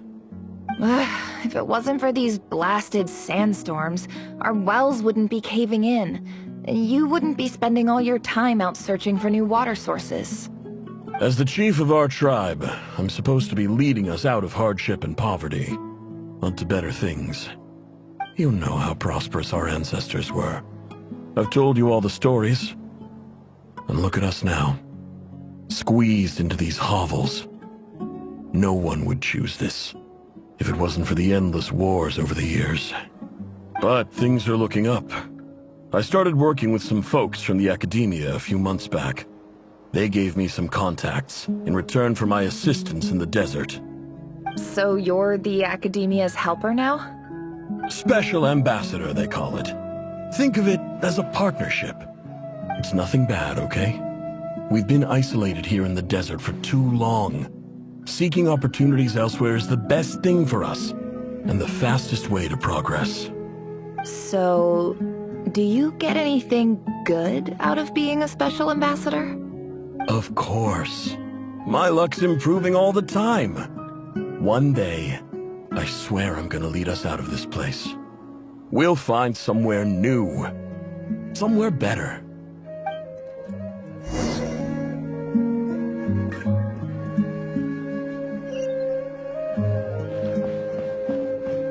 No more lies.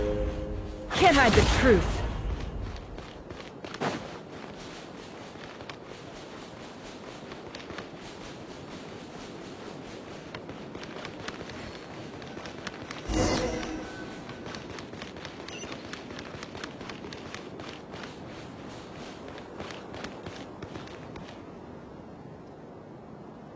That's our well, and you know it.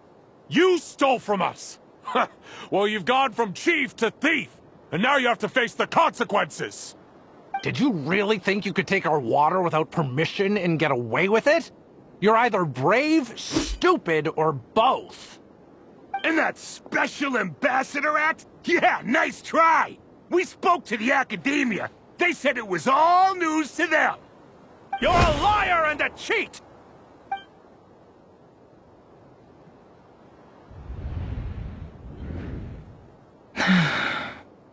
I heard Yehuda gasp, but I don't blame her. Most people are terrified by the sight of blood. Corpses strewn across the ground. The wounds are clearly from scimitars and daggers. The desert dwellers' weapons of choice. There's a handwritten note on the ground. Let's see what it says. Halil, this is Sinuhe, chief of the Shimti tribe. Surely you remember me. I was the one who helped you and your colleagues avoid the quicksand in the desert. This is my second time writing to you. I assume my last letter must have gotten lost in the mail, as I didn't receive a reply. I hope this one makes it to you safely. I'm writing to you because I need some help. That sandstorm the other day completely blocked up our well, forcing me to look for another water source in Iab and Unut territory. It was a matter of survival. Praise the gods. The well of the Iab tribe was intact. It was my last resort. I drew what water I could and left, but not without being spotted. I fear they will retaliate. You told me to write to you if I ever needed help. You said you'd be my ally in the academia. I urgently need you to formally recognize my title of Special Ambassador and send some of your people to assist me for a few days. It's the only way I can convince them that this was the Academia's decision and prevent them from retaliating. This is an emergency. Please send help as soon as possible. Looks like this letter never got sent. The writer died a grisly death, and the letter was trampled into the ground. It's badly defaced. Some parts are barely legible. What a ridiculous lie the surviving Shimti tell. Their whole village was butchered over a sip of water.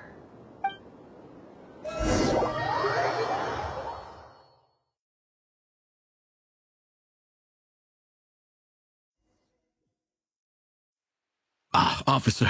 Welcome. Welcome to our humble village. I thought you would at least have the courtesy to provide some respectable libations. This is the finest wine our village has to offer. I promise.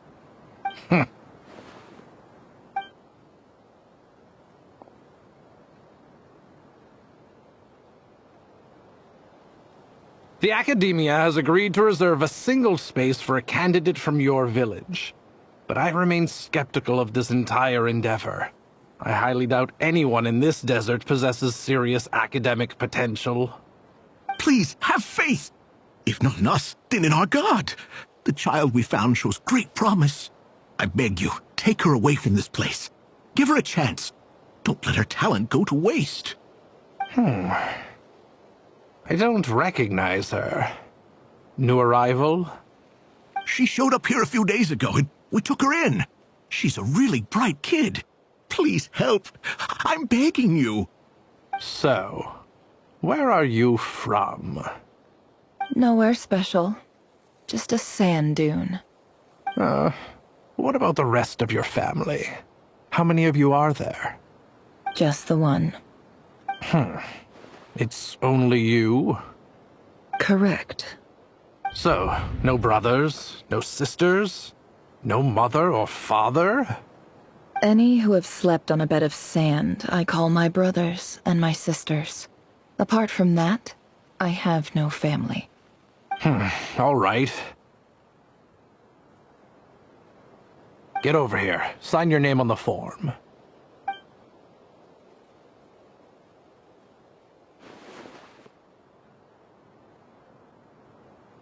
Nefer? You're rather fair-skinned for a desert dweller.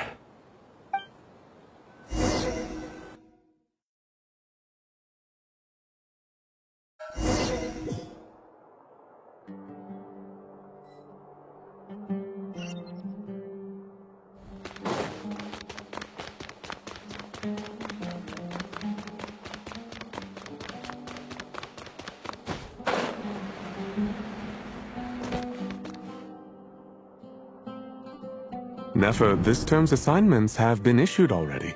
Please read through the materials thoroughly, conduct your own additional research, and then write an essay on the topic. Yes, Professor, I'm aware. I just had a couple more questions I wanted to get your perspective on.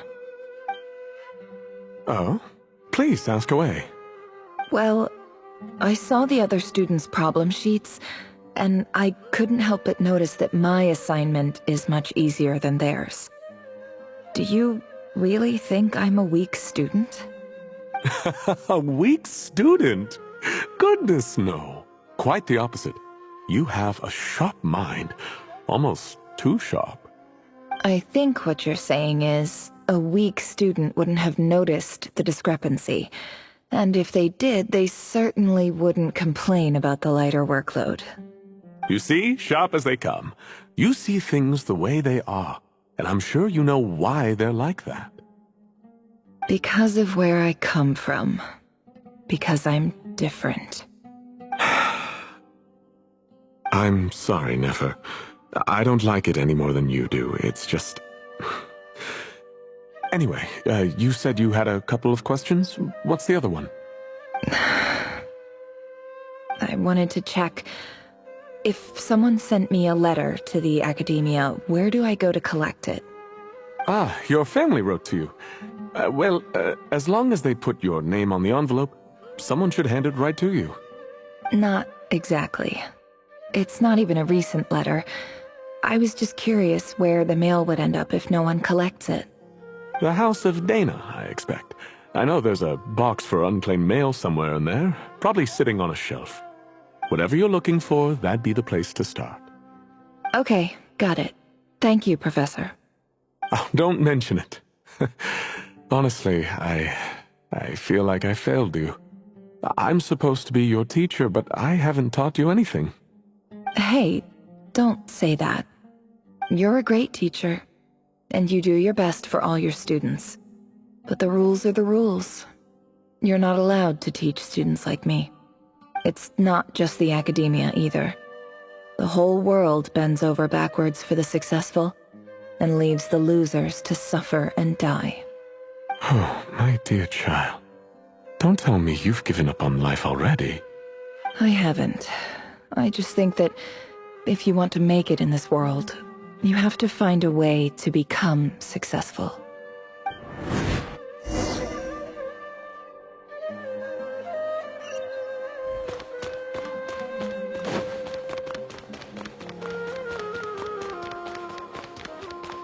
No more lies.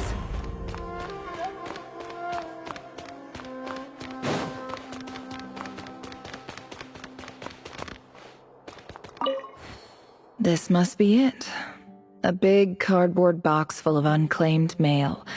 And probably some letters that ended up here by mistake, too. Let's take a look.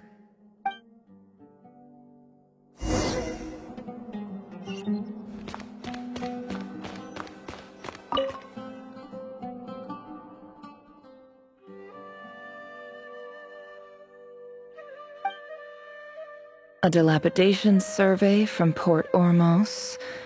Looks like it's from a Corps of 30 representative. What a strange thought. A bunch of mercs losing sleep over rundown buildings. This one was never even opened. I guess the recipient didn't care what the Corps of 30 had to say about anything. Who was it addressed to? I don't recognize the name, but it must have been a Ksharawar professor. This one is addressed to the Immorta Sage. The title is Changes Observed in Satyavada Life Symptoms. Why do all these letters read like full-blown dissertations? Guided by the incense, we became lost somewhere in the forest. All the barriers between levels of consciousness disappeared as our minds soared around in circles, looking for a branch to seek refuge on. In clinical terms, these symptoms fit the description of incense poisoning.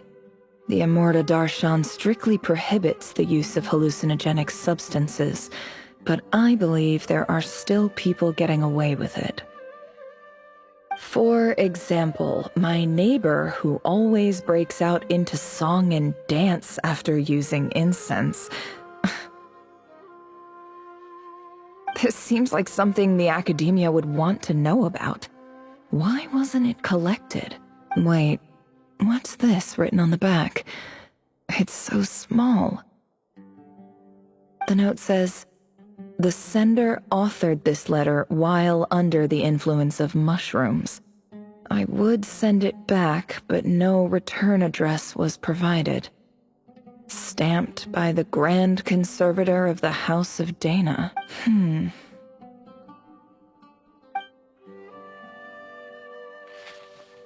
This next one is addressed to Grand Sage Azar. A few words of protest regarding recent changes in Sumeru's educational policy.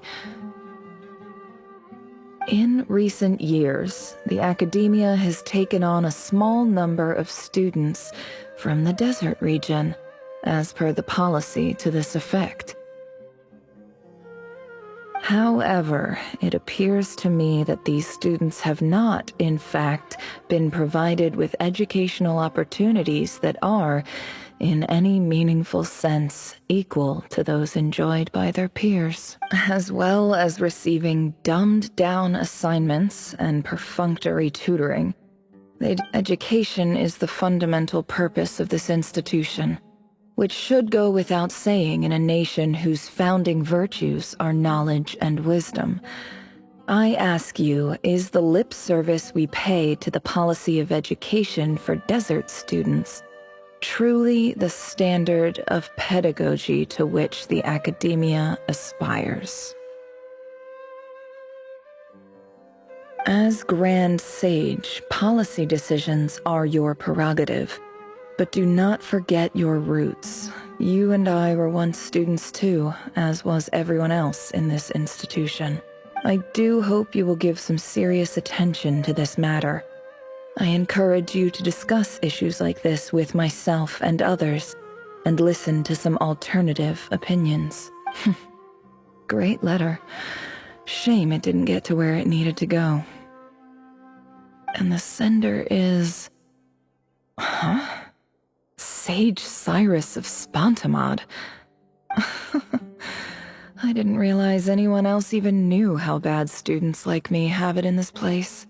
So this is where letters from the Sage of Spontamod end up? Nice one, Grand Sage. Really enlightened leadership. Whatever. This isn't what I came here for. Moving on. I'm not exactly holding out hope that a letter sent from the desert would even make it here. But if it did, where else would it end up if not in this box? I can't believe how much discarded mail there is. Must have been years since someone last went through it all. I don't believe for 1 second that any human being has sat down and read through all the documents in this place. Who has that much free time on their hands?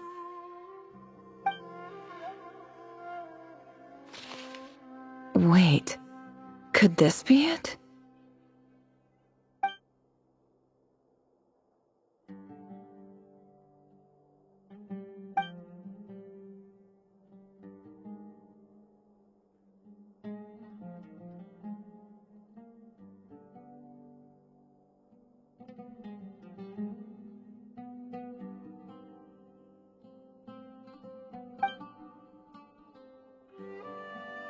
Greetings, Halil. My name is Sinuhe, chief of the Shimti tribe. I was the one who came to you and your colleague's aid when you ran into trouble in the Great Red Sand. I don't know how well you remember it now, but I brought you to safety and gave you some water and other supplies. You seemed very pleased and told me your name. In my tribe, learning a person's true name is serious business, and I therefore see you all as friends. You were kind enough to leave your contact details, so we could stay in touch. The Shimti tribe lives a harsh, nomadic existence in the desert. You were sympathetic towards my plight, promising to make me a special ambassador of the academia and help us find a way to make a better living. This brings me to my reason for writing. Our tribe has fallen on particularly hard times, and I would like to ask for your assistance. There was a terrible sandstorm a few days ago, which blocked up the well in our land. To ensure my people's survival, I had no choice but to venture into Iyab and Unut territory in search of an alternate water source. The Iyab and Unut are descended from the Thamudians, while we trace our ancestry to Tulatala. We worship the Lord of Flowers and have had relatively good relations with our fellow tribes up until now. I found a well belonging to the Iyab tribe. They declined to help us, but I really had no other option, so I took some water to keep me and my tribe alive. My actions are certain to incur their wrath. When we met, you assured me that you would be my ally in the academia. I would like to take you up on that offer, because I really need your help. I wonder if you could send an academia representative to meet with me. That aside, the last time you were here, you mentioned that the academia had started accepting students from the desert, and I told you a little about my daughter, Nefer. We have next to no resources here in the desert, and my power and influence are limited. Would you consider enrolling my daughter at the academia? She is a smart girl. I know she won't disappoint you. From the outset, the academia never took you seriously. Those things they promised were just empty words. I doubt they even remember the name Sinuhe. And you were so emphatic that your luck had finally changed for the better. You swore you'd lead us to a better place one day. You spoke with such conviction, like you were the most powerful chief in the whole desert. You liar.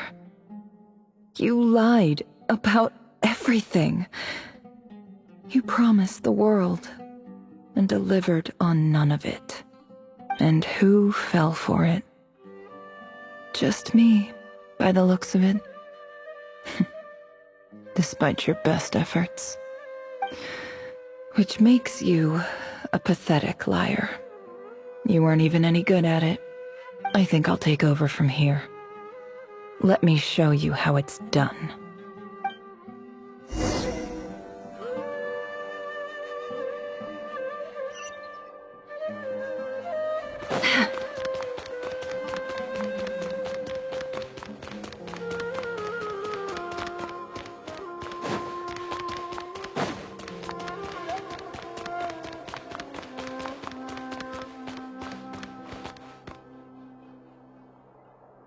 I just came to say goodbye.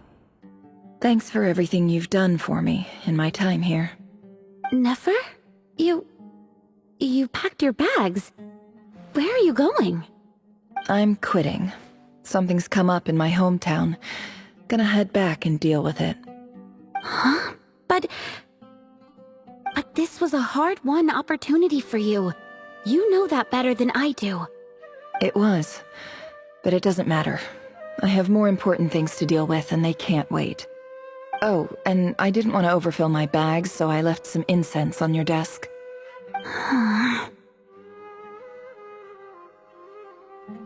What's wrong? I thought you liked incense. Although, I did read somewhere in the House of Dana that it has hallucinogenic effects. Don't use it all at once, alright? Isn't this the stuff you brought from your hometown? You're just letting me have it? But you said it's a rare and valuable commodity. Yeah, about that. I lied.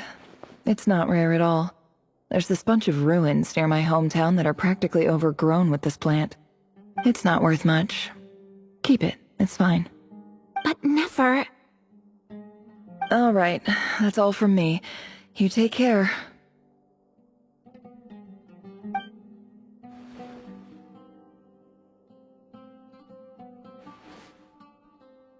Don't forget me, okay? I mean, we're more than just classmates, right? We're friends. Yeah, I'll remember you. I lied again. That incense is worth a fortune, and it's a rare find even in those ruins. And as for remembering her, I have far too much to do when I get back. No time to reminisce. I'll be lucky if I even make it through this alive. But either way, I expect I'll forget you pretty quickly.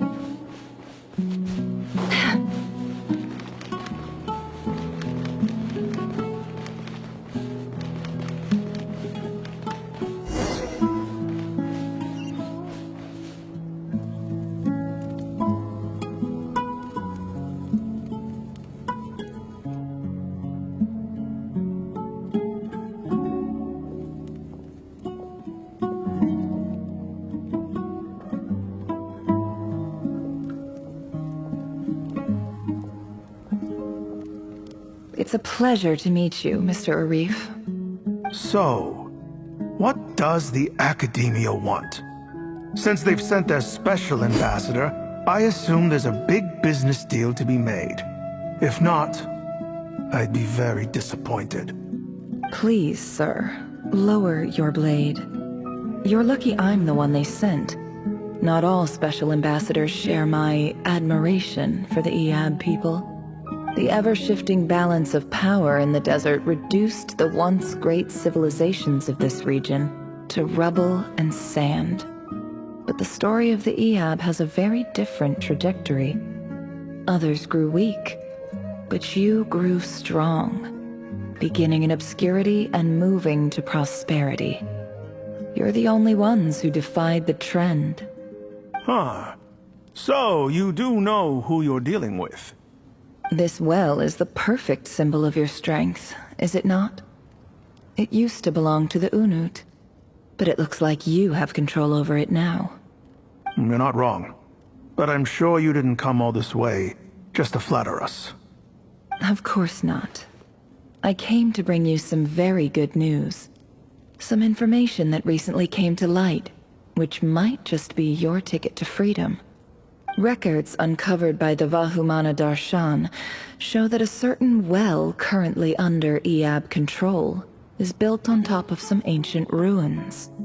These ruins are of great archaeological interest to the Academia. I checked the map carefully on my way over here, and I'm confident that this is the well in question. The Academia is offering 50 million mora in return for excavation rights. 50 million? No, wait. If these ruins are as important as you say, 50 million's a little low, don't you think? Don't get greedy, Eab. We know far more than you think. We know that you seized this well by force. Wasn't that the first step in your rise to power? To drive away the Unut and steal their water supply? So what if it was?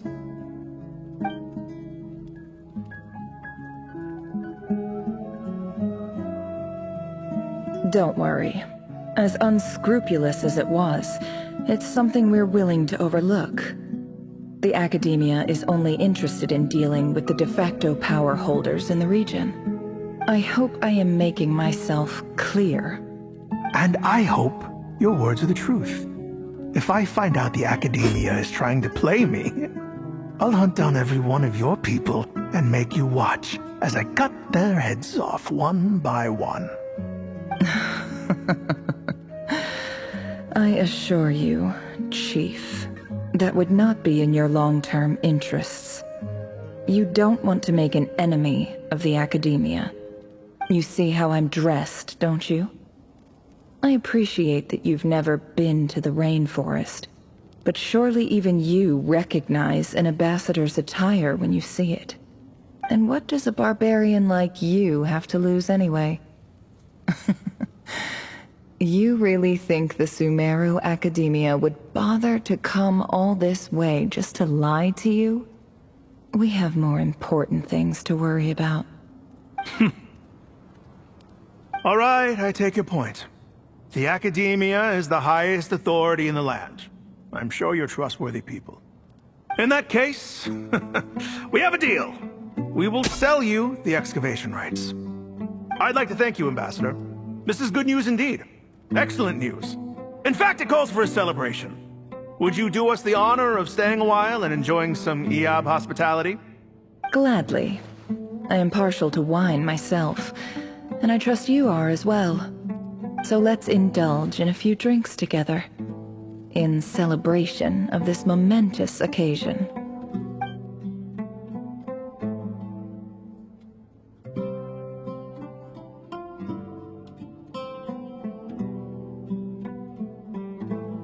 Chief! Chief, it's an emergency! It's the Unut. They've taken the well. What? Look, don't just stand there. Take it back. Yes, Chief. I have every confidence in the Eab's military superiority, and yet... What is it? The Unut's response was alarmingly fast. The day after we reach a deal, they seize the well. This can't be a coincidence. Perhaps there is a traitor in your midst. I don't think so. I am obliged to remind you, Chief, that the Academia will only deal with the de facto power holders. If you cannot regain control over the well, I'm afraid you won't see a single mora of that 50 million. No! Please, Ambassador, just give me some time. I swear the Unut will not get away with this. That well is ours, and so is the mora. Glad to hear it. I will wait here for an update. If there is a traitor, I will find them. In the meantime, make yourself at home. I'll report back as soon as I have an update. Much obliged. Wow. All it took was a few words and I've got him wrapped around my finger. What an amazing feeling. So, in summary, Ambassador, the Academia would rather negotiate with our tribe instead of the Eab, yes? The Eab are ruthless murderers who don't listen to reason. And now they have the gall to interfere in our research projects in the desert region. So let me ask you, Chief.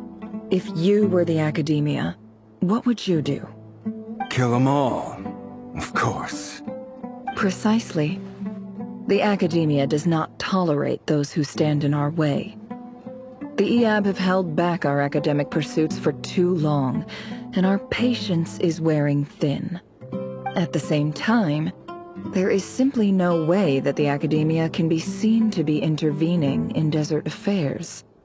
I'm sure you understand where I'm coming from. We have our own rules out here. If the rainforest dwellers raised arms against a desert tribe, it'd start a bloody war. Right. We can't confront them ourselves, but we can support their enemies. The Unut have always had strained relations with the Eab, which makes you our natural allies. Natural allies. Weren't the Eab your allies once?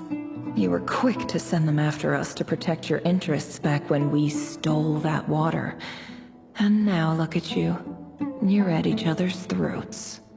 Let me be clear. The Academia wishes to collaborate with the legally recognized rulers of the desert in this matter. We are asking for excavation rights to that well, and our offer is 50 million mora. Say no more. I believe we have an understanding. Good. Then I suggest you get to work. Get us access to that well, and the mora's yours. You see, Dad? Lying is easy when you know how. People will believe anything.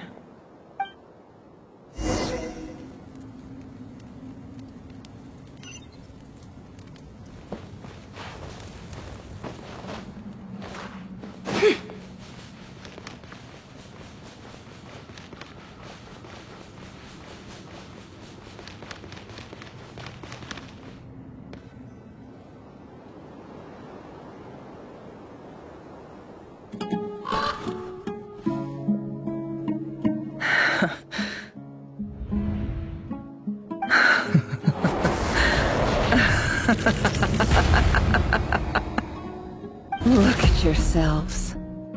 You may be vile, savage monsters, but your butchered bodies bleed like any others. You're no different.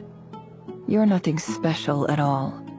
The monsters who destroyed my home, they're just ordinary, petty human beings. What a joke. I think we're even now. Maybe I've even done the desert a favor. It's a better place without all these people around. Oh, Sinuhe, my gullible fool of a father. Perhaps if you'd been as ruthless as I was today, our tribespeople would still be alive. In this dog-eat-dog world, a chief needs to be tough to survive. But you couldn't do what had to be done. So I did it for you. Nefer, it's okay. All of this is in the past now. I believe I remember you promising to remain silent. Yeah, but even so... Yehoda, is there anything you can do to ease the tension? Alright, time for a sharp turn onto a completely different topic. So, anyway, that's enough of that. When are we getting out of this place? Feels like we've been walking forever. I'm getting pretty tired. Oh, Alma, you tired? Yes. If we can find somewhere to sit down, I could certainly do with a rest. It's not far now. There should be a temple just up ahead. Yes. Really? A temple? That's where this story ends? I guess that's how things go in the desert. Desert dwellers can never escape their destiny. Or so everyone says. I never wanted to believe it, but looking back now, I'm as desert as they come. You mentioned a temple. What's waiting for us there? My biggest trade secret of all. Ah. Then I'm guessing it's where you got your power from. The power to peer into other people's minds. I didn't know you were clued up on any other religions. I'm no expert in the history of Sumeru, but since you come from the desert, I would imagine it has something to do with King Deshret. Sounds impressive. Ah, I know who you mean. General Mahamatra Sino. The spirit of Hermanubis dwells within him. That's Boss Neff for ya. She knows everything. Sino's hardly a figure of obscurity, but I know about Sethos too. What about him? Is he a big deal or something? Well, he's not a small deal, let's put it that way. Please, this is the bare-bone basics. Save the flattery. Thanks for your patience, everyone. I'm sure it's been a lot to take in. With any luck, that's our exit just up ahead.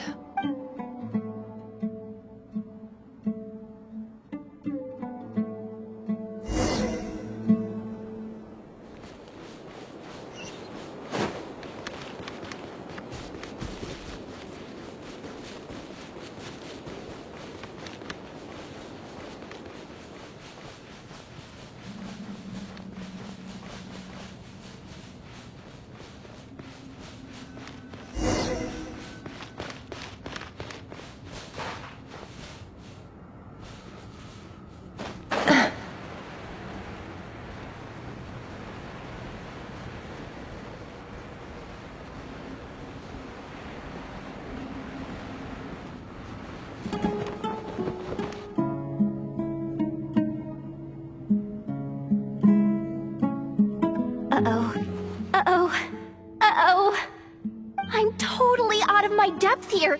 I don't have anything to add about any of this stuff. Like, look at that statue, for instance. I want to do the whole name-dropping, this girl knows her stuff thing too, but I've never seen anything like it before. A statue with the head of a bird. That's Thoth, the Ibis King, one of the 7 pillars of King Deshret. The legends say that he, the Crocodile King, and the Goat King were the 3 retainers of King Deshret. Let's take a look.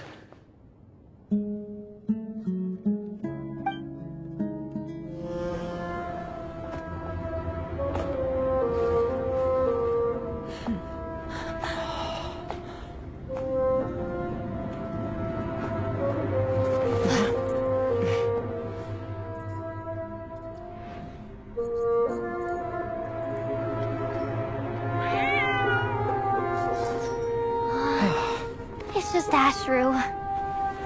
So, all is well?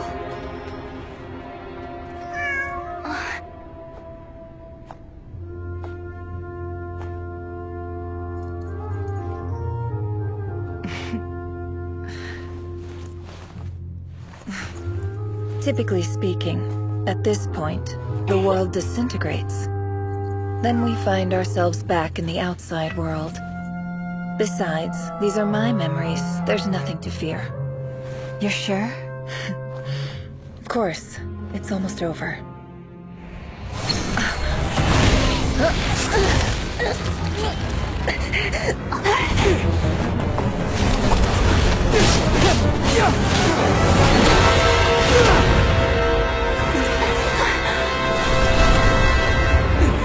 Nefer! Hey! Hold on!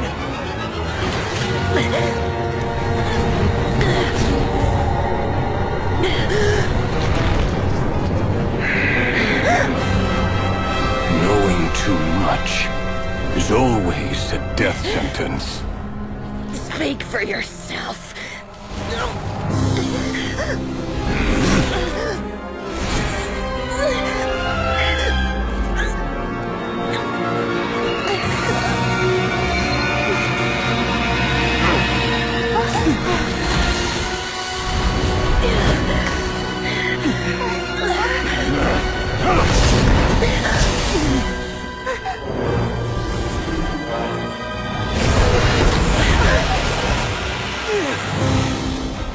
How repulsive.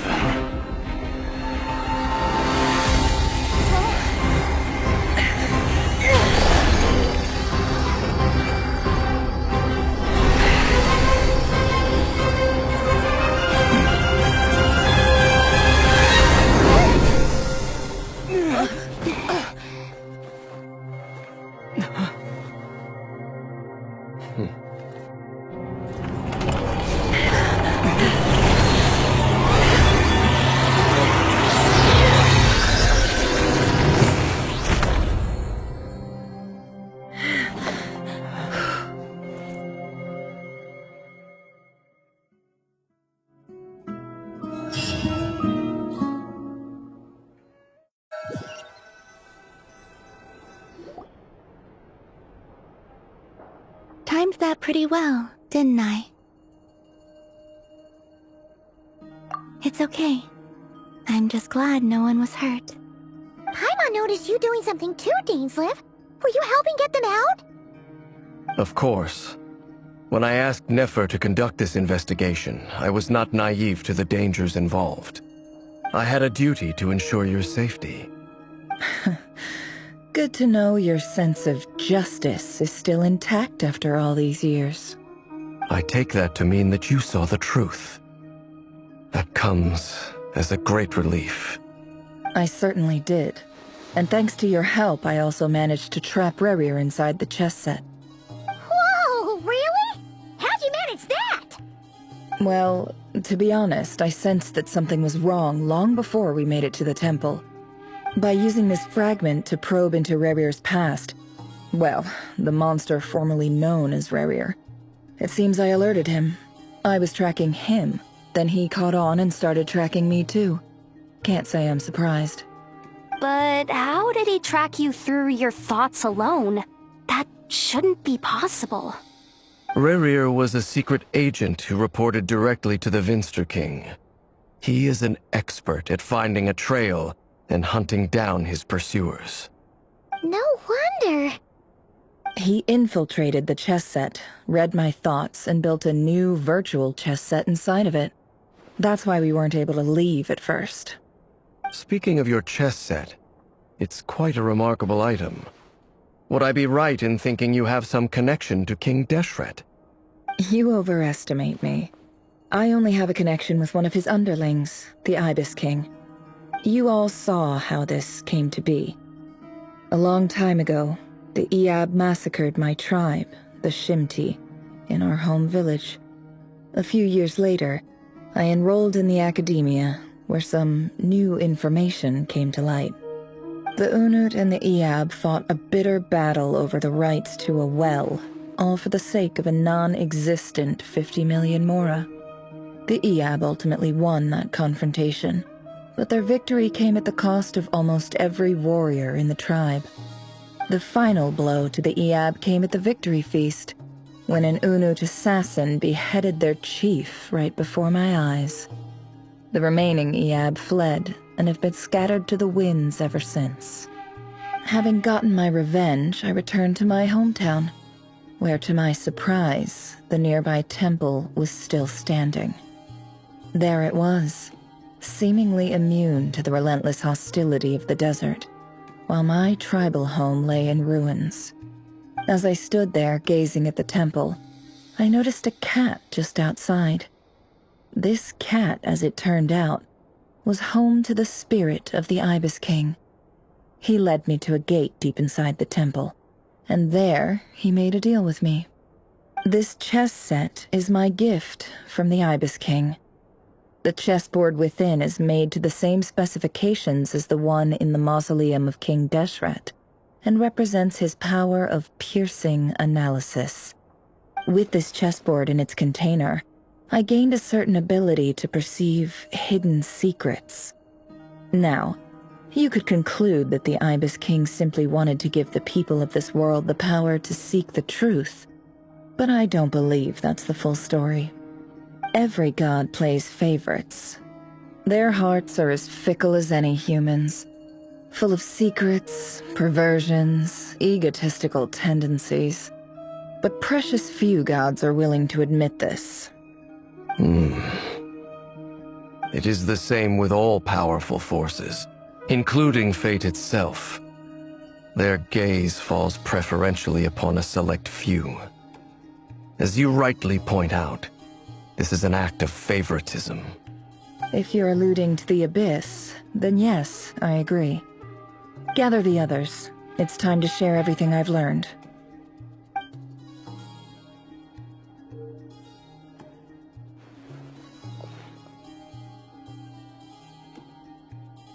Thank you all for being here.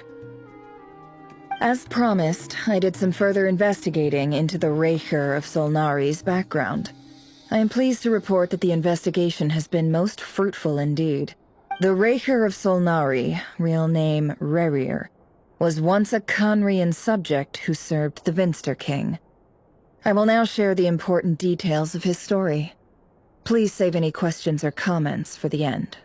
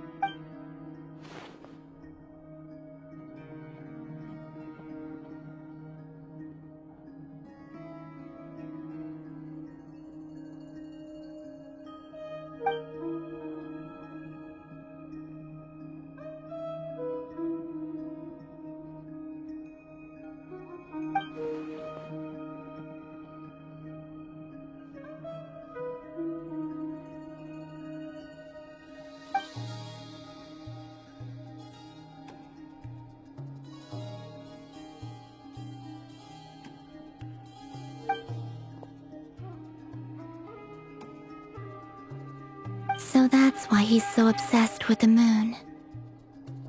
A tragic tale, to be sure. But it does not excuse his many transgressions. No matter how much Rerir suffered in the past, the fact remains that he is what we know today as the Wild Hunt, wreaking havoc upon innocent lives in nod-krai. He becomes more dangerous with each passing day. If left unchecked, it is simply a matter of time before all of Teyvat suffers the consequences. This is a threat that the Knights of Favonius cannot ignore. A question for Miss Columbina. Forgive me if this is presumptuous, but have you ever seen the spatial gateway that appeared in Rerir's memory? Never. But I have heard stories of something called the Moon Gate, and this seems to fit the description. Miss Lama, any thoughts on this? In the lore of the Frost Moon Scions, the moon is believed to hold many secrets. Some sources speak of ancient knowledge, others of a gateway to the unknown. The term Moon Gate is one I have heard before, but as is the case with all of our legends, there are no records of any first-hand witnesses. We cannot know whether it truly exists. Then back to Miss Columbina. As a moon goddess yourself, do you have some idea of where the Moon Gate leads to? Not at this stage, sorry. I do hold the power of the Frost Moon, and my strength is recovering well. I can sense that the gate would open at my command, but... But there's more to the power of the Frost Moon than that? Yes. A moon goddess has the right to open the Moon Gate, since it is a path to the moon. But as Nefer mentioned, holding open a spatial gateway takes a huge amount of power. And right now, I need to conserve my energy to fight the rerir of Solnari. I'm afraid this is one mystery we may have to leave unsolved for now. I agree. Better to save your strength. But if you'll humor me for a moment, I have a bold conjecture of my own regarding the world beyond the gateway. I highly suspect that neither Tholindis nor rerir made it through unscathed. The evidence pointing to this is the fact that the rerir of Solnari exists in the form of countless fragments. With the abyssal power he wields, no ordinary foe can touch him, let alone tear him to shreds. And yet, the wild hunt proliferates wherever his scattered fragments lie, drawing hordes of monsters to many different locations across the land. So your theory is that rerir was physically torn to shreds by some powerful force? Hence, why the wild hunt is a distributed phenomenon, rather than a unified one? Makes sense to me. Explains why the wild hunt is so pervasive, and why he's been trying to piece himself back together. He was whole to begin with, and he wants to be whole again. Without the power of the Abyss on his side, he almost certainly would have perished the moment he was torn apart. But the Abyss, much like a curse, has kept him alive. I could not agree more. The power of the Abyss is most surely a curse. It is a compelling explanation, and one that accords with my present understanding of Abyss creatures. Whether the life form in question is primitive or advanced, if a curse has extended its lifespan unnaturally, it will continue to survive in spite of everything. This raises some interesting questions. I will run some experiments, and see if there is any validity to my suspicions. That being said, regardless of whether my research bears fruit, I would like to thank Miss Nefer for conducting such a thorough investigation. Already, it has greatly enriched my understanding of the entity we face. My pleasure, Mr. Albedo. I too hope that the information I have shared today proves useful as we look to formulate the next stage of our plan. Hey! What is it, dainsleif? You look really upset! It's just... when I think of the man I once knew as rerir, I struggle to understand why things had to turn out like this. The two of you used to be friends, didn't you? I don't know if these words will bring any comfort, but my heart goes out to you. Mine too.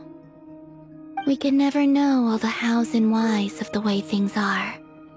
The moon and stars are full of untold secrets and lies, and the skies are host to many more mysteries than these alone. Yet, none of that can begin to compare with the complexity of human life. Those are the first comforting words I've heard in a long time. Thank you, both. Well, I think this is a good place to end today's meeting. I'm sure Nefer needs some time to recover. She's been through an awful lot today. That's very thoughtful of you, Llama. Of course. Sounds good to me. Take some time to rest and digest before we reconvene to nail down a plan.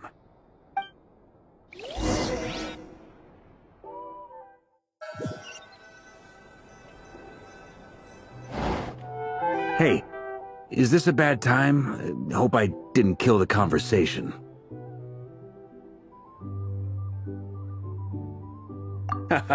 No need. Come on, let's talk outside.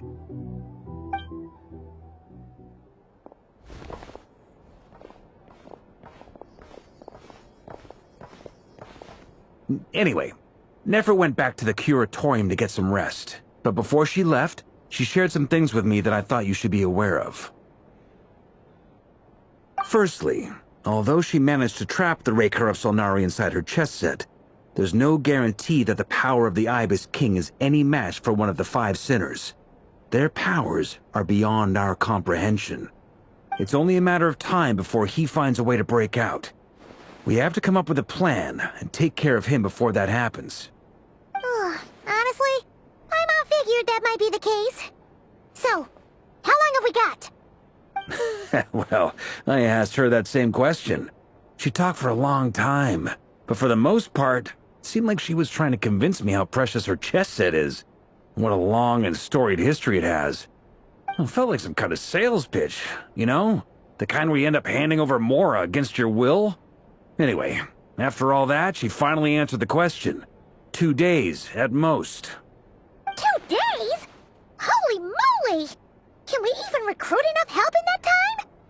That remains to be seen. Which brings me to the second issue. Dainsleif is obviously conflicted about this whole thing. But given how little time we have, there's no way we can pull this off without his help. You have some history with him, right?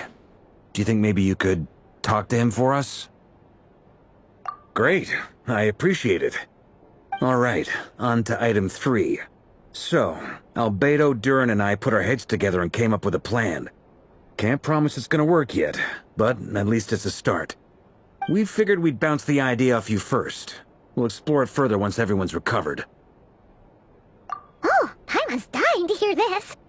Alright, so, here's what we're thinking.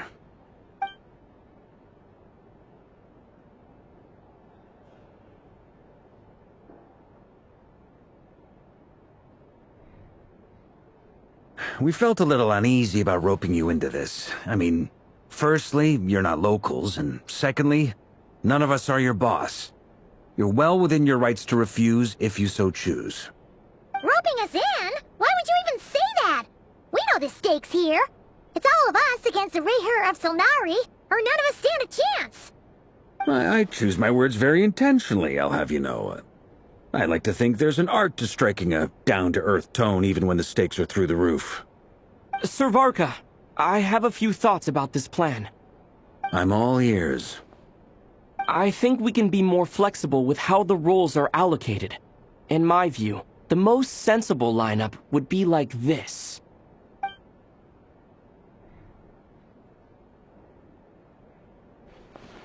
I see your point, yeah. But if that's how we're going to approach this, you'd better make sure you're ready. To be clear, I don't doubt your abilities. Far from it. I just want to make sure. Are you really willing to take all this on? I want to do everything within my power. The rerir of Solnari is a truly fearsome opponent, and if I do my part, it'll greatly reduce the risk for everyone else involved. Well, that tracks with what I've heard. Jean's mentioned in her letters that you're so diligent it's almost abnormal. As in, most people weigh up the risks and rewards in situations like this. But you seem to just march towards danger without a moment's hesitation. Of course, everyone appreciates a fearless pioneer. But all that aside, I'm the Grand Master of the Knights of Favonius, and you're our honorary knight. I want to make sure your courage doesn't come at the expense of your safety. Thank you, Sir Varka. I should be the one thanking you. It means a lot to have you on board. I'll give some serious thought to your suggestions.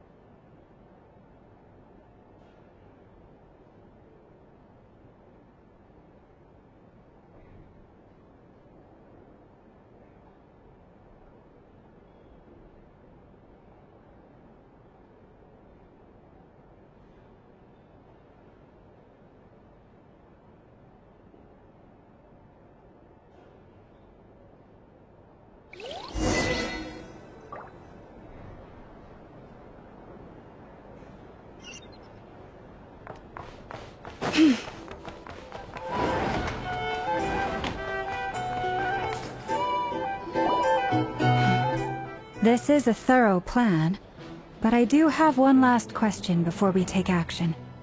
How can we be sure that our enemy won't leave the designated area? Great question. Albedo's been hard at work analyzing rerir and the Wild Hunt's behavioral patterns. His conclusions are as follows. Firstly, from the earliest known confrontation until now, rerir has never displayed any ability to manipulate the dimension of space. So it's unlikely he has any power in that domain. Secondly, He seems to have a particularly strong vendetta against our group. If we put him in a fight-or-flight situation, he'll choose to fight every time. Thirdly, finally, and most importantly, he is consumed by hatred, both for the moon and for his enemies. Turns out, we tick both of those boxes. We have a reincarnated moon in our ranks, and a spy who accessed his private memories without permission. He'll be baying for blood, not looking to escape. As someone who's had their fair share of interactions with the Wild Hunt, those all seem like valid observations to me. Understood. Then I will defer to the verdict of the group. Well, everyone, that's the plan in full detail. Albedo and Durin are carrying out their part as we speak. Plan approved. Scheduling. Okay, any firepower you need, I got you covered. Let's light this baby up. The Frost Moon Scions are behind you as well. And the rest of you?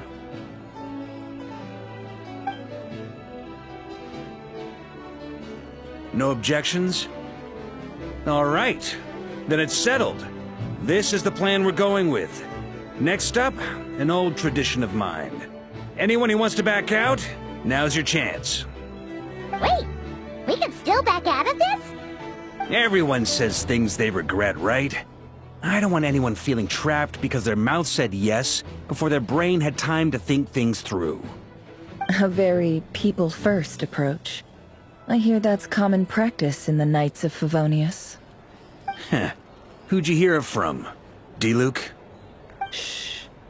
We don't use people's real names at work. This contact will be known only as Owl, please and thank you. This plan can only work if everyone does their part. Flint's and I will absolutely support it. We shall indeed. You'll be glad you accepted our help.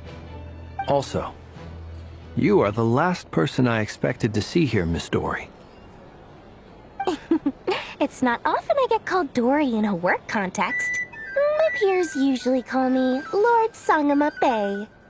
So, the longer your name, the higher your net worth. Is that the idea here?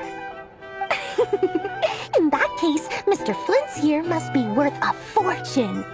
That's right, I know your full name. It's... The walls are thin here. I'd appreciate you keeping that a secret. Okay, fine. I'm actually only here as a favor for someone else. Do you have any idea how much it would cost to hire me otherwise? Oh, does this mean someone out there actually has the power to boss Dory around? It most certainly does not. We have a long-standing and mutually beneficial business partnership. She's actually the mom of a friend of yours. Said mom supplied me with a great little trinket, but now that lady's ruined everything. If I don't start building a little goodwill now, my whole business in nod-krai is gonna go down the drain! Okay. So what exactly is so special about this pendant? It's a lucky charm that a great mage made for me. We have a business relationship, and she was worried that something bad might happen to me. So, she wanted me to have something that can store power to protect myself with. I finally got it all fully charged up with Kuvaki, and then nefer went and used it all up at once! Never lost so big in my life! You're right. It was all my fault. I didn't mean to drain all the Kuvaki in the pendant, but I'll make it up to you. You will? Well, in that case, how about you give me your chess set, and we call it even? I knew you'd say that. Well, it's yours if you want it. In fact, take it now, and I'll even throw in a free rerir of Solnari. Deal? You're putting me in a difficult position here. It's a very useful thing to have around, but I have a funny feeling it won't be around much longer. I guess we'll see in a couple of days. Looks like bankruptcy for me. Hey, don't be so pessimistic. See this through and you never know. You might find a new business opportunity on the other side.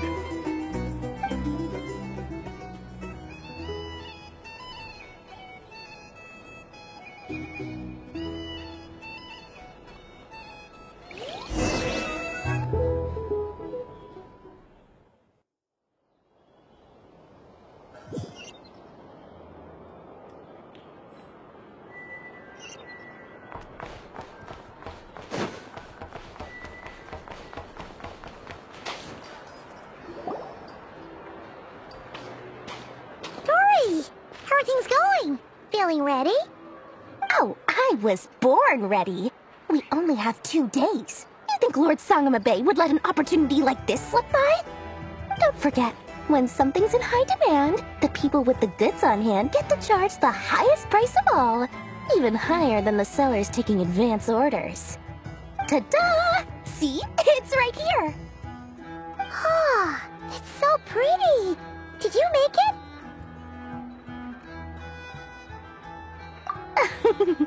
No, I have a supplier. We go way back, so he made me a very attractive offer. Aha!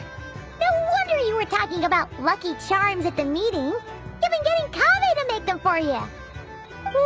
That's not the full story. It actually started a while back as a project between me and the Dendro Archon. Mage Alice once warned me that this world won't stay safe forever. There may come a day when everyone faces a great crisis. I passed this on to the Dendro Archon, and she secretly brought together a research team made up of Sumeru's top scholars to invent a technology that could keep people safe. I won't go into the details because it's all very complicated, but if you want to know more, you can ask the Dendro Archon about it sometime. Anyway, point being, it was the Dendro Archon who asked Kaveh to build this little contraption. As one of the top Kasharu War talents, he was the obvious choice. Took him long enough. He stressed over it for ages. Must have gone through at least a dozen designs before producing a final product. But that's Kaveh for you. Marak delivered it to me a couple of days ago, along with a letter from Kaveh. Could I ask why I'm sending this technology to you? What's your proposed use case? Has it been approved by the relevant authorities? So nosy. My fault for sending him the research permit to begin with. Surely Nahida must have told him you were involved in this project. He was probably just nervous because you're always so secretive about your business. Could be, could be. Anyway, I just replied, let's hope there never has to be a use case, because it would involve grave danger. Fair enough. But it sounds like he was just being cautious. He probably felt responsible as the one who made it. Or maybe he was asking as a favor for his housemate. He's done that before. Not sure why, though. His housemate doesn't seem to really care that much about this kind of stuff. Either way, all's well that ends well. I'm just glad to finally have my hands on the product. I wouldn't want to be without it, given the potential dangers that lie ahead. Huh? What does that look mean? Paimon's just super surprised. This must be the first time we've ever seen you actually get serious about something. Well, a long time ago, I made a promise to myself. I promised that I was gonna live every day of my life with a big beaming smile.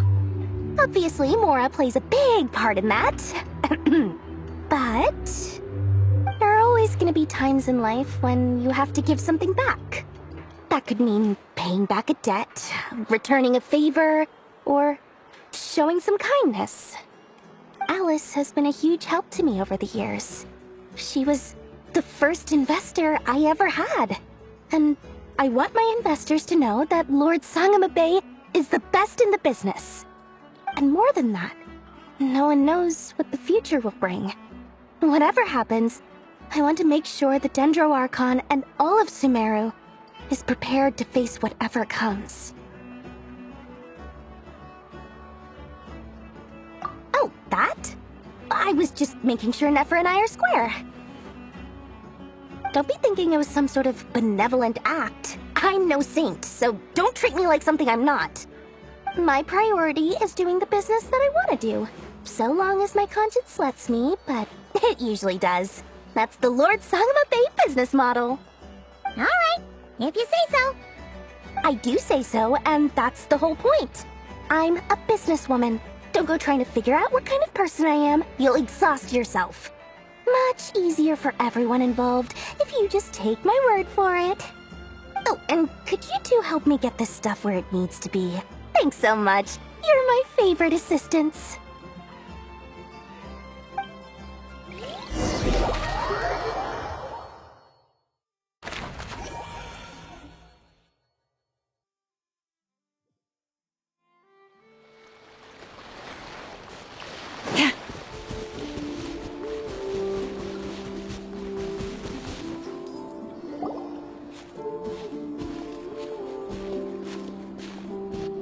Traveler, Paimon. It's good to see you. Everything going smoothly over here? Sort of. As you're probably aware, Varka, Durin, and I captured some abyssal creatures from the Wild Hunt. Per the plan, we dissected and analyzed some samples of these creatures. The process went very smoothly. The findings, however, come with some troubling implications. What? You can actually dissect the Wild Hunt? That depends on your definition of Wild Hunt and dissection. Harmless, lifeless. These words are accurate descriptions. The Wild Hunt is an interesting phenomenon. In and of itself, it doesn't seem to possess anything akin to a human personality. But taken as a collective, the medium through which the Wild Hunt is summoned does appear to have a soul. Master griped a lot about the wise Horoptetyr, and seemed somewhat fascinated with the Fausted Elegy. But she barely mentioned Rerir at all. I don't think that was because of his lower social standing, though. Anyway, it's a pity. I should like to hear her thoughts on the nature of the life form he has become today. It's a strange mix. The furious energy of an abyssal being channeled through a fractured physical existence. A consequence of being torn apart by an unknown power. Perhaps the only explanation for his survival in this state is that he sacrificed a degree of individuality in exchange for a continued existence. Oh, sorry. Once I get talking about interesting research, I have a tendency to go on indefinitely. Back to our research findings. Essentially, they confirm my hypothesis. Rerir's corpse is completely contaminated by the Abyss, and the effects are irreversible. You could think of this as Rerir in mutated form. But in my view, even that would be inaccurate. In reality, his whole being has been consumed by the Abyss. In other words, he is now nothing more than a manifestation of abyssal power. Unfortunately, at present, we have no means of completely eradicating abyssal power. Hence, we cannot fundamentally destroy the rerir of Solnari either. Oh, that's terrible news! So, that's it? We can't defeat him? Not even if we get the power of the Three Moons? Miss Columbina's situation is a difficult one. She can never achieve wholeness when the world does not accept her presence. It's as if her creator banished her to a place she can never be accepted. It means she spends most of her energy just on her own survival. Given the circumstances, it's only natural to despair. But we must see this plan through to the end. Time to kick off the backup plan. Oh, Paimon almost forgot! This is for you. Dori asked us to bring it.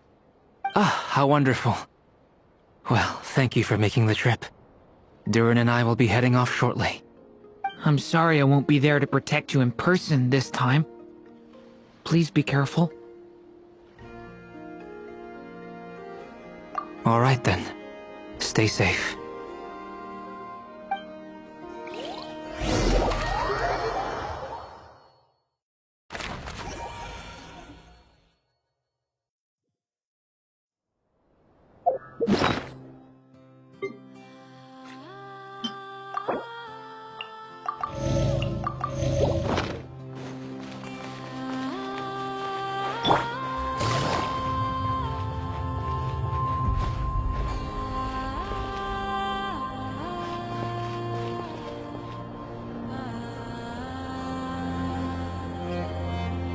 Miss Lauma, is everyone here?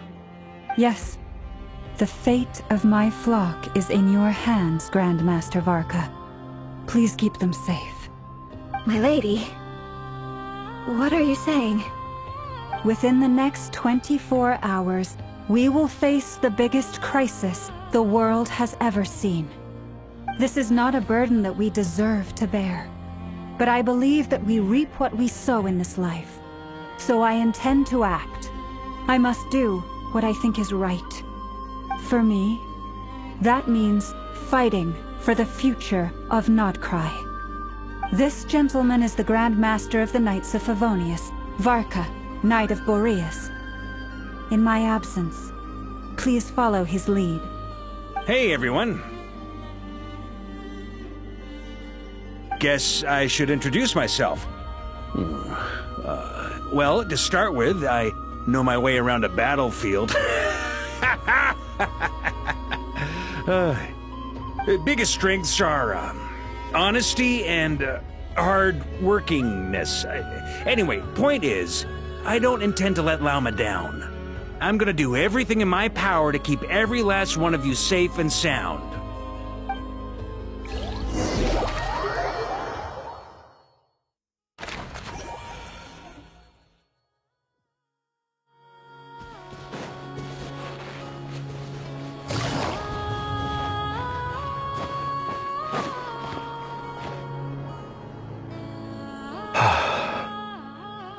Something on your mind? Miss Columbina, was it? I believe that's how the others addressed you. That's right. Names are funny things. Have you always been called Dainsleif? Yes. I take it your own name has a more complicated history. I have a different relationship with names than other people. To be honest, I'm not even sure that Columbina is my name. At least, not in the same way that Dainsleif is yours. But it's what everyone calls me, and I go along with it. A lot of my life has been that way. I get so used to things that I forget to question why they are so. I never used to think much about where names come from, or what they mean to people. Maybe something's wrong with me. You're different from other people. I sensed it the first time we met. You're more perceptive than most. I'm sure your long life and rich range of experience explains that. Do you ever find yourself missing Conria, Mr. Dainsleif? Difficult to answer. I have dreamed of the past many, many times. Sometimes I'm fighting tooth and nail. Other times I'm lying on the ground, defeated. I don't recall any happy moments from that time. It has been too long. Is that because hatred survives longer than love and affection? That would not be for me to say. I make no excuses for the grudges I bear. But whatever the reason, I remember little that was beautiful or sentimental. Thank you for your help with the rerir situation. Without your efforts, I never could have learned the hidden truth of his story. You're welcome. I know he's your friend. Friend? He betrayed me. And I never really understood what he was going through in life. Some friendship, that is. Okay. So, do you plan to fight him with us? You see, you're torn. Now you know what really happened. You see the things he's done in a new light. I need some time. Of course. I completely understand. Anyone else in your position would feel conflicted too. Actually, I went through something similar myself recently. Something happened that changed my perspective on a situation. A situation I took for granted at the time, but now I feel very grateful for it. You mean the Harbingers who still support you, even though you've left the Fatui? Yes. I always thought they were only helping me because Harbingers are forced to work together. But then I abandoned them. A warrant was even put out for my arrest. And even now, they still support me. Which means I was wrong about them all along. Clearly, they view you as a friend. I feel a little guilty now. I regret not seeing her help for what it was, and not treasuring it. I see the guilt that you're feeling now, because I feel it too. Hopefully, Talking about it will do us both some good. Have you noticed that the Traveler and Paimon are over there? I think they've been listening. Huh. Shall we say hello? Sure. Hello. Ah! They caught us!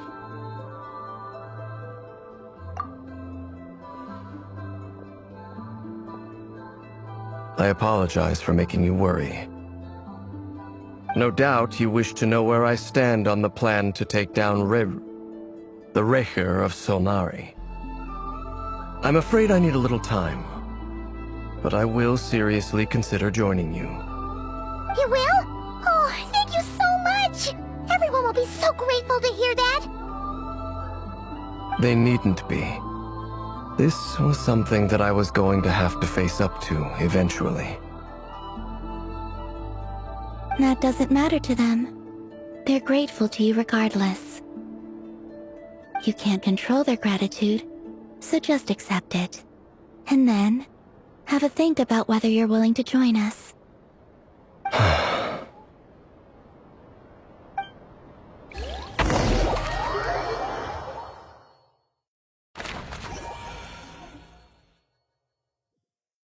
It's nearly showtime! Let's go rendezvous with the others. You know the place.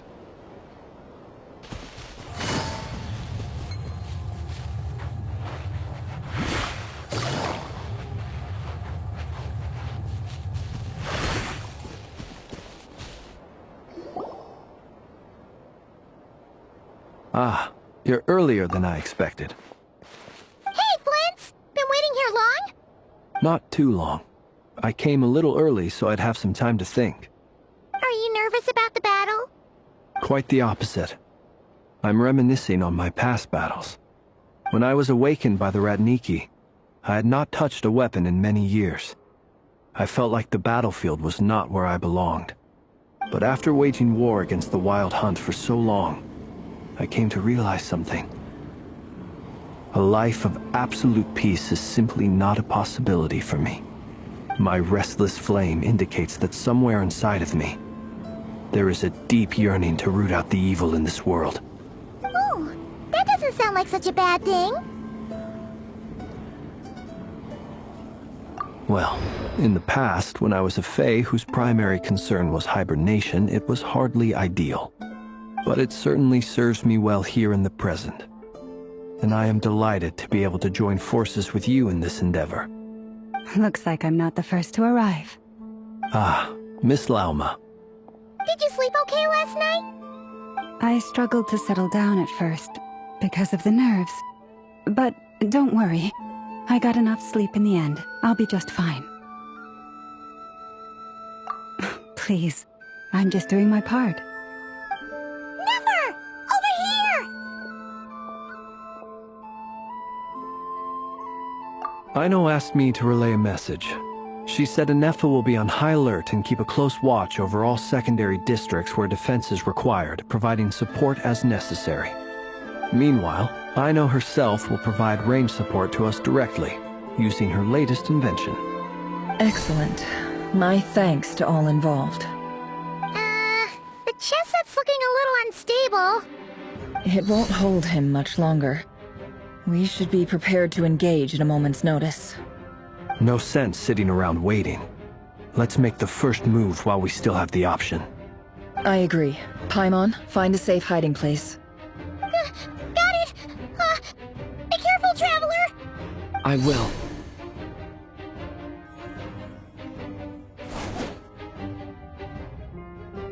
Everyone, take your positions as soon as the battle starts. Every ounce of strength we have in our bones, let us bring to this fight. Ready? Let's go. I've seen all your futile ploys before. You have become the authors of your own demise. I wouldn't be so sure about that. You are merely a moment of sport before I tear down the moon.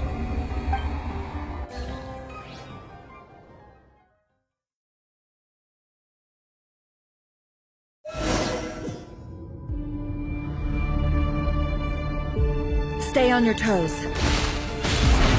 Yep, you too. Let me help you guys. Hunt him down! Futile, hunt him down! No more lies. Observe. Close your eyes.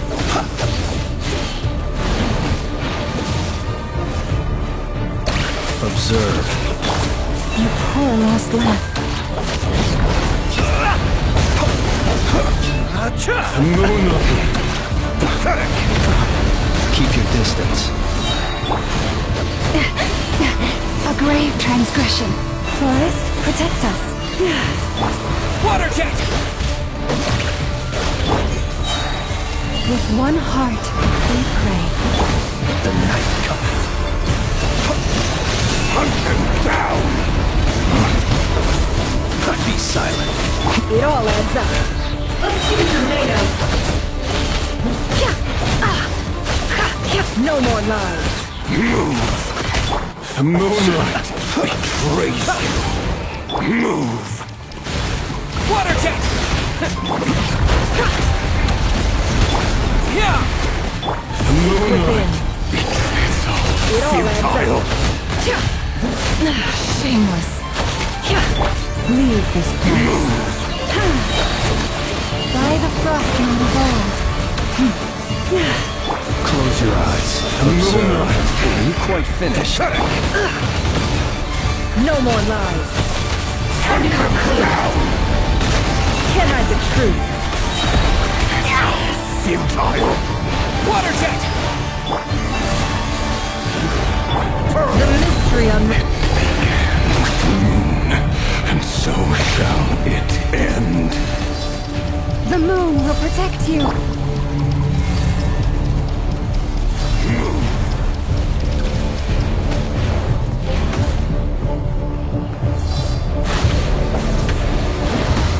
Close your eyes.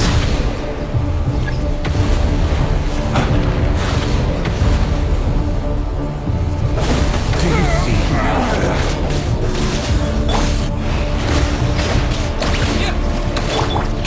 Pitiful here.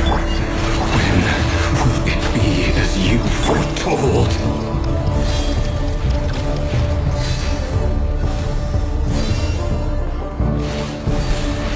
The moonlight betrays you. Move! Leave this place.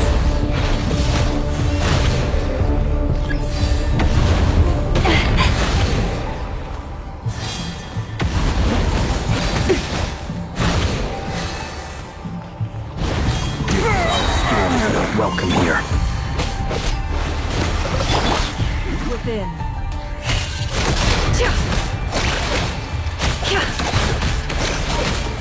No more lies. For the everlasting forest. The moonlight moves.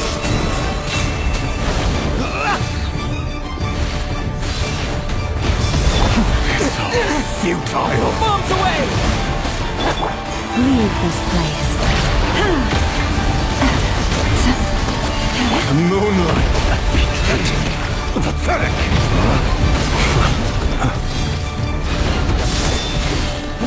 To dust. It's all futile. A grave transgression.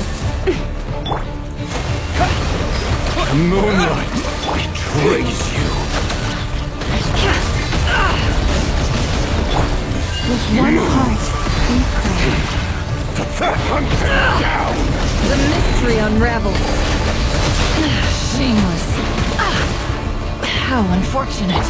Be silent. Close. Futile. Go!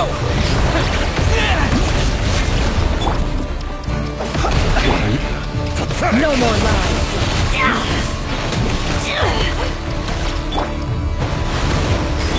The moonlight betrays you.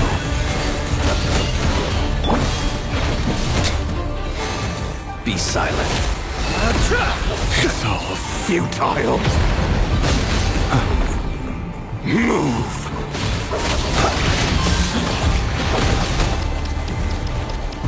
Do you fear the dark? Pathetic. Water jet! Your little game of heroics is over. Moonlight, be great. Go first.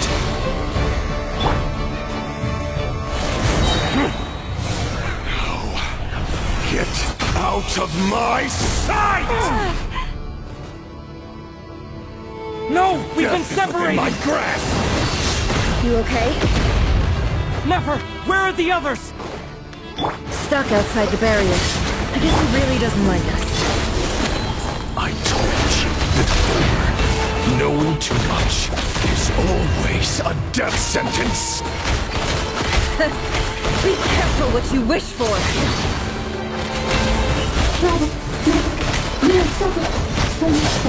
Realma! Can you hear me? Hold on, silence. The voices are gone. But at least I know they're still there. I need to focus. Stick to the plan. Remember my most important task. Just keep going. If I can stay on for long enough, the moment will come.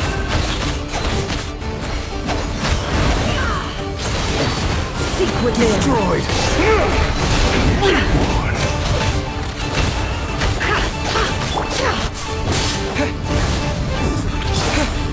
Your death is within my grasp!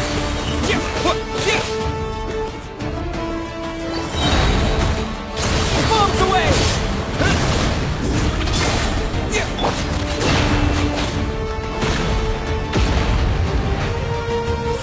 Nowhere to run, nowhere to hide. No more lies.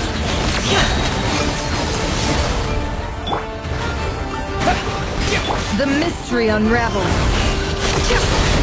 Shameless. It all. No more lies.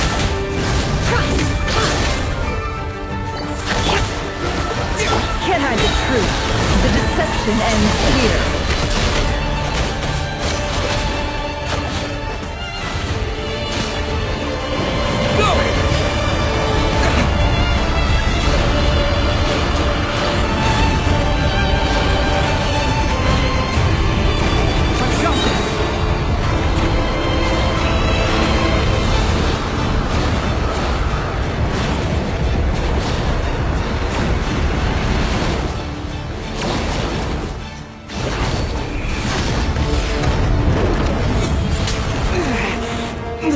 Broken. I can't keep this up. Don't push your luck. Your death is within my grasp.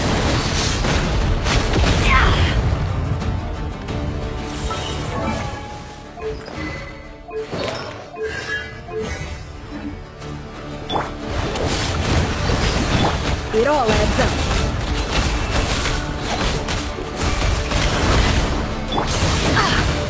Destroyed! Wipe out! Water jet! Can't hide the truth. Seek within. Let's see what you're made of. Water jet!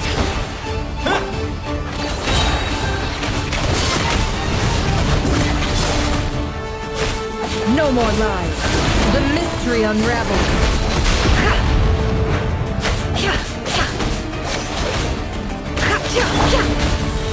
Water jet! It all adds up.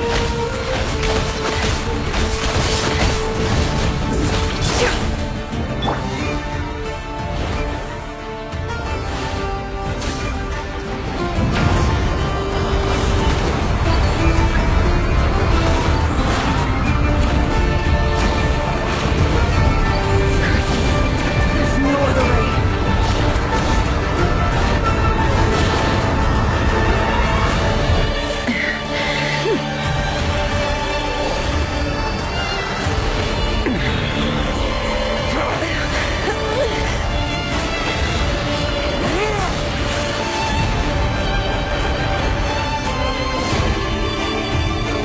The only way to defeat Rerir is to borrow his own power.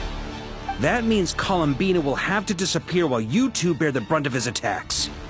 You have to hold on. Find a way to keep him focused on killing the two of you.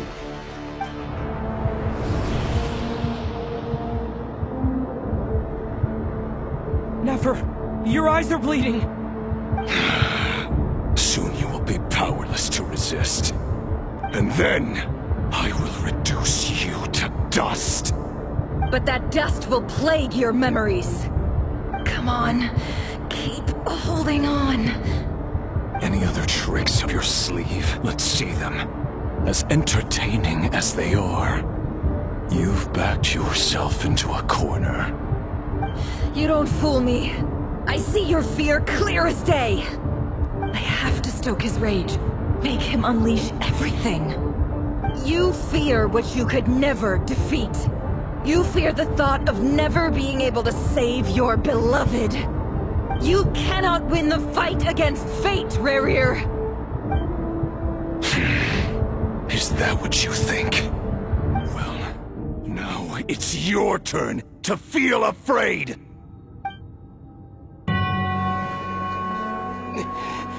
You fear the sound of your own name? Is it us you hate? Or is it what you've become? Let's see what becomes of you!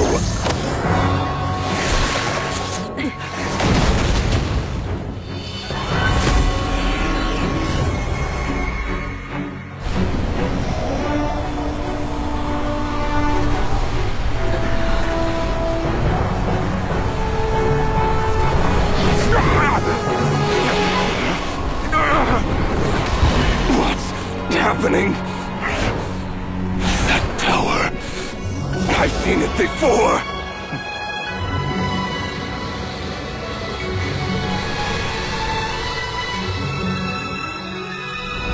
His power is on another level. We'll need to use an alchemical array to convert his power into a usable form. Then quickly channel it into Columbina, rendering her powerful enough to compete with him. I'll join you. I can help. If I release enough abyssal energy into a confined space, it'll create a potential difference, allowing us to extract a huge amount of elemental energy. Next, I'll synchronize with everyone's minds using pyro, then give you temporary access to their abilities and fields of view. But it won't last long. Can you see? Well enough. So, we have a student of Gold Rhine-Daughter in our midst. How about that?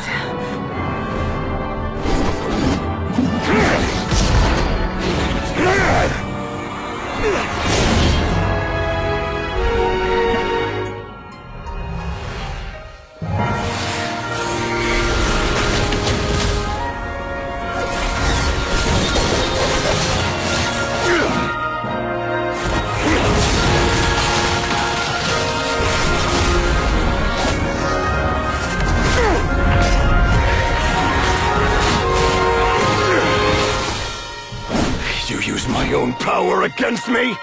Just like how you stole Kuvaki. Look familiar?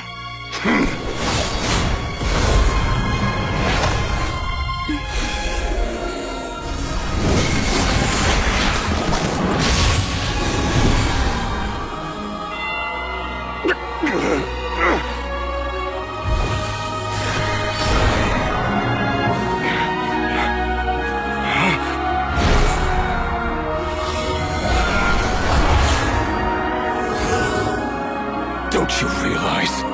You don't have the power to hold that gate open! I don't, but someone else does.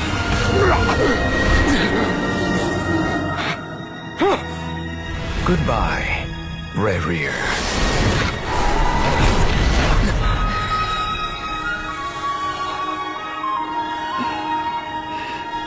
We won.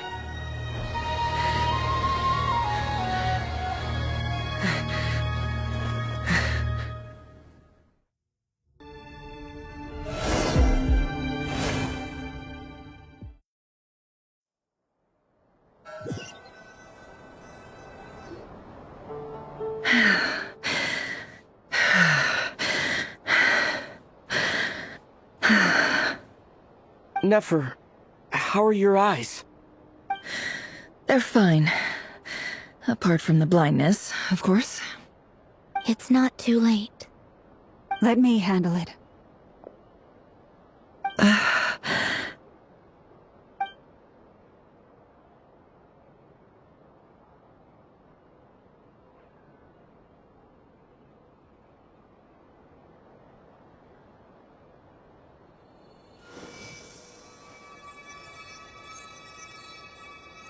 Miss Nefer, it's not like you to lose your composure.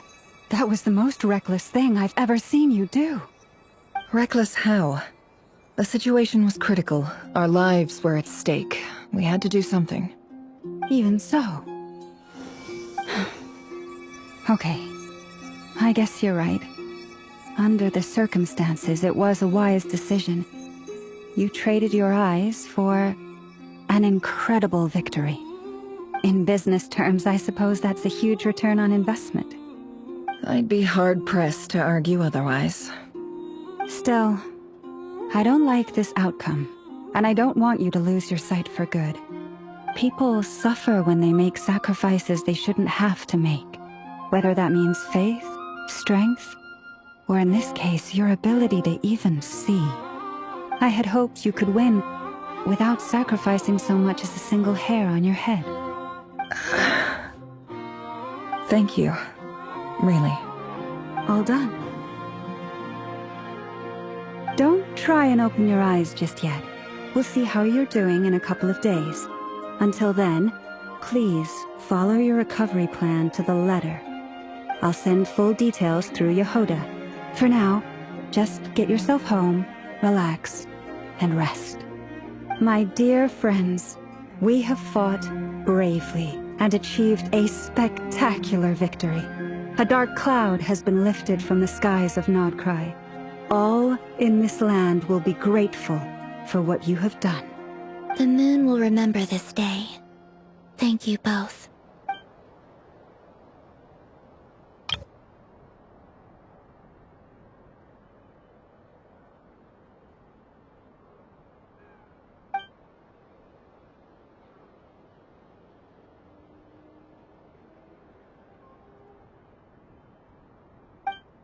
There's something I want to let you know.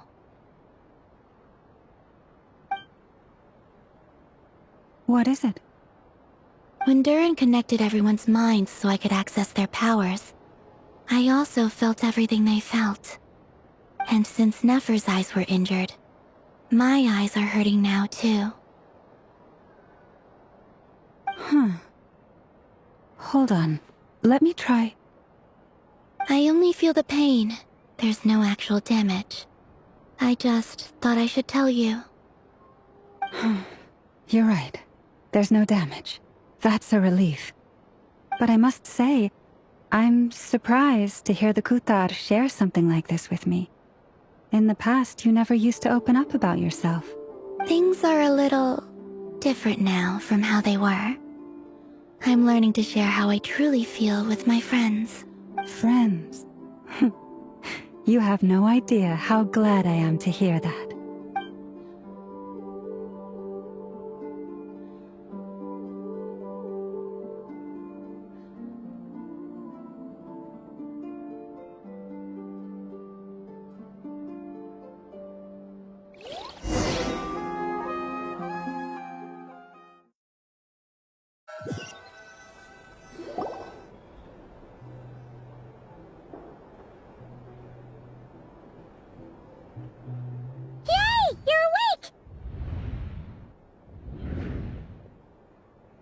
How are you feeling?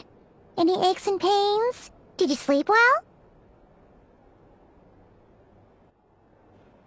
I'm doing all right, Paimon. No need to worry about me.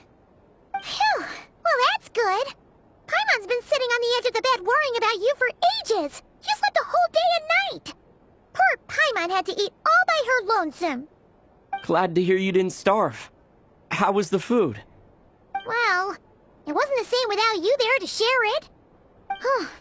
Honestly, Paimon just can't relax when you're not your usual self. She couldn't enjoy the food and settle down to sleep. Well, I'm back to normal now. swung by earlier. He said to tell you to head to the tavern when you woke up.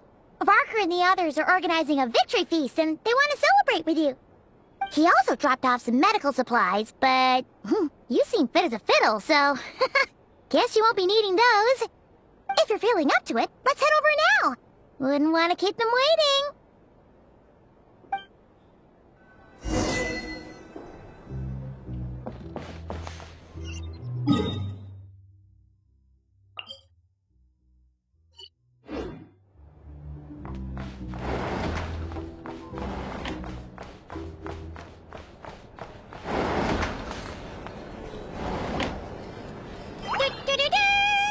We're here! Oh, Traveler and Paimon! Perfect timing! We were literally just saying how there's no way we're holding this victory feast without you any longer, and we would have postponed it till tomorrow. How are you feeling today? Much better. Thanks. Don't worry about me. Relieved to hear it. If that changes, just let me know. Happy to check you over at any time. Yep, we're here for you. Anything you need, just let us know. Oh wait, where's Nefer? How are her eyes doing? Nefer's right over there. I'm sure she'd love to catch up with you.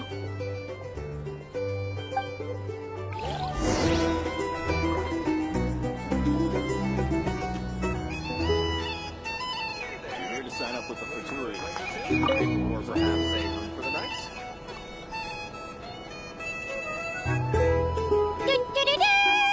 We're here! Oh, Traveler and Paimon! Perfect! How are you feeling? Much better. Relieved to hear. Yep. Oh wait, where's Nefer? How are her eyes? Nefer's right over. I'm sure she'd love.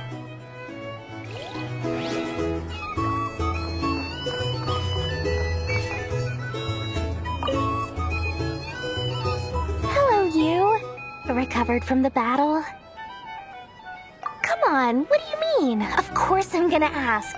I care about my friend's well-being. And we are friends, aren't we? Get yourself a drink, you've more than earned it. In fact, today, your drinks are on me. Lord Sangama Base got you covered. Wow, really? What about Paimon? Has she earned it too?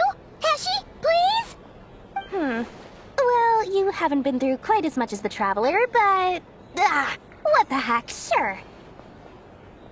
Yay! Wow! Drinks on Dory! What a historic day. Hey, keep your voice down, or everyone else is gonna want in too. Have you heard anything I've been saying recently? Doing business in nod-krai has been an absolute nightmare. If I'm buying for everyone, oh... Okay. Paimon will speak more quietly. Jeez. That's more like it. Don't you forget, Lord Sangama Bay doesn't just go around buying drinks for anyone and everyone.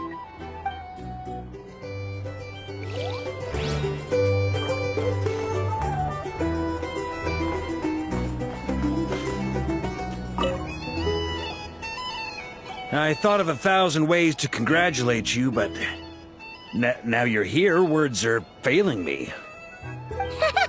The honorary knight stuns them speechless once again. Well said.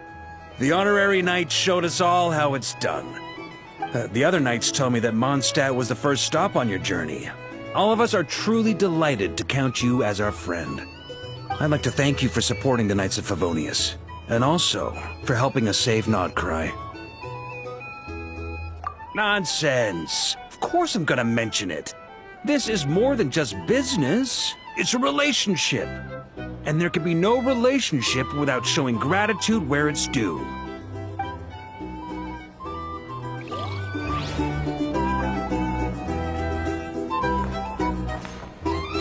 These are bounties. If you want to negotiate prices, go find a flea market. I see you've recovered? You bet. Snooze his way to a full recovery. Glad to hear it. A healthy body is paramount. Nothing else in life is possible without it. So take it slow. You can't afford an injury. Paimon too! You really saved the day when you swooped in to open that gateway! I came to accept that although Rerir was my friend in the past, here and now, he was an enemy that must be defeated. Though I will never fully understand what happened between us, I could not let this crisis deepen any further. We fought a very necessary battle, and you played your part admirably. Yeah! And if you ever need to talk, just remember, we're always here. I'll do that.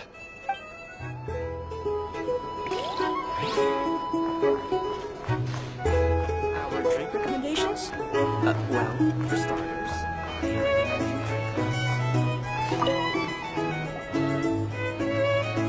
Nefer!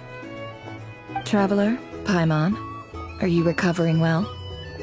Turns out that moon chanter has some real talent after all.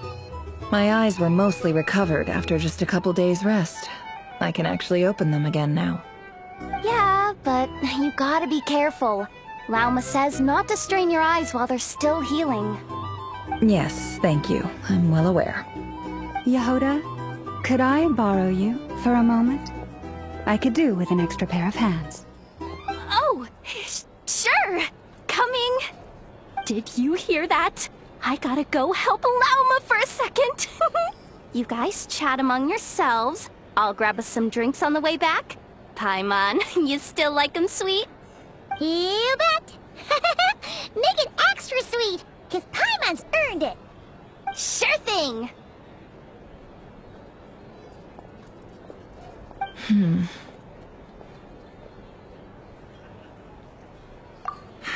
The rerir of Solnari. Kind of a snake, don't you think? No, definitely a snake. A poisonous one who spewed his venomous hatred everywhere. Anyone who seeks revenge out of hatred for other people has become a snake. That's something my dad used to say. Perhaps. I'm sure it sounds like a very wise and open-hearted perspective to your ears. But me? I think hatred is a perfectly justifiable emotion. What else is left when everything you depended on in life gets stripped away? Something's gotta fuel that drive to keep on living. If you're worried about me, you can nip that in the bud. I'm not someone who gets stuck in the past. It's just... I suddenly feel like I was wrong to call my father a liar. He was just a fool. That's why the academia turned their back on him, and why the other tribes ganged up on him. Oh, father. How much better things could have been if you were a skilled liar. Look at the Ibis King. Thoth is a fiendishly cunning liar. And yet, strangely, he feels more like a father to me than my real dad ever was. He's never brought it up, but I'd bet he feels the same way. Why else would he give me the power to perceive the truth, while at the same time training me in the art of deception? Well, King Deshret banished him to Aru, which is essentially a prison, and posed 3 questions to him. He promised that he'd have his freedom if he could find the answers. His response was to take on a physical form and approach me, hoping that I could become his envoy and search for one of the answers on his behalf. Did he really think I'd fall for that? He's stuck there. He can't make me return what he gave to me. So that's enough for you to decide he's nice, is it? He's a prisoner, and he was scared. So he decided to perform some good deeds to win people's approval. He lives in fear because he's a deceiver. How is rerir any different? You can't work as a spy your whole life and expect a happy ending. It's preposterous. Yet I can't say I don't understand it. Liars live in the darkness of their own making, but it's still human nature to want to go on living. They say that a liar's soul is the most worthless thing in the world. What do you think? Good. If you understand that, it means you're smart. And you see things objectively. If you ask me, the soul of a liar really is worth nothing. Because all they care about is themselves. For example, when something good falls into my lap, I don't go sharing the news around. Stops other people trying to steal it from me.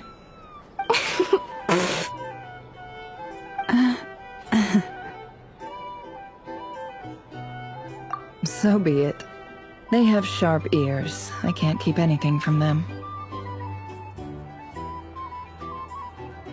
Wow, is that what it looks like? Well, you all know my past now. And I can't simply eliminate everyone who knows too much. So I guess I just have to put up with you. For the foreseeable future, at least. When you find yourself in a situation you can't control, the safest play is to keep calm and start monitoring everyone involved like a hawk. In the intelligence world, you need to have a sense of perspective and play your hand accordingly. If you understand what's at stake, please ensure my secret is safe with you. I trust you'll respect my wishes as a friend. But don't. Very good. Oh wait! Now that the panic's over and we've all calmed down, Paimon suddenly remembered something. After all that build-up, our mystery ally never showed up even once!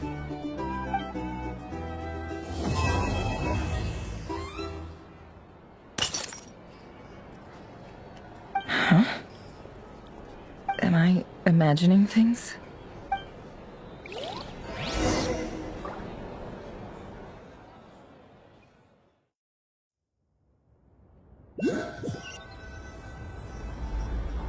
So, that close colleague who stayed behind with you? What's he been up to recently? Don't know, don't care. I get more normal human interaction from hanging out with Bosco too than him.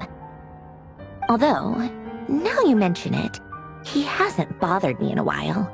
I wonder if... If he's disappeared without a trace, it's the biggest gift he ever gave to the world. But I somehow doubt that's what's going on. He won't lie low forever, so we'd better stay on guard.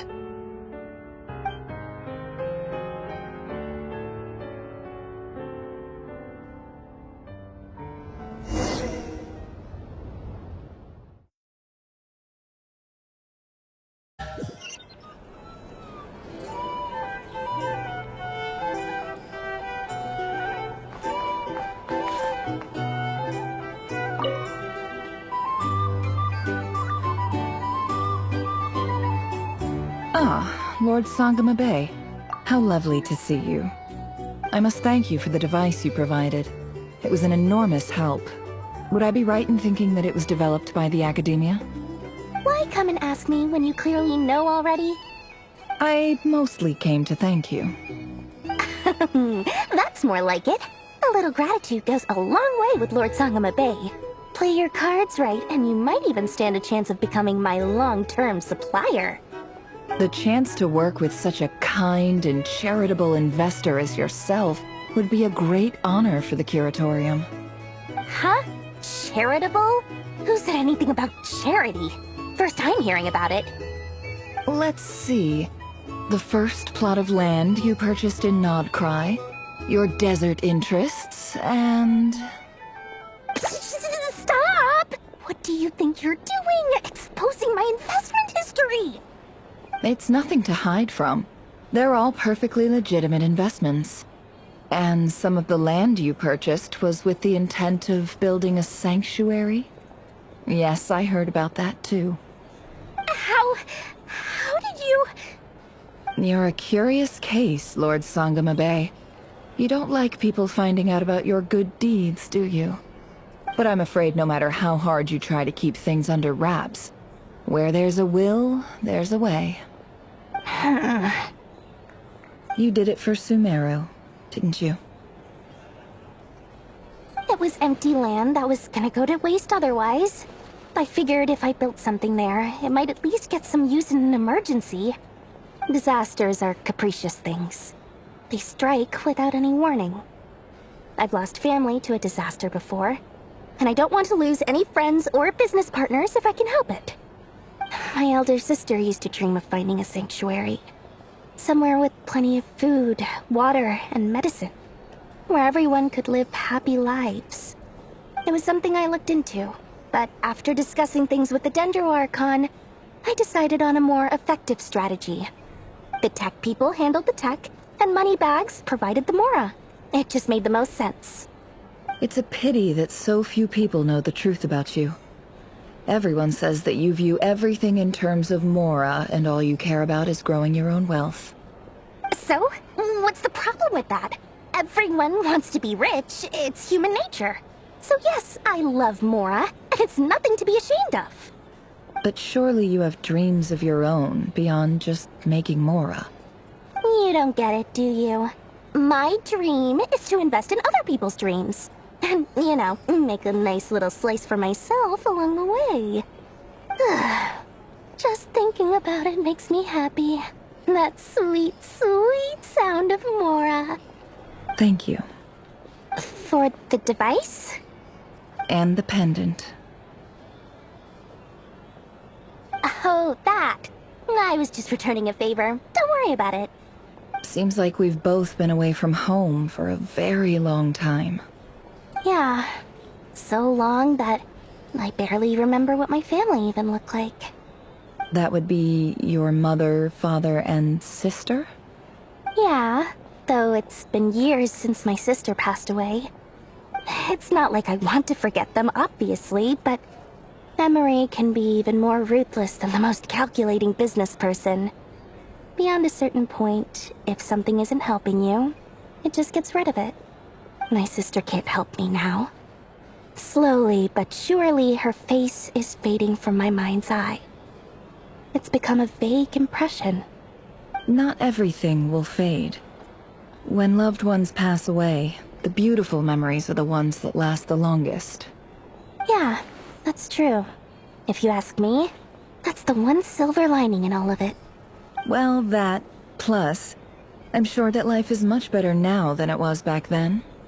Oh, absolutely. I have tons of Mora, a big beautiful house, business is booming, and I'm as happy as can be. You've got a lot going for you too.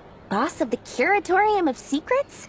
I'm sure there's plenty of Mora to be made in that line of work. I appreciate the vote of confidence.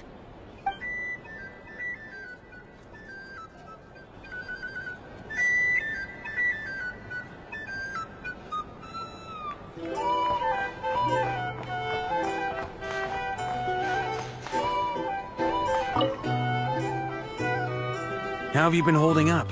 Any adverse reactions? If you start to take a turn for the worse, make sure you tell me right away. You don't need to worry about me, Grandmaster. I'm fine. I mean, I barely did anything, so... What? You're too humble, young man.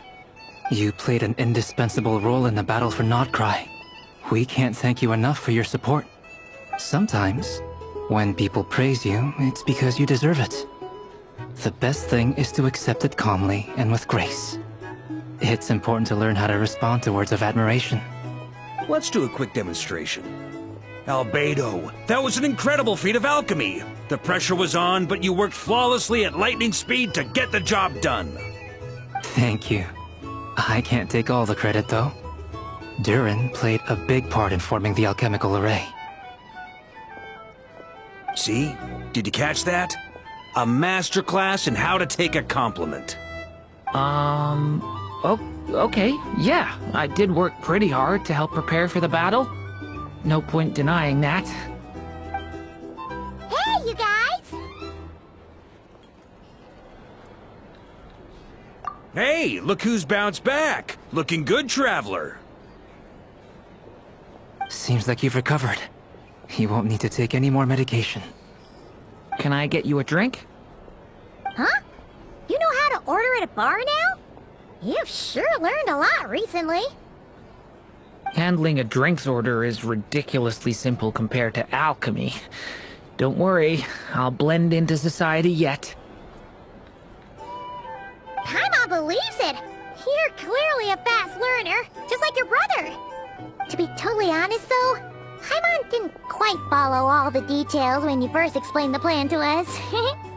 Don't worry, that's completely understandable. Unless you're a student of alchemy, it's hard to grasp the principle and how the process works. To put it in the simplest terms, we saw how our enemy stole the power of Kuvaki. And that gave us the idea of stealing his power to turn it against him.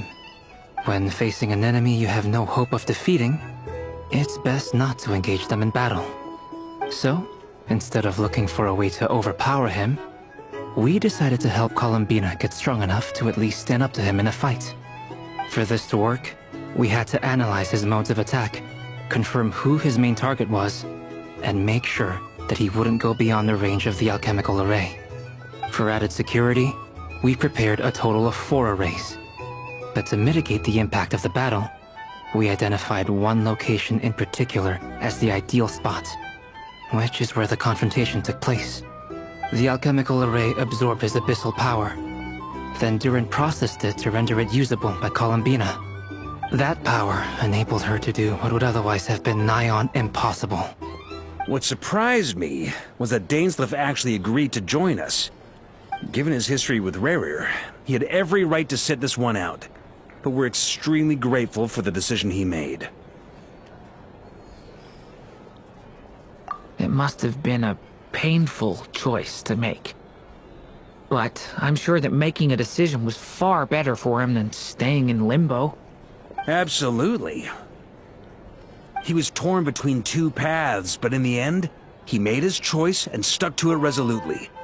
He doesn't strike me as the sort of person who'd stay trapped in limbo for long.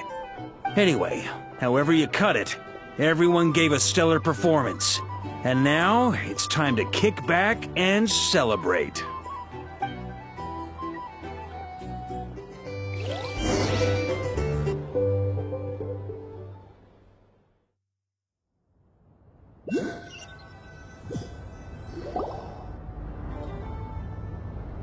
That's the only reason you're here. Yes. I've thought a lot about it.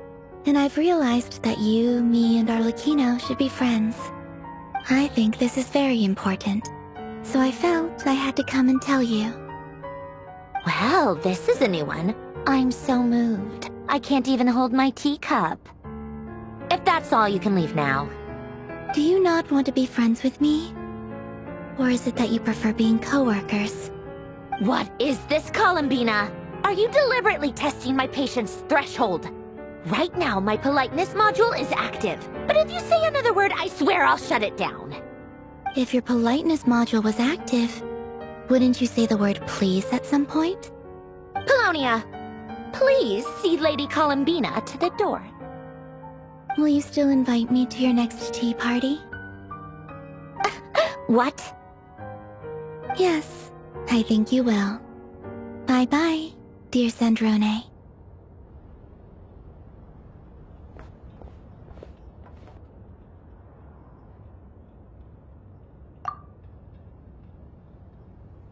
Last time, the Wild Hunt escorted you out.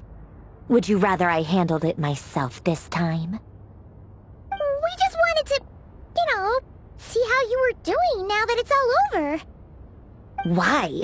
Out of concern for my safety? I hope you didn't seriously think that the rerir of Solnari would be able to lay so much as a finger upon me, given how prepared I was. Mostly because you kinda helped us out, so we just wanted to check you were okay. Looks like all your robots are fixed, huh? Oh, don't you worry about that. Tea time is already a write-off. The visitor before you managed to kill my appetite. If you're in the mood for tea, go ahead and help yourself. Otherwise, it's going to waste. My coasters are still missing in action, though. Use this notebook instead.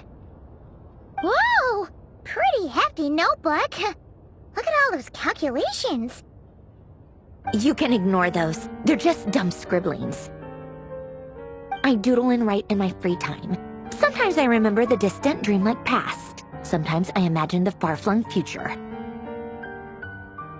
And other times, I grit my teeth and note down all the crazy nonsense going on in the present. Some people do the crosswords in the newspaper. This is my equivalent of that. Trying to predict the future is like daydreaming, and writing about the present just makes me furious. The past is my favorite. If nothing else, it's already set in stone, so I don't have to rack my brains trying to figure it all out. Huh. Although, having said that, the only vaguely interesting memory in my past is probably that guy they call Lord Artificer. Who else? Pretty much all the mecha in Fontaine are his personal handiwork. Wait, are you saying you know him? Like, personally? As a friend? I mean, I guess we were friendly enough. Yep. In fact, I'm probably the only normal person left who knew him at all. We used to chat occasionally back when he was still around. Before he passed away, he asked me to destroy all his manuscripts. I honored his request, but I did read through everything first before destroying them. I mean, I couldn't let the genius of Lord Artificer Alain Guillotin disappear like that. Would have been such a waste. So, that's where the formulas in your notebook are from? I just told you, those are my equivalent of crossword puzzles. They're just dumb formulas that I solve for fun when I'm bored. Alain's work was like epic poetry. The formulas in my notebook are just silly little riddles in comparison. Not that there's anything bad about them. I mean, at least, solving those riddles isn't going to hurt anyone. Except me, 'cause I lose a few brain cells in the process. Anyway, while we're on the topic, I might as well tell you about what happened to him and his friends. Alain Guillotin had two close buddies, René and Jacob. They spent their childhood years together in the Narzissenkreuz Institute.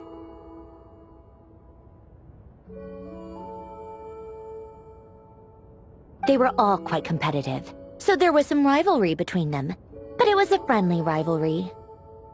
But beneath the friendship and the rivalry ran something deeper, a sense of nostalgia for the past. Unfortunately, childhood would end, the prophecy would come true, the apocalypse would arrive, and the future would never be. A mad dream that would normally only capture the minds of lunatics began to take root in their hearts. A dream of saving the world. And if René and Alain had been people of lesser wits, that dream would probably have ended up as something for them to joke about in their older years. But alas, they were some of the sharpest minds around. They nurtured that dream with the full power of their intellect, and it grew into something that ate away at their souls. The first of them to fall under its spell was René. Against Alain's wishes, he persisted in experimenting on a mutual friend of theirs to try and save their life. Alain did not approve and parted ways with René. It's complicated. Alain wanted to believe that René only did what he did for the sake of their friendship. But when he told me about what happened, I could tell he still had some suspicions about René's motives. Perhaps the seed that would grow into a nightmare had already sprouted in René's mind. Even then, the next time they met, René's soul had been completely engulfed by the dream of salvation. His futile attempt to change the tide of fate only resulted in a wave that swallowed up the world, even before the apocalypse came. And although that wave died down eventually, I hear that it just recently came back with a vengeance. As I understand, René wanted to live out his dream of salvation once more. But I'm told that the attempted resurgence finally died out for good. At long last, René awoke from his deluded dream. Though of course by then it was far too late. What do you think of René? Do you admire his transcendent genius? His view that any price was worth paying to achieve the lofty goal of saving the world? Or do you despise him? Dismiss him as an evil madman who wrought havoc on the lives of everyone around him as he pursued his delusional dream? Same difference, really. Just a matter of perspective.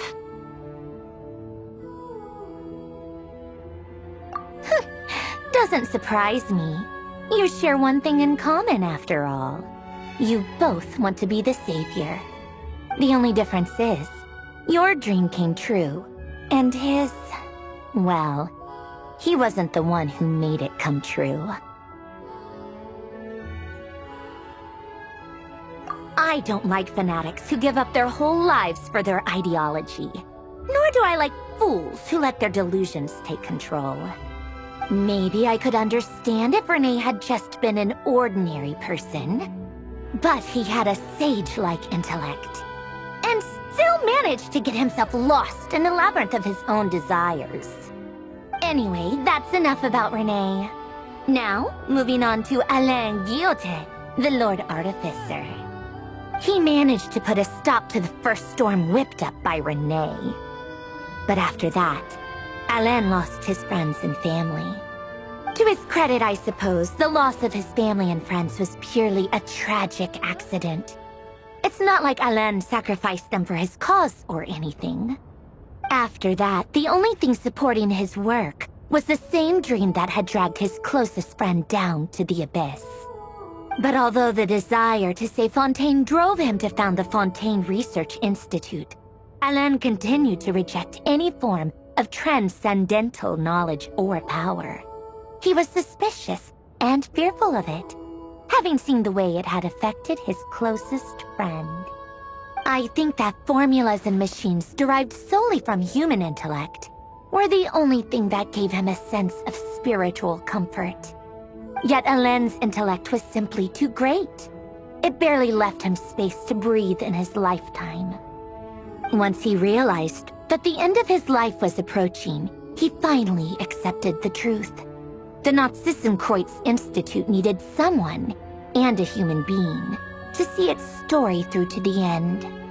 He quit working on his formulas, trading them in for the fairy tales that had played such a formative role in his childhood, but which he barely touched in his adult life. He told me that the director of the Nod-krai Institute used to read those fairy tales to the children as bedtime stories.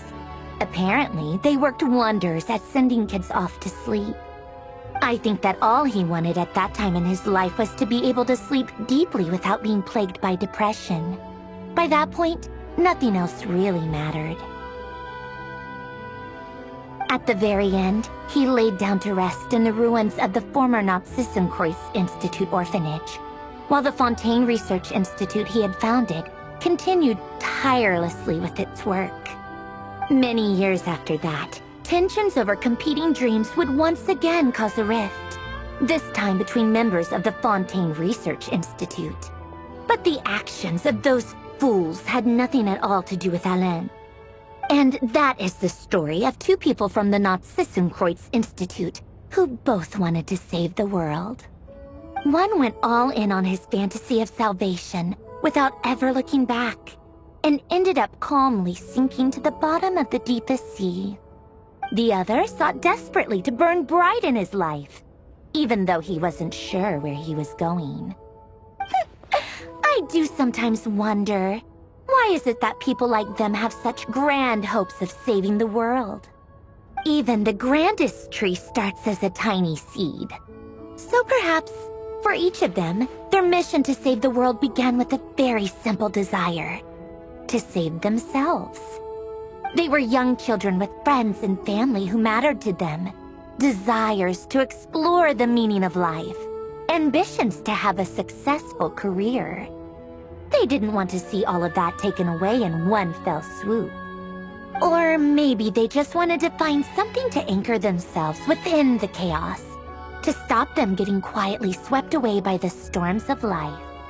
But instead, the search for their own salvation took them down the rocky road laid out by fate. Do you think the desire to save oneself is enough of a justification to try and save the world?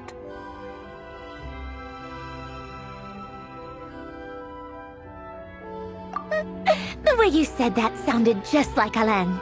I asked him the same question back when he was in his prime, putting all of his energy into his work. He gave the exact same answer as you did.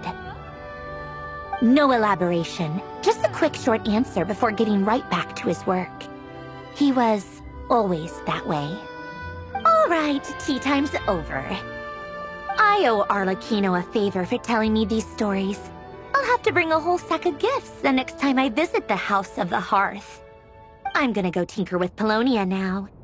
You guys can do whatever you want, as long as it doesn't involve interrupting me. Polonia, exit hibernation mode.